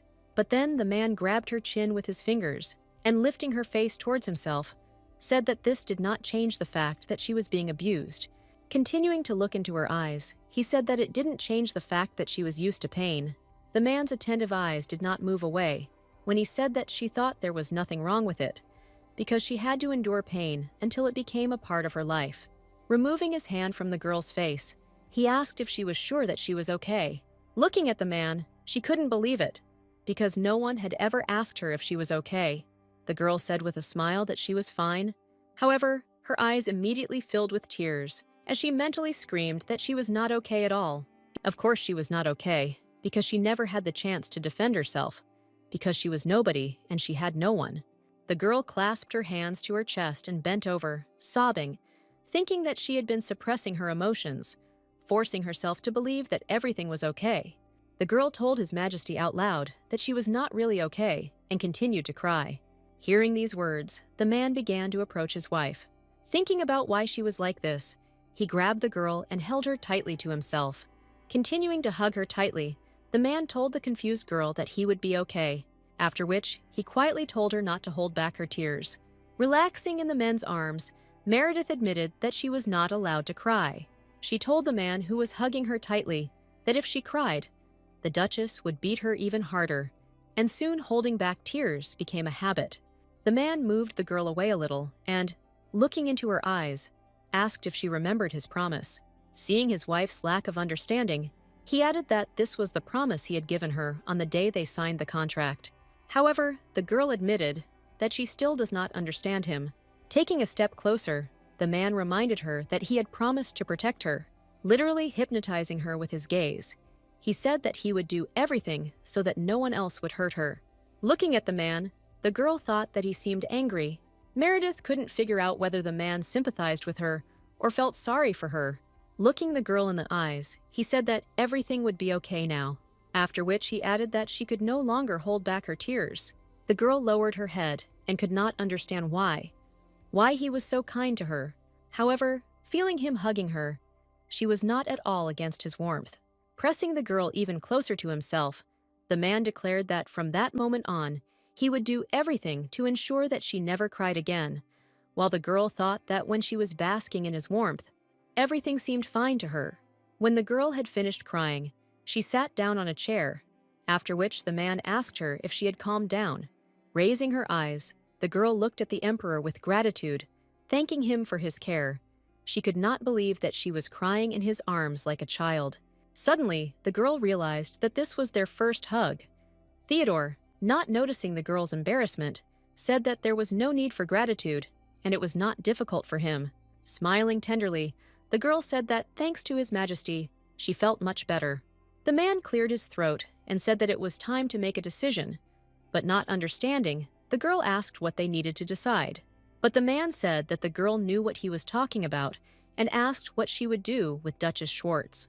After leaving her husband's office, the girl went to her chambers. But as she approached her chambers, she realized that they were already waiting for her. Julia and Jerome stood near her chambers. Seeing Her Majesty, Julia immediately greeted her joyfully. The girl was surprised. She said that she didn't know that they were waiting for her and asked if something had happened in the inner palace. Meredith noted that Sir Jerome had also arrived, the man bowing to the Empress in greeting. Julia said that everything was fine in the inner palace, but they learned about what happened at the Schwartz estate. The Empress looked at the woman gratefully as she said that, as soon as the news reached her, she immediately called for the royal physician. The woman apologized if she had crossed the line, but Her Majesty reassured her by saying that she had intended to call Jerome. Looking at the people in front of her, The girl noticed that she hadn't thought about whether they would find out about it. Rumors spread too quickly. Meredith said that since they had heard rumors, it meant they now knew about her past, and then apologized for hiding the truth. At that moment, Julia screamed, "Her Majesty, do not say that!" The woman said excitedly that she did not care about her past and her origin. The woman firmly said that all of them in the courtyard were on her side and hoped that the Empress would not forget about it. Meredith looked at the woman with emotion. At this point, Sir Jerome spoke up, saying that he had heard about her sore cheek and asked permission to take care of it. In addition, the man said that he recommended that the Empress take a week off from classes. Diana supported the man's proposal. The girl looked at the people around her with gratitude and remembered His Majesty. Smiling, she realized that there were a lot of people taking care of her in this palace. The next day, the Dowager Empress greeted her with a smile. Taking Meredith's hand, the woman said compassionately that she had already heard about what had happened. She sadly asked if the girl was okay. Looking at her, Meredith realized that the woman already knew about what had happened, as did the courtyard. Besides this, the girl knew that Duke Schwartz had visited her yesterday, which meant she couldn't let her guard down. Therefore, bowing deeply, the girl asked her mother for forgiveness for making her worry. The woman, not expecting such an act, said that the girl should not apologize. She heard that yesterday Duchess Schwartz slapped her at her festive banquet. Pressing her hand to her chin and looking down, the girl quietly said that the woman probably already knew about her past. Meredith told the Dowager Empress that she did not want to hide the truth from her. In response, the woman sadly told the girl not to say that, because she had not thought about it at all. The woman carefully took the girl's hand in her own. Watching the girl closely, she said that she was simply upset about the peeling, and she was very sad. The Empress looked at the woman attentively, not understanding what she wanted to say. The Dowager Empress admitted with a smile that the girl reminded her of herself in her youth. The woman continued to look at Meredith as she said in a wheedling voice that they were much more alike than she thought. The girl asked incredulously if she really looked like her. She understood that the woman was not talking about appearance at all. Turning around and walking towards the sofa, she said that she was sure that Duchess Schwartz would receive a fitting punishment, asking how she dared to raise her hand to the moon of the Empire. Meredith said sadly that His Majesty would punish her, but that had never happened to her. Asking for advice, the girl asked what her mother would have done in her place. The Dowager Empress chuckled thoughtfully as she raised her cup of tea to her mouth. After drinking the tea and putting the cup on the table, she shocked the girl by saying that for something like that, she would ask for her head to be brought to her on a platter. Meredith looked at her in shock. She didn't expect her to talk about it so openly. The woman said sternly that insulting a member of the royal family is a crime that cannot be forgiven, and it does not matter who the criminal is, your own mother or daughter, so she would do it. Putting her hand on Meredith's throat, she sighed heavily, seeing the woman's true face for the first time. The girl wondered whether she should start the imperial laws. She didn't think that they talked about death so easily here. Distracting her from her thoughts, the Dowager Empress asked if she had asked His Majesty to sentence the Duchess to death. She shyly tucked a strand of hair behind her ear and said that she had heard that only His Majesty had the power to punish those who insulted members of the royal family. But she knew that the woman would ask her to pardon the Duchess of Schwartz. Meredith remembered asking the man about death in surprise last night. The Emperor was surprised that the girl was shocked by such a punishment, to which she replied that she expected the maximum punishment to be exile. Looking at the girl with a smile, he explained that death could hardly be considered a severe punishment. After all, she was the moon of the Empire. However, the girl said that she did not want to take someone's life because of a simple slap, to which the man replied that he understood her, and there was no need to worry so much. After which, His Majesty said that he would never forgive anyone who raised a hand against him. Looking at the surprised girl, I thought that she must be very kind-hearted. Extending his palm towards the girl, he promised to fulfill her wish so that she would not worry. I think that His Majesty's intentions should be kept secret until the trial. She replied that she could not say anything about this matter. After all, the decision would be made by the Emperor. Putting the glass down on the saucer, the woman said that the girl was too kind. Then, smiling softly, she said that she knew she would react that way. Looking at the surprised girl, she asked if she had expressed her opinion to His Majesty. The women looked at each other intently when the Dowager Empress said that If she had not done so, she had a proposition for her. Several days passed. The day of the trial arrived. People gathered in the square, ready to watch this event. Veiled, Katerina walked angrily among the people, asking why there were so many people here. The girl was angry. She didn't see anything, and she was angry that people were making a laughing stock of her family. She didn't understand what her father was thinking. The previous evening, the girl angrily asked her father why she could not take part in the trial. The girl said in despair that she had not seen her mother since that day, demonstratively showing how badly she had spoken to her, that she could not bear it. Just think that her mother was alone in this terrible dungeon. When the girl said that her mother was too fragile, the man got angry and banged his fist on the window and said that no means no. Leaning against the window, he gritted his teeth in anger, saying that if they upset Meredith with their appearance, her mother might even be executed. Hearing this, the girl's heart seemed to stop. Standing in the square and hiding behind a veil, the girl bit her finger and thought about how a noble family could be given over to the mercy of an illegitimately born girl. She could not bear it. However, despite all her attempts to hide her appearance, people still recognized her, whispering behind her back. Sitting on the bench, the girl was nervous, thinking about when the trial would begin. At last, it was proclaimed that the moon and sun of the empire were coming, and Felix commanded that his and her majesty should be greeted. Finally, the couple took their seats, waiting for what would happen next. Turning to Felix, the emperor ordered the criminal to be brought in. A few moments later, the guards brought in the handcuffed Duchess of Schwartz. The woman who had spent a couple of days in prison looked terrible. Seeing her mother, Katerina jumped up from the bench in shock.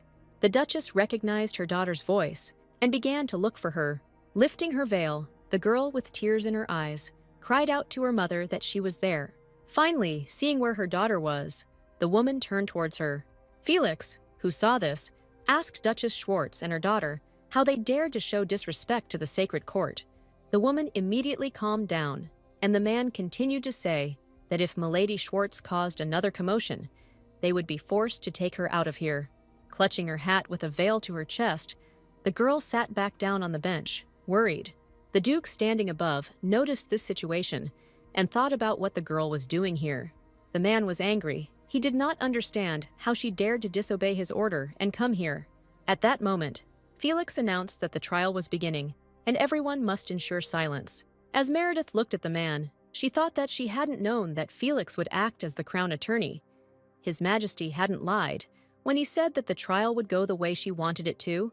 Looking at the woman, the prosecutor announced that the case of Duchess Schwartz was being heard, explaining that the woman had dared to raise her hand to the moon of their empire during her banquet. He asked if she would publicly admit her guilt. Duchess Schwartz trembled and continued to remain silent, but the man once again ordered her to answer the question. The woman standing in the dungeon told Her Majesty that she did not understand. The Dowager Empress, who came to the Duchess, once again told the woman to show repentance at the trial, asking whether this was really such a difficult task. She told the disbelieving woman that her husband had asked her to help her. The Dowager Empress sighed heavily and said that she would repeat it. The woman said that no matter when the Duchess had committed a misdeed in the past or in the present, she must confess everything and show remorse, after which she told the woman, who fell to her knees, that she was sure that she wanted to live to see her daughter get married. Coldly, looking at her one last time, told her to think about it. I think that this was the only way to save her. The woman asked herself why standing here was already a huge shame. I think that she still wants to live, decided to swallow her pride and focus on a better future, and then admitted that yes, she dared to do it. The people sitting on the benches became excited and began to whisper when the woman said that she had slapped Her Majesty. Holding her chin, Meredith thought about the fact that the woman had, after all, confessed to her crime. Glancing at the opposite side, the girl noticed something. On the opposite side from her sat the Dowager Empress, who was also closely following the trial. The girl immediately remembered her phrase about having a proposal for her. The woman asked the confused girl if she could forgive the Duchess, to which the girl told her mother that she knew she could not do so. Pressing her hand to her chest, the woman said it was natural to punish those who had disrespected her, since the reputation of the royal family was at stake. The living empress said that the palace was a terribly cold place, and she did not want her to experience its cruelty. Looking at the sad girl, she reminded her that she had never asked her for anything. Raising her finger, she said that, as the Dowager Empress, she guaranteed that any wish would be fulfilled and swore to it. Laughing, the girl said that since her mother said so, she could only agree with it. The girl was brought out of her thoughts by the emperor, who held her by the shoulder and called her his dear wife. Removing his hand from her shoulder, he asked if the girl was okay. Smiling at the man, she said that she was fine. At this point, the prosecutor approached her and asked if she could describe what had happened in detail. Looking at the woman, the girl said that she attended a banquet in honor of the Duchess's birthday and presented her with a gift. As she recounted how, at that moment, she became angry and slapped her, Katerina, sitting on the bench, was shaking with rage. Holding up the ill-fated fan, Felix asked if this was what she had given her. Looking at the Empress, he asked if she could tell him why an ordinary fan had made the Duchess snap at her. Looking at Duchess Meredith, she understood that she would never reveal the events of the past, because she was a proud woman and would never want the world to know that her husband had an affair with a servant. The girl sitting on the throne understood that now she held all the trump cards. The Dowager Empress looked with interest at what Her Majesty would say. Having made her final decision, the girl sighed, after which she began to talk about how something happened when she was little. Looking at the woman, she said that the Duchess loved to play a game with her, fighting with a fan. In this game, the woman always won, and she always lost. Pressing her hand to her chest, the girl closed her eyes and said that it was a planned attack. This confession of the Empress caused a whisper among those present. Hearing this, Katerina could not sit still and got up from the bench, trying to leave. Meredith sadly continued to say that she didn't want to remind her about it, but just wanted to give her something she would like. When the girl said that this must have made the Duchess think she was making fun of her, the woman trembled with anger. Felix, shocked by what was said, asked again if this meant that Duchess Schwartz had treated her cruelly when she was a child. The people in the hall fell silent, realizing what the Empress had said. Hearing Meredith's confession, Duke Schwartz froze. He was furious. The Dowager Empress watched the scene calmly, waiting to see what would happen next. In turn, the Duchess bit her lips furiously, trying to calm down.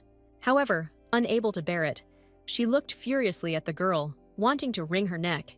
Looking at her face, the girl thought that the proverb was right. Tigers cannot change their stripes, and then confirmed that Duchess Schwartz had indeed treated her cruelly when she was a child. At that moment, a furious cry was heard in the courtroom, saying that this was not true. Katerina screamed that her mother had never raised her hand against Her Majesty, and that she had been slandered. Looking at Meredith, she asked how she could, and if she really hated their mother that much. Breaking free from the guard's grasp, she said that her mother might be on trial for slapping her at the banquet, but she couldn't blame her for something she didn't do. Struck by this outburst, the girl fell silent, after which she asked again whether the Duchess had not done something. Turning to the Duchess, the Empress said that she wanted her to answer her. Looking coldly and gloomily at the woman, she asked if she was lying about the past. The Duchess looked silently at her chained hands. Katerina continued to call out to her as she tried to break past the guards. In an attempt to stop the noise, the prosecutor called for silence. Pointing to the woman, he asked her to answer Her Majesty's question whether she really admitted to having treated her cruelly in the past. Not daring to speak, the woman hesitated. Katerina looked at her mother in panic, waiting for her to answer. At this point, the Duchess said that Her Majesty was telling the truth. The girl hysterically asked her mother why she was saying that, because it wasn't true. Pointing his finger towards the exit, Felix ordered Lady Schwartz to be escorted out of the courtroom. The guards began to lead the girl out, but she continued to turn around, calling for her mother. The woman turned around and saw how hysterical her daughter was, after which she remembered the words of the Dowager Empress, that she wanted to live to see the day when her daughter got married. The woman fell to her knees helplessly. Meredith looked at the woman in shock as she said it was her fault. Bowing before the Emperor and Empress, she asked for mercy. The people sitting in the hall began to whisper that Her Grace was a proud woman, and that this must be true.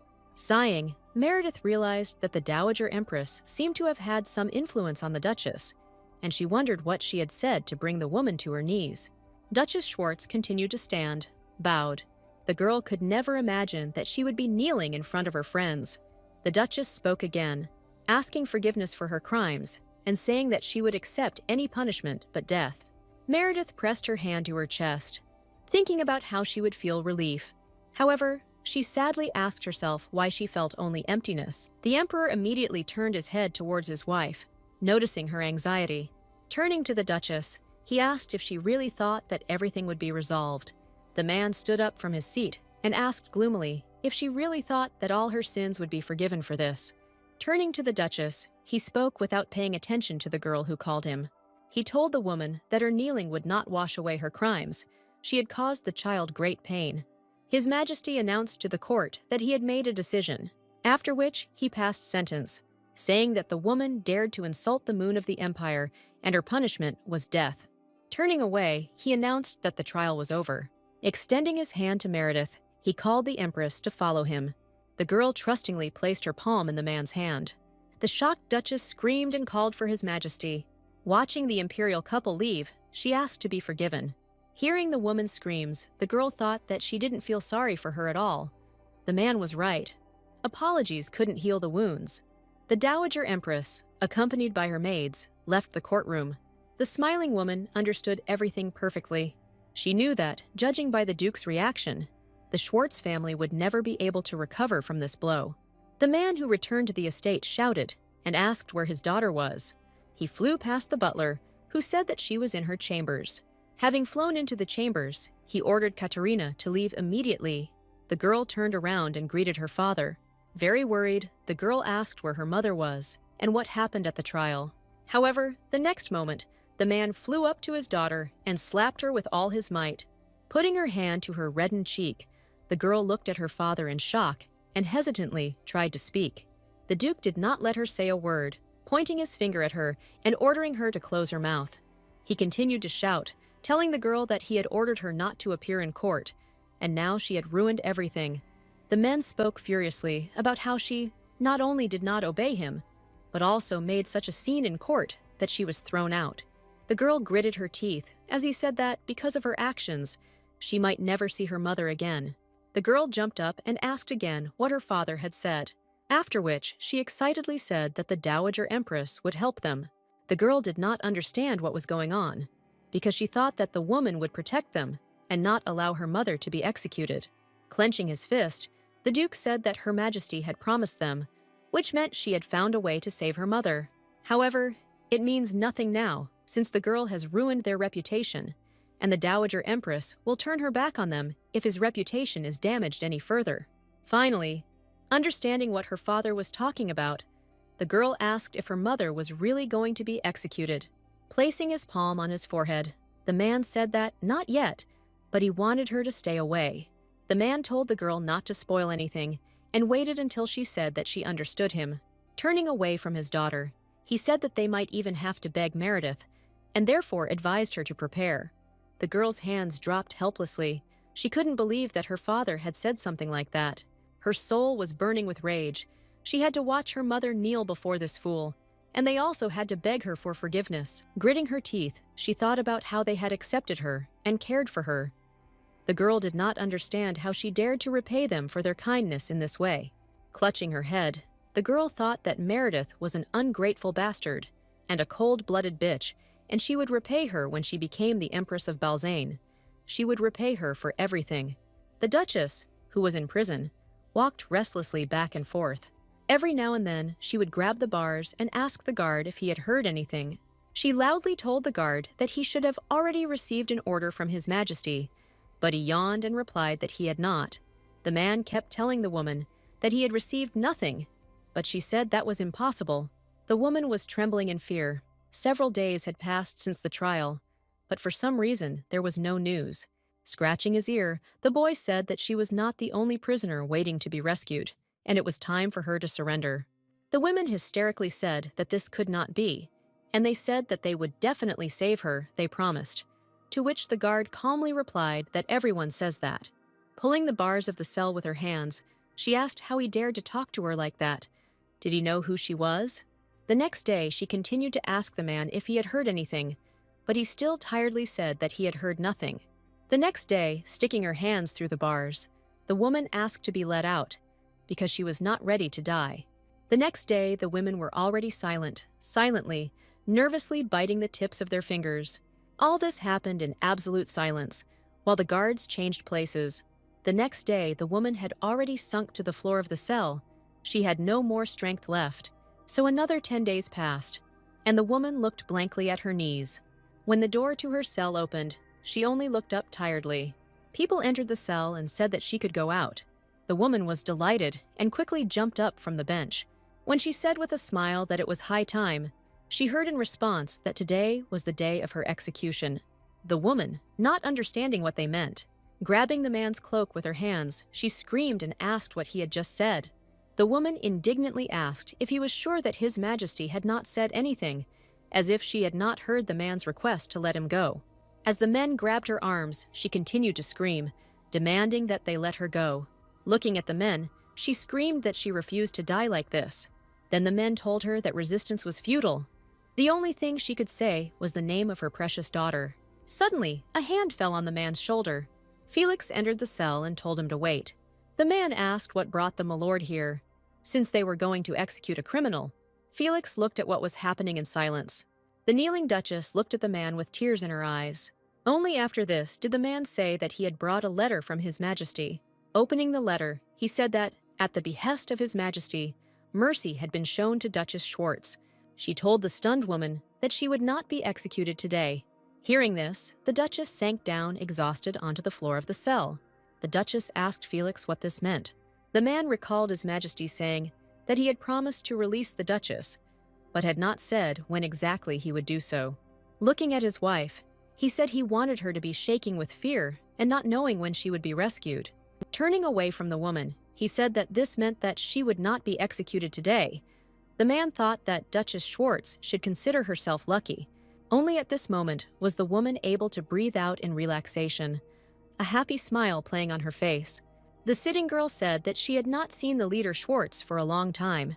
Another girl said she was sure she was too ashamed to show her face to them, especially after what she had done. The duchy had been in chaos since the duchess was sent into exile. Stretching her hands towards her mother, Katerina promised her mother that she would avenge her. The woman sailing away on the ship told her daughter that she would wait for this. Laughing, the girls noticed that Her Majesty was very kind. They discussed how the lady behaved during the trial, and that in her place she would also not have been able to appear in high society. The Duke of Sho walked along the corridors of the estate, stamping his feet. He could not believe that they had become a laughingstock in the eyes of high society. Their deeds were simply terrible. The man thought that he could no longer allow this to continue.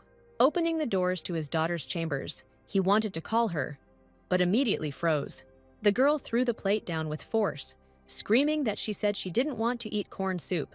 The bowed maid asked for forgiveness, but the girl did not want to change anger to mercy, saying that apologies mean nothing. Swinging, the girl said, "Why not just?" but did not have time to finish. The Duke shouted at his daughter to stop immediately. The girl turned in fear to her father, who had dismissed the maid. Katerina asked her father why he had let go of the maid she wanted to teach a lesson. In response, the man asked the girl if she really thought it would be easy to manage the estate. He asked the girl how they could manage the estate if she fired everyone. The man threw his head back and said that he hadn't expected her to replace his mother, but he had hoped that she would at least not cause problems. The Duke asked his daughter if she had forgotten why her mother had put her on the island of Elta. Trembling, the girl replied that, of course, she had not forgotten it. Katerina thought about how dare this bastard sit on the throne and act like a queen, and said out loud that this was after everything they had done for her. The girl said angrily that they had to put her in her place, because if she had not become queen, nothing would have happened. In response, the man told his daughter that there was no point in crying over spilt milk. Turning away, he said that he was sure that she knew what situation they were in, and that it might happen that they would never restore their reputation. Hearing her father say that they still had a chance to fix everything, the girl asked how they could do it. The man told the girl that he wanted her to become the Dowager Empress's lady-in-waiting, and a smile blossomed on her face. The Duke thoughtfully said that he was worried about her reaction to what had happened, and that they must, no matter what, regain her favor.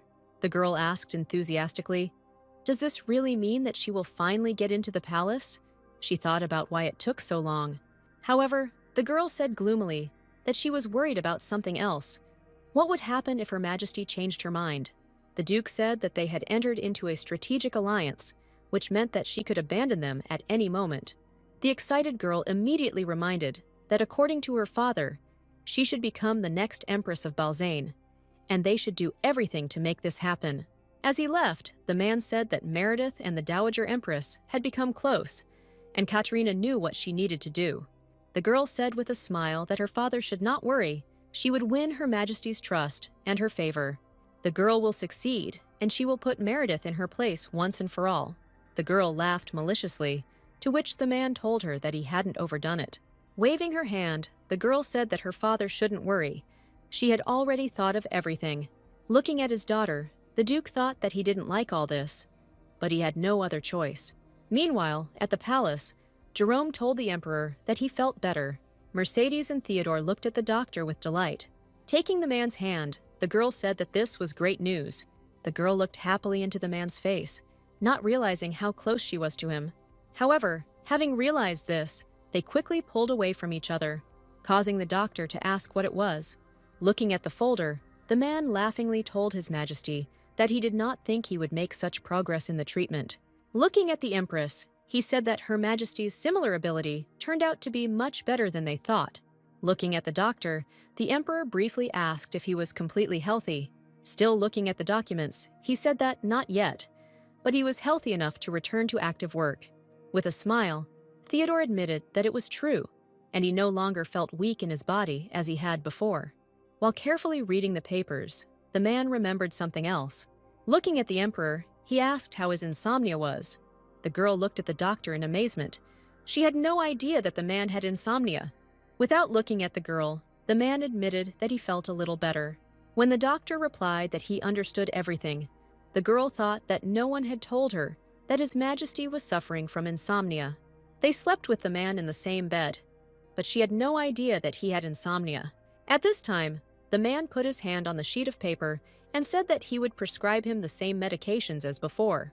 Jerome reminded the man to remember to take them every day, and to also eat a healthy diet and sleep well, to which the Emperor told him to stop mumbling and leave already.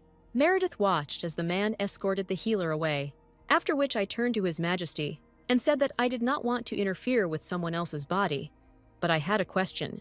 Looking at the man, she asked what Jerome meant when he said he had insomnia. Putting his hand on his forehead and avoiding the girl's gaze, he said that it was nothing serious. Looking at the girl, the man explained that he simply had difficulty falling asleep, that's all. In response, Meredith sadly said that she wished she was a more experienced witch, after which she apologized for not being able to help him. Turning away from the girl, he said that he never asked to cure his insomnia. Sitting down on a chair and pointing his hand towards the girl, he said that thanks to her, he had slept very well in the last few days. Hearing this, the girl enthusiastically asked if it was true.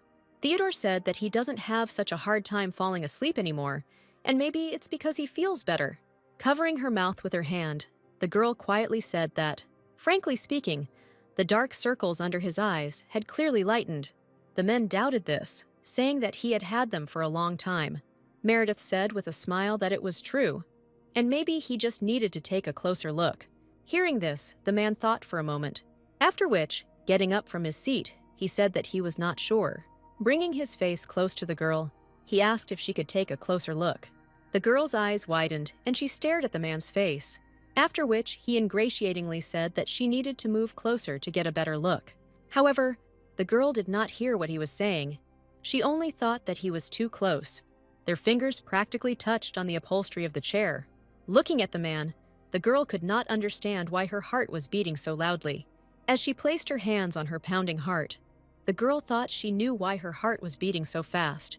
The girl panicked and realized that she was sick, not paying attention to the man who was looking at her intently. Noticing that the girl was agitated, he asked if something was wrong. However, the girl, without confessing, waved her hands and said that, of course, everything was fine. Turning away from the man, the girl thought that perhaps she was surprised when he moved closer to her. Looking at the man, I thought that he was weak before, but up close he is quite tall and muscular. Drawing Meredith's attention to himself, the man asked what he looked like up close. Trying to talk her way out of it, the girl explained that she couldn't say anything, because she saw him every day. Leaning back in his chair with his eyes closed, the man said dark circles won't disappear overnight. The girl said with a smile that he was getting better every day, and that the dark circles would soon disappear too. All that worried the girl was that the Dowager Empress and her minions might notice that he was getting better. Without opening his eyes, the man said that makeup would help here, and from now on, he would have to play the role of the sick person more carefully. Worry! The girl asked if he was sure he wouldn't get caught. The man said with a smile that the girl seemed to be quite comfortable in his presence, since she dared to joke. To which the girl replied that yes, she seemed to have gotten used to life in the palace. Get up in your seat, the man said. He noticed something else. Extending his hand to his wife, he said that she was no longer afraid to express her opinion, and he liked that. For the second time that evening, the girl's eyes widened. Putting her hands to her chest, she realized that her heart had started beating rapidly again. The girl realized with embarrassment that this time the man did not surprise her. Holding the man's hand, Meredith wondered why she felt like her heart was going to jump out of her chest. The Duke and his daughter were standing at the door when they were asked why they had come there. The Dowager Empress sat on the sofa and looked coldly at those who had arrived. After bowing, the man said that his wife could not be there due to unpleasant circumstances, but he wanted to introduce his daughter to her. The girl bowed, greeting Her Majesty, and saying how glad she was to see her. Folding her arms across her chest, the girl said with a smile that the woman had become even more beautiful. Hearing this, the woman laughed, saying that the girl was flattering her, but she liked to hear it. The girl said that she was telling the truth, and she was so young and beautiful that people might think that they were sisters. With a smile, the woman said that Lady Schwartz knew how to win people over, after which she invited them to sit down and have tea. When the woman said she felt sorry for the Duchess, Katerina immediately said that they knew that it was only thanks to her that Mom had survived. Watching the woman drink the tea, she said that the time would come when His Majesty Fabian would return and take the throne.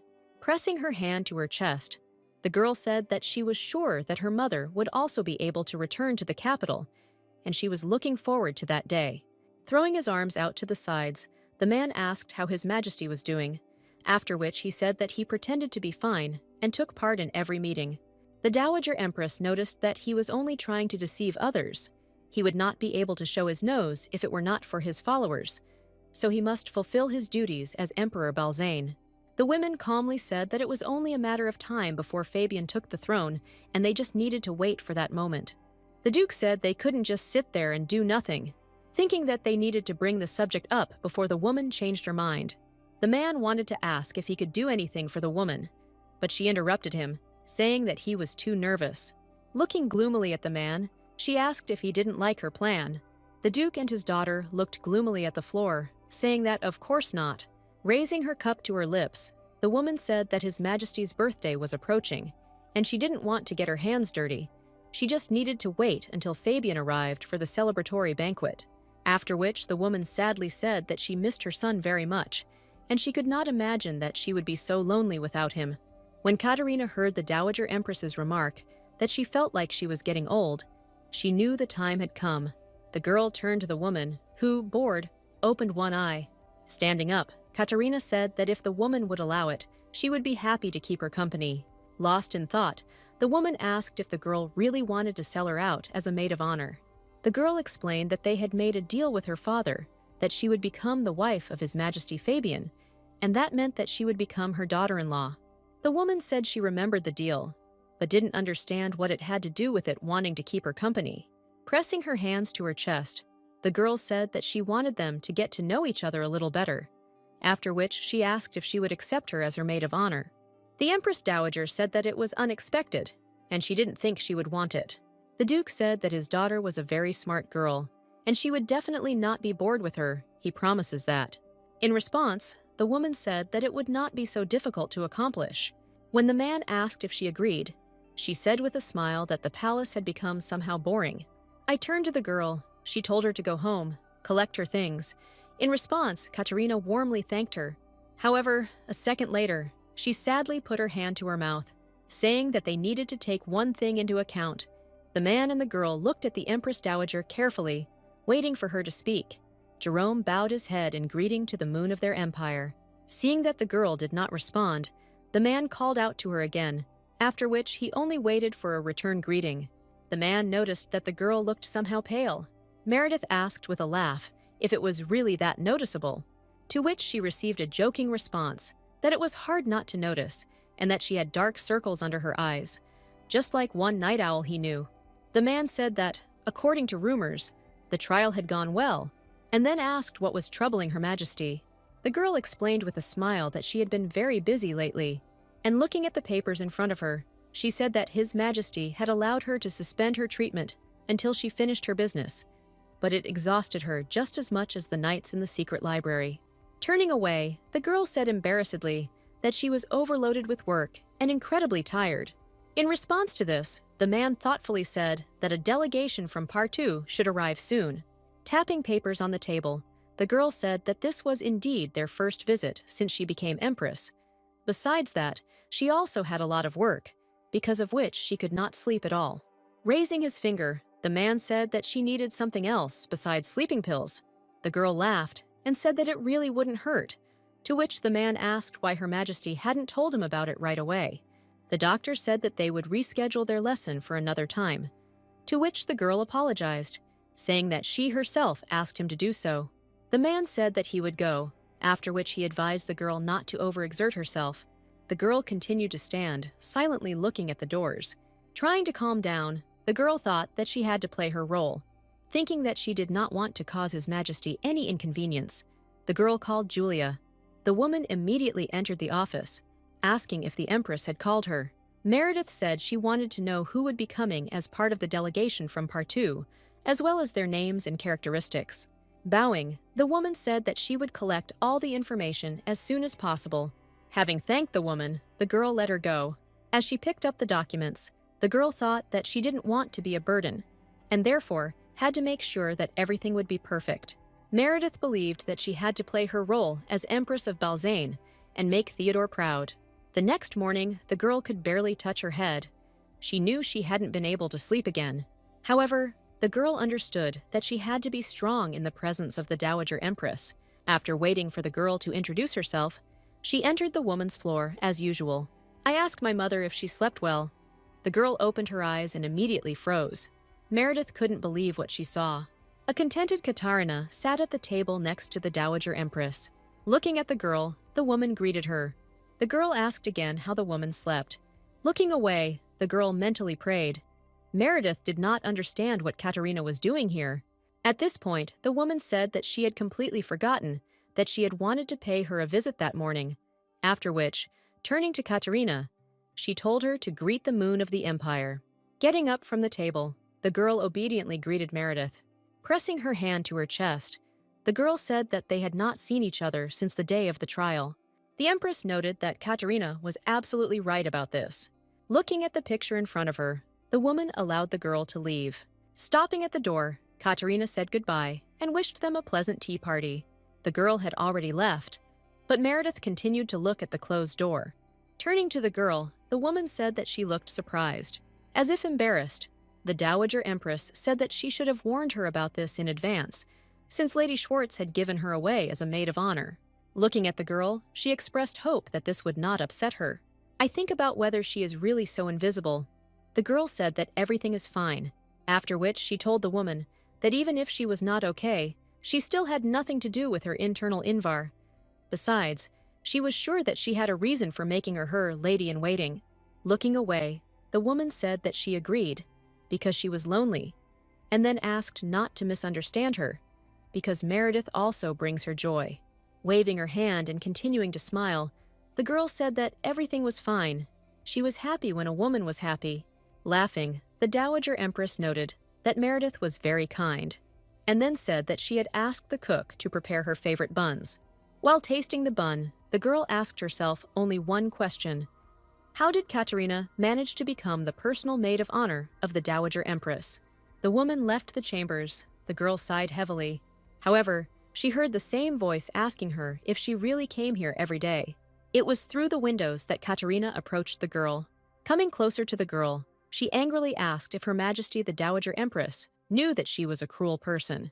Looking at the girl, she told her that this was impudence. after which she asked if he really refused to show respect to the Empress of Balzena, after which she asked the shocked girl if she really wanted to join her mother on the island of Elta. Hearing this, the girl trembled with rage.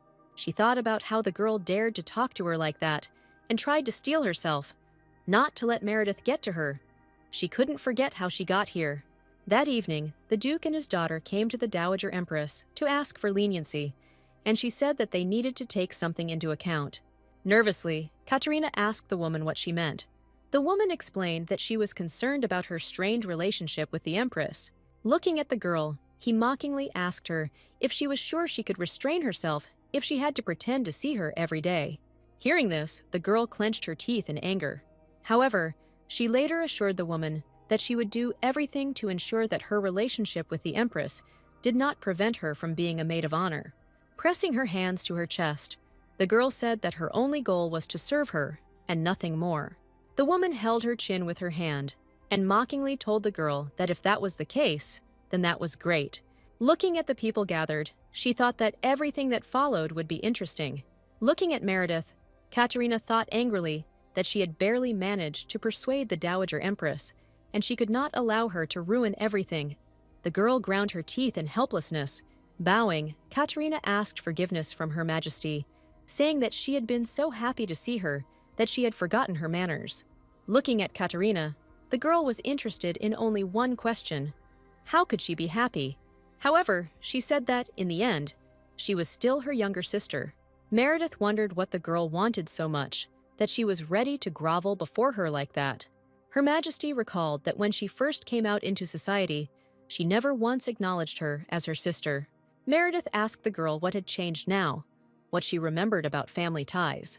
The girl reminded him with a smile that she always called her a scoundrel and considered her a dirty bug. With her eyes closed, Katerina thought that Meredith was actually just a dirty bug. Clenching her hand into a fist, she thought that she would never recognize her as a younger sister. She would rather recognize a stray dog as a sister. Spreading her arms out to the sides, the girl suggested that Her Majesty forget the past, because the most important thing now is that they should try to build a good relationship. Meredith said with a smile that maybe they really should do that. However, her look indicated that she knew that the girl would stab her in the back without thinking. As she said goodbye to the girl, she said that she hoped she would enjoy the palace and hoped that it would take good care of her mother. Without looking at Katerina, she said that now she had to go. However, the girl stopped her, asking her for just one more minute. Turning around, Meredith asked what was the matter. Katerina asked why she called Her Majesty the Dowager Empress Mother. Hearing this question, the Empress sighed, after which she explained to the girl that she calls her that out of habit, because when they are alone, they drop formality in communicating with each other. Katerina was amazed that the Dowager Empress was not against this, to which Meredith asked irritably what was the matter. Did she really see any problem with this? However, Katerina did not want to give up, saying that the girl never answered her question. Her Majesty said with a smile that from the very beginning the woman had asked to be called that. Hearing this, Katerina asked again incredulously, but in response, Meredith asked if that was all. The girl tried to stop her, but she left, saying that she was very busy. She realized that there was only one reason why Katerina had come here. The reputation of the House of Schwartz had hit rock bottom, and they were not yet that close to the Dowager Empress. Besides, she was sure that the girl was also planning to get on her nerves while she was here. Meredith hadn't expected this at all, but she had to keep playing her role, because that was how she had always lived. The Empress sat thoughtfully in her chambers. She reflected on what she had hoped to find a replacement for. The woman remembered what words Katerina had said to her, after which I remembered Meredith's speech. The woman thought she knew it was still early, but it seemed she needed to write a letter to Fabian. The woman snapped her fingers and called the maid. Taking the piece of paper in her hands, the woman thought with a smile that she couldn't wait for the festive banquet. The man stood near the open window and looked at the city. Suddenly, he was called by a man who handed him an envelope. Taking it in his hands, he thought that time had flown by. Here, Jerome handed the girl the sleeping pill she needed. And at another moment, Theodore was walking with Felix about his business. Before they even had time to come to their senses, a delegation from Parthu arrived in Balzane. The arrivals greeted the sun and moon of the empire. Duke Christian bowed. and said that he had come from Parthu with good intentions. The emperor said that they had come a long way and welcomed them to Balzi. Having bowed, the delegation thanked His Majesty, after which the guests expressed regret that they were congratulating him late, but still wanted to congratulate you on your wedding. Looking at Meredith, the man said that Her Majesty was indescribably beautiful, to which the girl replied that Duke Christian flattered her. The girl expressed hope that their stay in Balzi would be truly wonderful. Pressing his hand to his chest, the man said he was sure of it. After these words, the emperor asked if the guests wanted to rest, because they must be tired, and in the evening, a welcoming banquet would be arranged for them. As soon as the door closed behind the guests, the man grabbed his head, and the girl, worried, asked if he was sure he would be able to attend the banquet. The man calmed the girl down, telling her not to worry because it was easier than pretending to be healthy. Laughing, the girl asked if that was really the case, to which the man replied that they had managed to fool the Dowager Empress. The girl said with a smile that she knew the food and just asked. Looking at the girl, the emperor said that he was more worried about her. Looking at the man, the girl asked what he was talking about. The girl had not yet finished speaking, but the man had already extended his hand towards her, placing it on the girl's cheek. The girl's eyes opened wide, and blushing, she looked attentively at the man. Looking intently into her eyes, the man called her, calling her Empress. Continuing to look at the blushing, shocked girl, he said that she looked tired.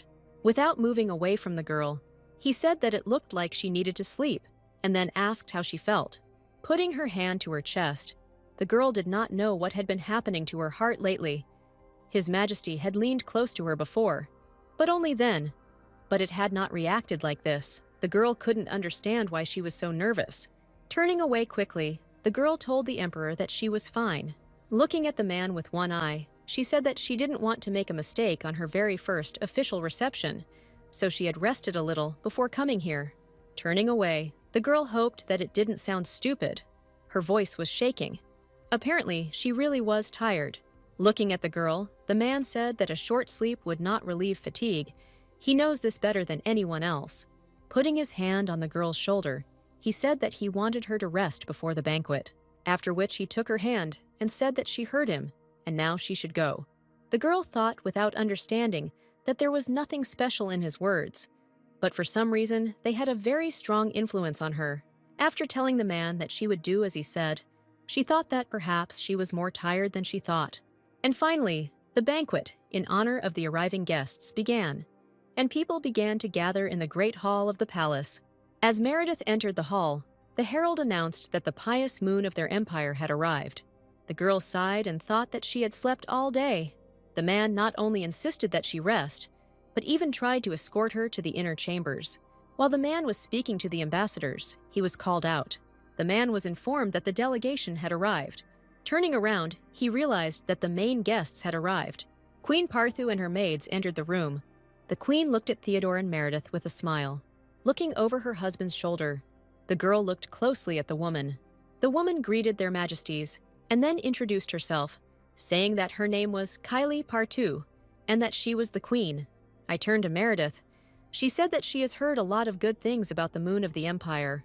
The girl looked at the guest in amazement. She didn't think that the queen herself would show up here. As she took a step forward, she thought that she would like to know the details, but now was not the time for that. Standing before her husband, the girl greeted the queen and introduced herself, stating her name, after which she expressed the hope that their journey had been pleasant. Queen Parthu thanked the girl for her experiences and said that their journey had been pleasant. Entering the hall, the woman said that she had heard that the girl had decorated the banquet hall in honor of today's reception, and now she could see how hard she had tried. It looked beautiful. Placing her hand on her chest, Meredith thanked the woman, saying that she had put in a lot of effort. Continuing to look around, the woman said that they were rumored to have just gotten married, but this banquet hall was decorated so beautifully, as if it had been decorated by a professional. Addressing the emperor, the woman said that Her Majesty was both beautiful and intelligent. Smiling, the man said that he completely agreed with this. The next moment, the man took her hand, intertwining their fingers. He said that his wife was not only kind and wise, but also very smart, after which he finished with a smile that she was also the most beautiful woman in the entire empire. The touched and blushing girl did not take her eyes off her husband. She tried to calm herself by thinking that it was a formal banquet. The girl tried to convince herself that he was trying to make her look like a good empress in the eyes of their guests. Struck by such a description of his wife, Queen Parthu enthusiastically covered her mouth with her hand, saying that they were truly a wonderful couple. Laughing, the woman said she was sure their marriage would shine as brightly as this banquet hall, and then thanked His Majesty for the welcome. The rest of the reception proceeded calmly, and the guests chatted calmly among themselves. Everything was so beautiful that no one noticed how a female figure flashed in the doorway. It all happened so quickly that one could only notice the familiar hem of the dress. The situation at the table was going well. Everyone was trying the dishes and chatting cheerfully. Queen Parthu waved her hand and said that all the dishes she had tried were very tasty. Meredith expressed her joy that she liked everything, after which he told her not to be shy and to say if she needed anything, to which the woman, sighing, said that she was already full. The woman said the food was delicious, but she still wanted to save room for dessert. Pointing at it, the man noted that he hoped she would like the dessert. The woman folded her hands and waited impatiently for the maid to lift the lid off the dessert. But as soon as the lid was lifted, her face darkened, after which the emperor and empress looked in shock towards the queen, who began to scream hysterically. Meredith stood up from her seat, stunned, not understanding what this meant. Looking at the woman's plate, she covered her mouth with the other one in shock. On her plate were roses, which were strictly forbidden to be used today. Without paying attention to anyone, the woman grabbed the hem of her dress and ran away. "I don't understand how this could happen." The upset girl looked after the woman. At that moment, Duke Killian approached them, angrily asking what had just happened. The man gloomily said that they had reminded them not to have any roses, and then asked how such a thing could have happened. The upset girl tried to explain that she had received their request and had even informed the servants. But, in truth, she had no idea how this could have happened. Raising his hand, the man angrily asked the girl if she was trying to avoid responsibility. Shaking her head briefly, the girl said that, of course, that was not true. They were trying to make peace, not start a war. The girl thought that no one in their right mind would deliberately ruin a banquet, so someone was clearly trying to set her up. The only people who came to mind in connection with this event were Katerina and the Dowager Empress.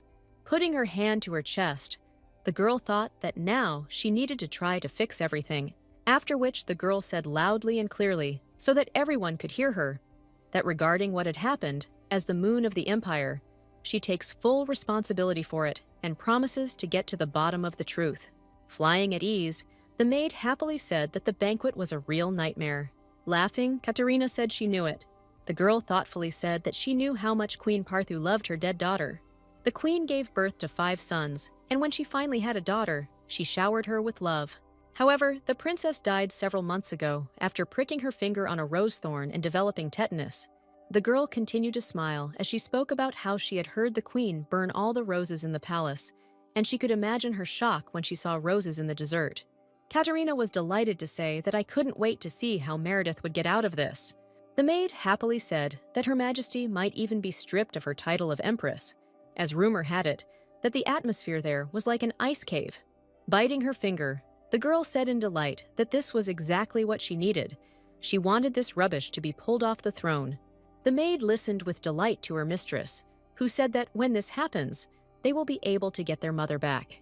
She asked the girls what would happen if they found out that it was she who ruined the dessert, because Her Majesty said that she would find out who did it. The girls said with a smile that they would never know that they had done this. She was sure that the Dowager Empress would protect them. The maid delightedly asked if the Dowager Empress really cared about her so much, to which the girl replied, "Of course." Remembering Meredith, the girl thought with anger that this bitch considered her better than herself, and just the thought of her made her blood boil. She wanted to put her in her place once and for all. The next day, Duke Killian came to His Majesty's office.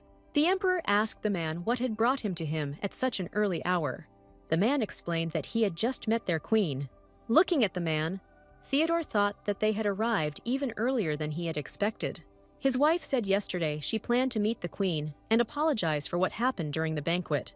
The girl told the assembled aristocrats that they had no ill intentions, and she hoped that she would accept her sincere apology. However, the men told the girl that she was too optimistic. One of the men angrily said that this could cause a diplomatic row between the two nations, after which she was asked if she had thought of countermeasures. At this moment, the girl hesitated, not knowing what to say. However, at this moment, I supported the emperor, who told Viscount Stern that he was too coffin. He reassured the men by saying that they would discuss it later, when the delegation from Parthu left Balzain, after which he angrily asked the man if he wanted to deal with this personally, but the man immediately backed down, saying that this was not what he meant. Addressing everyone, the man said that if the empress told the truth, then someone was trying to set her up. Turning to the men, he told me that he needed to conduct a thorough investigation and then asked how the surveys were going. The girl looked at her husband with a grateful smile, who said that he wanted them to dig through the castle and find the truth. Remembering this, the man thought that she had gone to the queen immediately after that incident and apparently had failed to convince her. The emperor asked how their queen was, to which the man replied that she had sent him specifically to tell him the news. With a wave of his hand, the man informed the emperor that the queen had asked Her Majesty and said that they did not need to mention the situation at the banquet anymore. Standing up, the emperor asked again incredulously, to which the man replied that this was true, and he could not help but ask about what had happened. However, when Theodore wanted to know what they were talking about, he heard that the queen had said nothing, as it was their little secret with Her Majesty. At this time, in her chambers, the girl was sleeping soundly after a restless night. The calm sleeping girl didn't even know that the man was interested in her little secret. As soon as the girl arrived at the queen's chambers, she was immediately told to leave. The upset queen said that she had only come to their country out of politeness, but now she did not want to talk to anyone. When Meredith tried to call the woman, she told her to leave, after which Queen Parthu asked if the girl would wait here until she wanted to talk to her. Meredith just bowed her head sadly, saying that it was her fault and she would wait outside until she was willing to accept her. Time passed, but the girl did not move anywhere, seriously intending to talk to the queen. Worried about Her Majesty, Julia suggested that she wait in the inner palace, but the empress refused, saying that if Julia wanted, she could leave, but she would wait here. Meredith firmly said that she would not leave until they resolved this misunderstanding. Julia looked at the girl worried, not knowing how to convince her, after which she categorically stated that she would never leave her here alone and would stay with her. Hearing this, the girl smiled happily. Late in the evening, Queen Parthu asked in amazement if Her Majesty was still waiting outside. Bowing, the maid confirmed what had been said, adding that she had informed the empress that she had already gone to bed, but she said that she would wait until the queen woke up. Sighing, the woman placed her hand on her forehead and asked why the girl was so stubborn. The queen said sadly that the situation was getting out of control. Turning to the maid, she told her to ask Her Majesty to come in and then bring them tea. Looking at the girl, she said that she thought that she had already left and would return tomorrow. Putting the cup on the table, she warned the girl that she would not go back on her words. After which, looking closely at the empress, she said that she was simply interested in why she wanted to talk to her so much. Pressing her hand to her chest, the girl said that it seemed like she had reopened her wound and therefore wanted to apologize in person. The girl said that her story, of course, cannot be compared with the loss of a child. However, she sadly admitted that her mother died during pregnancy. When the shocked woman asked how this happened, she said that everyone in Balzi knew this story. The girl confessed that she comes from a noble family, but she is the illegitimate daughter of Duke Schwartz. Closing her eyes, the girl confessed that her father had raped her mother and she had become pregnant again, and when the Duchess found out about this, she went mad with anger. The queen covered her mouth in shock when she heard that the Duchess had killed her pregnant mother. The girl clutched the fabric with a trembling hand. She thought she had come to terms with what had happened, but she couldn't help but remember it. Pressing her hand to her chest, the girl thought that every time it seemed to her that her heart was breaking into pieces. After hearing the girl's story, the queen asked if Duchess Schwartz had paid for her actions. Shaking her head, the girl admitted that no one knew the truth about her mother's death, not even His Majesty. After which, waving her hand, the girl said that the Duchess had been expelled, though for a different crime. The woman said that the girl must have suffered a lot and probably had a hard time coming to terms with the truth. Meredith said with a smile that she was sure her mother wouldn't want her to be unhappy, The girl then said that since we were talking about it, she was devastated after her mother died. So she understands that losing a child is even more painful. Hearing these words, the woman's eyes filled with tears, and she began to sob. Recalling the past, the woman said that she was her only daughter, and she thought that they would spend a lot of time together. Crying loudly, the woman said she didn't know she would leave her like this. The women listened with sadness to the woman's crying about her sweet daughter and her question of how God could be so cruel. Meredith apologized for putting the woman through that pain again. Bowing to the woman, she said that she would not ask for forgiveness, but wanted to offer her apologies. The queen sighed, saying that it was foolish, for in her heart she knew it was not she. The woman then told a shocked Meredith that she had let her emotions get the better of her and apologized for keeping her waiting. In response, the girl said that she would understand if she did not want to accept her apology, and she thanks the woman for her kindness. At this point, the woman said that she did not understand who could have done this and asked if someone was trying to set her up, to which she received the answer that they were trying to find out exactly that. The woman asked the girl that being the moon of the empire is not so easy. Having said this, she admitted that, in truth, she also came from a noble family, after which the conversation flowed smoothly further. At one point in the conversation, the woman admitted that when her husband realized that she was drowning in sadness, he immediately sent her here as part of a delegation, to which Meredith replied that His Majesty must love her very much. Looking out the window, the woman noticed that they seemed to have talked all night, and it was as if she was talking to her daughter again. Looking at the happily smiling girl, she asked her to drink tea with her more often while she was here. Hearing this, the girl allowed her to come to her at any time. Sitting on the bed, the girl finished talking about how everything went. Looking at her husband, the girl said that Queen Parthu did not want a diplomatic scandal with Balzain because of what happened at the banquet. Meredith said that she should have told him everything before she went to bed and asked His Majesty's forgiveness for keeping him waiting. Closing his eyes, the man sighed and said he didn't know what happened to her mother. The man asked the surprised girl if that was why she was crying. Theodore recalled the day when the girl first held a tea ceremony in the palace. Meredith asked briefly, still not understanding what the man meant by this. Holding out his hand, the man reminded her that she had burst in on him and said that she wanted revenge on the Schwartz family. Leaning closer to her, he called her again, calling her empress. Putting his hand on her cheek, he asked if the girl was really okay. Looking into the girl's wide eyes, he quietly said that the last thing he wanted was for her to suffer.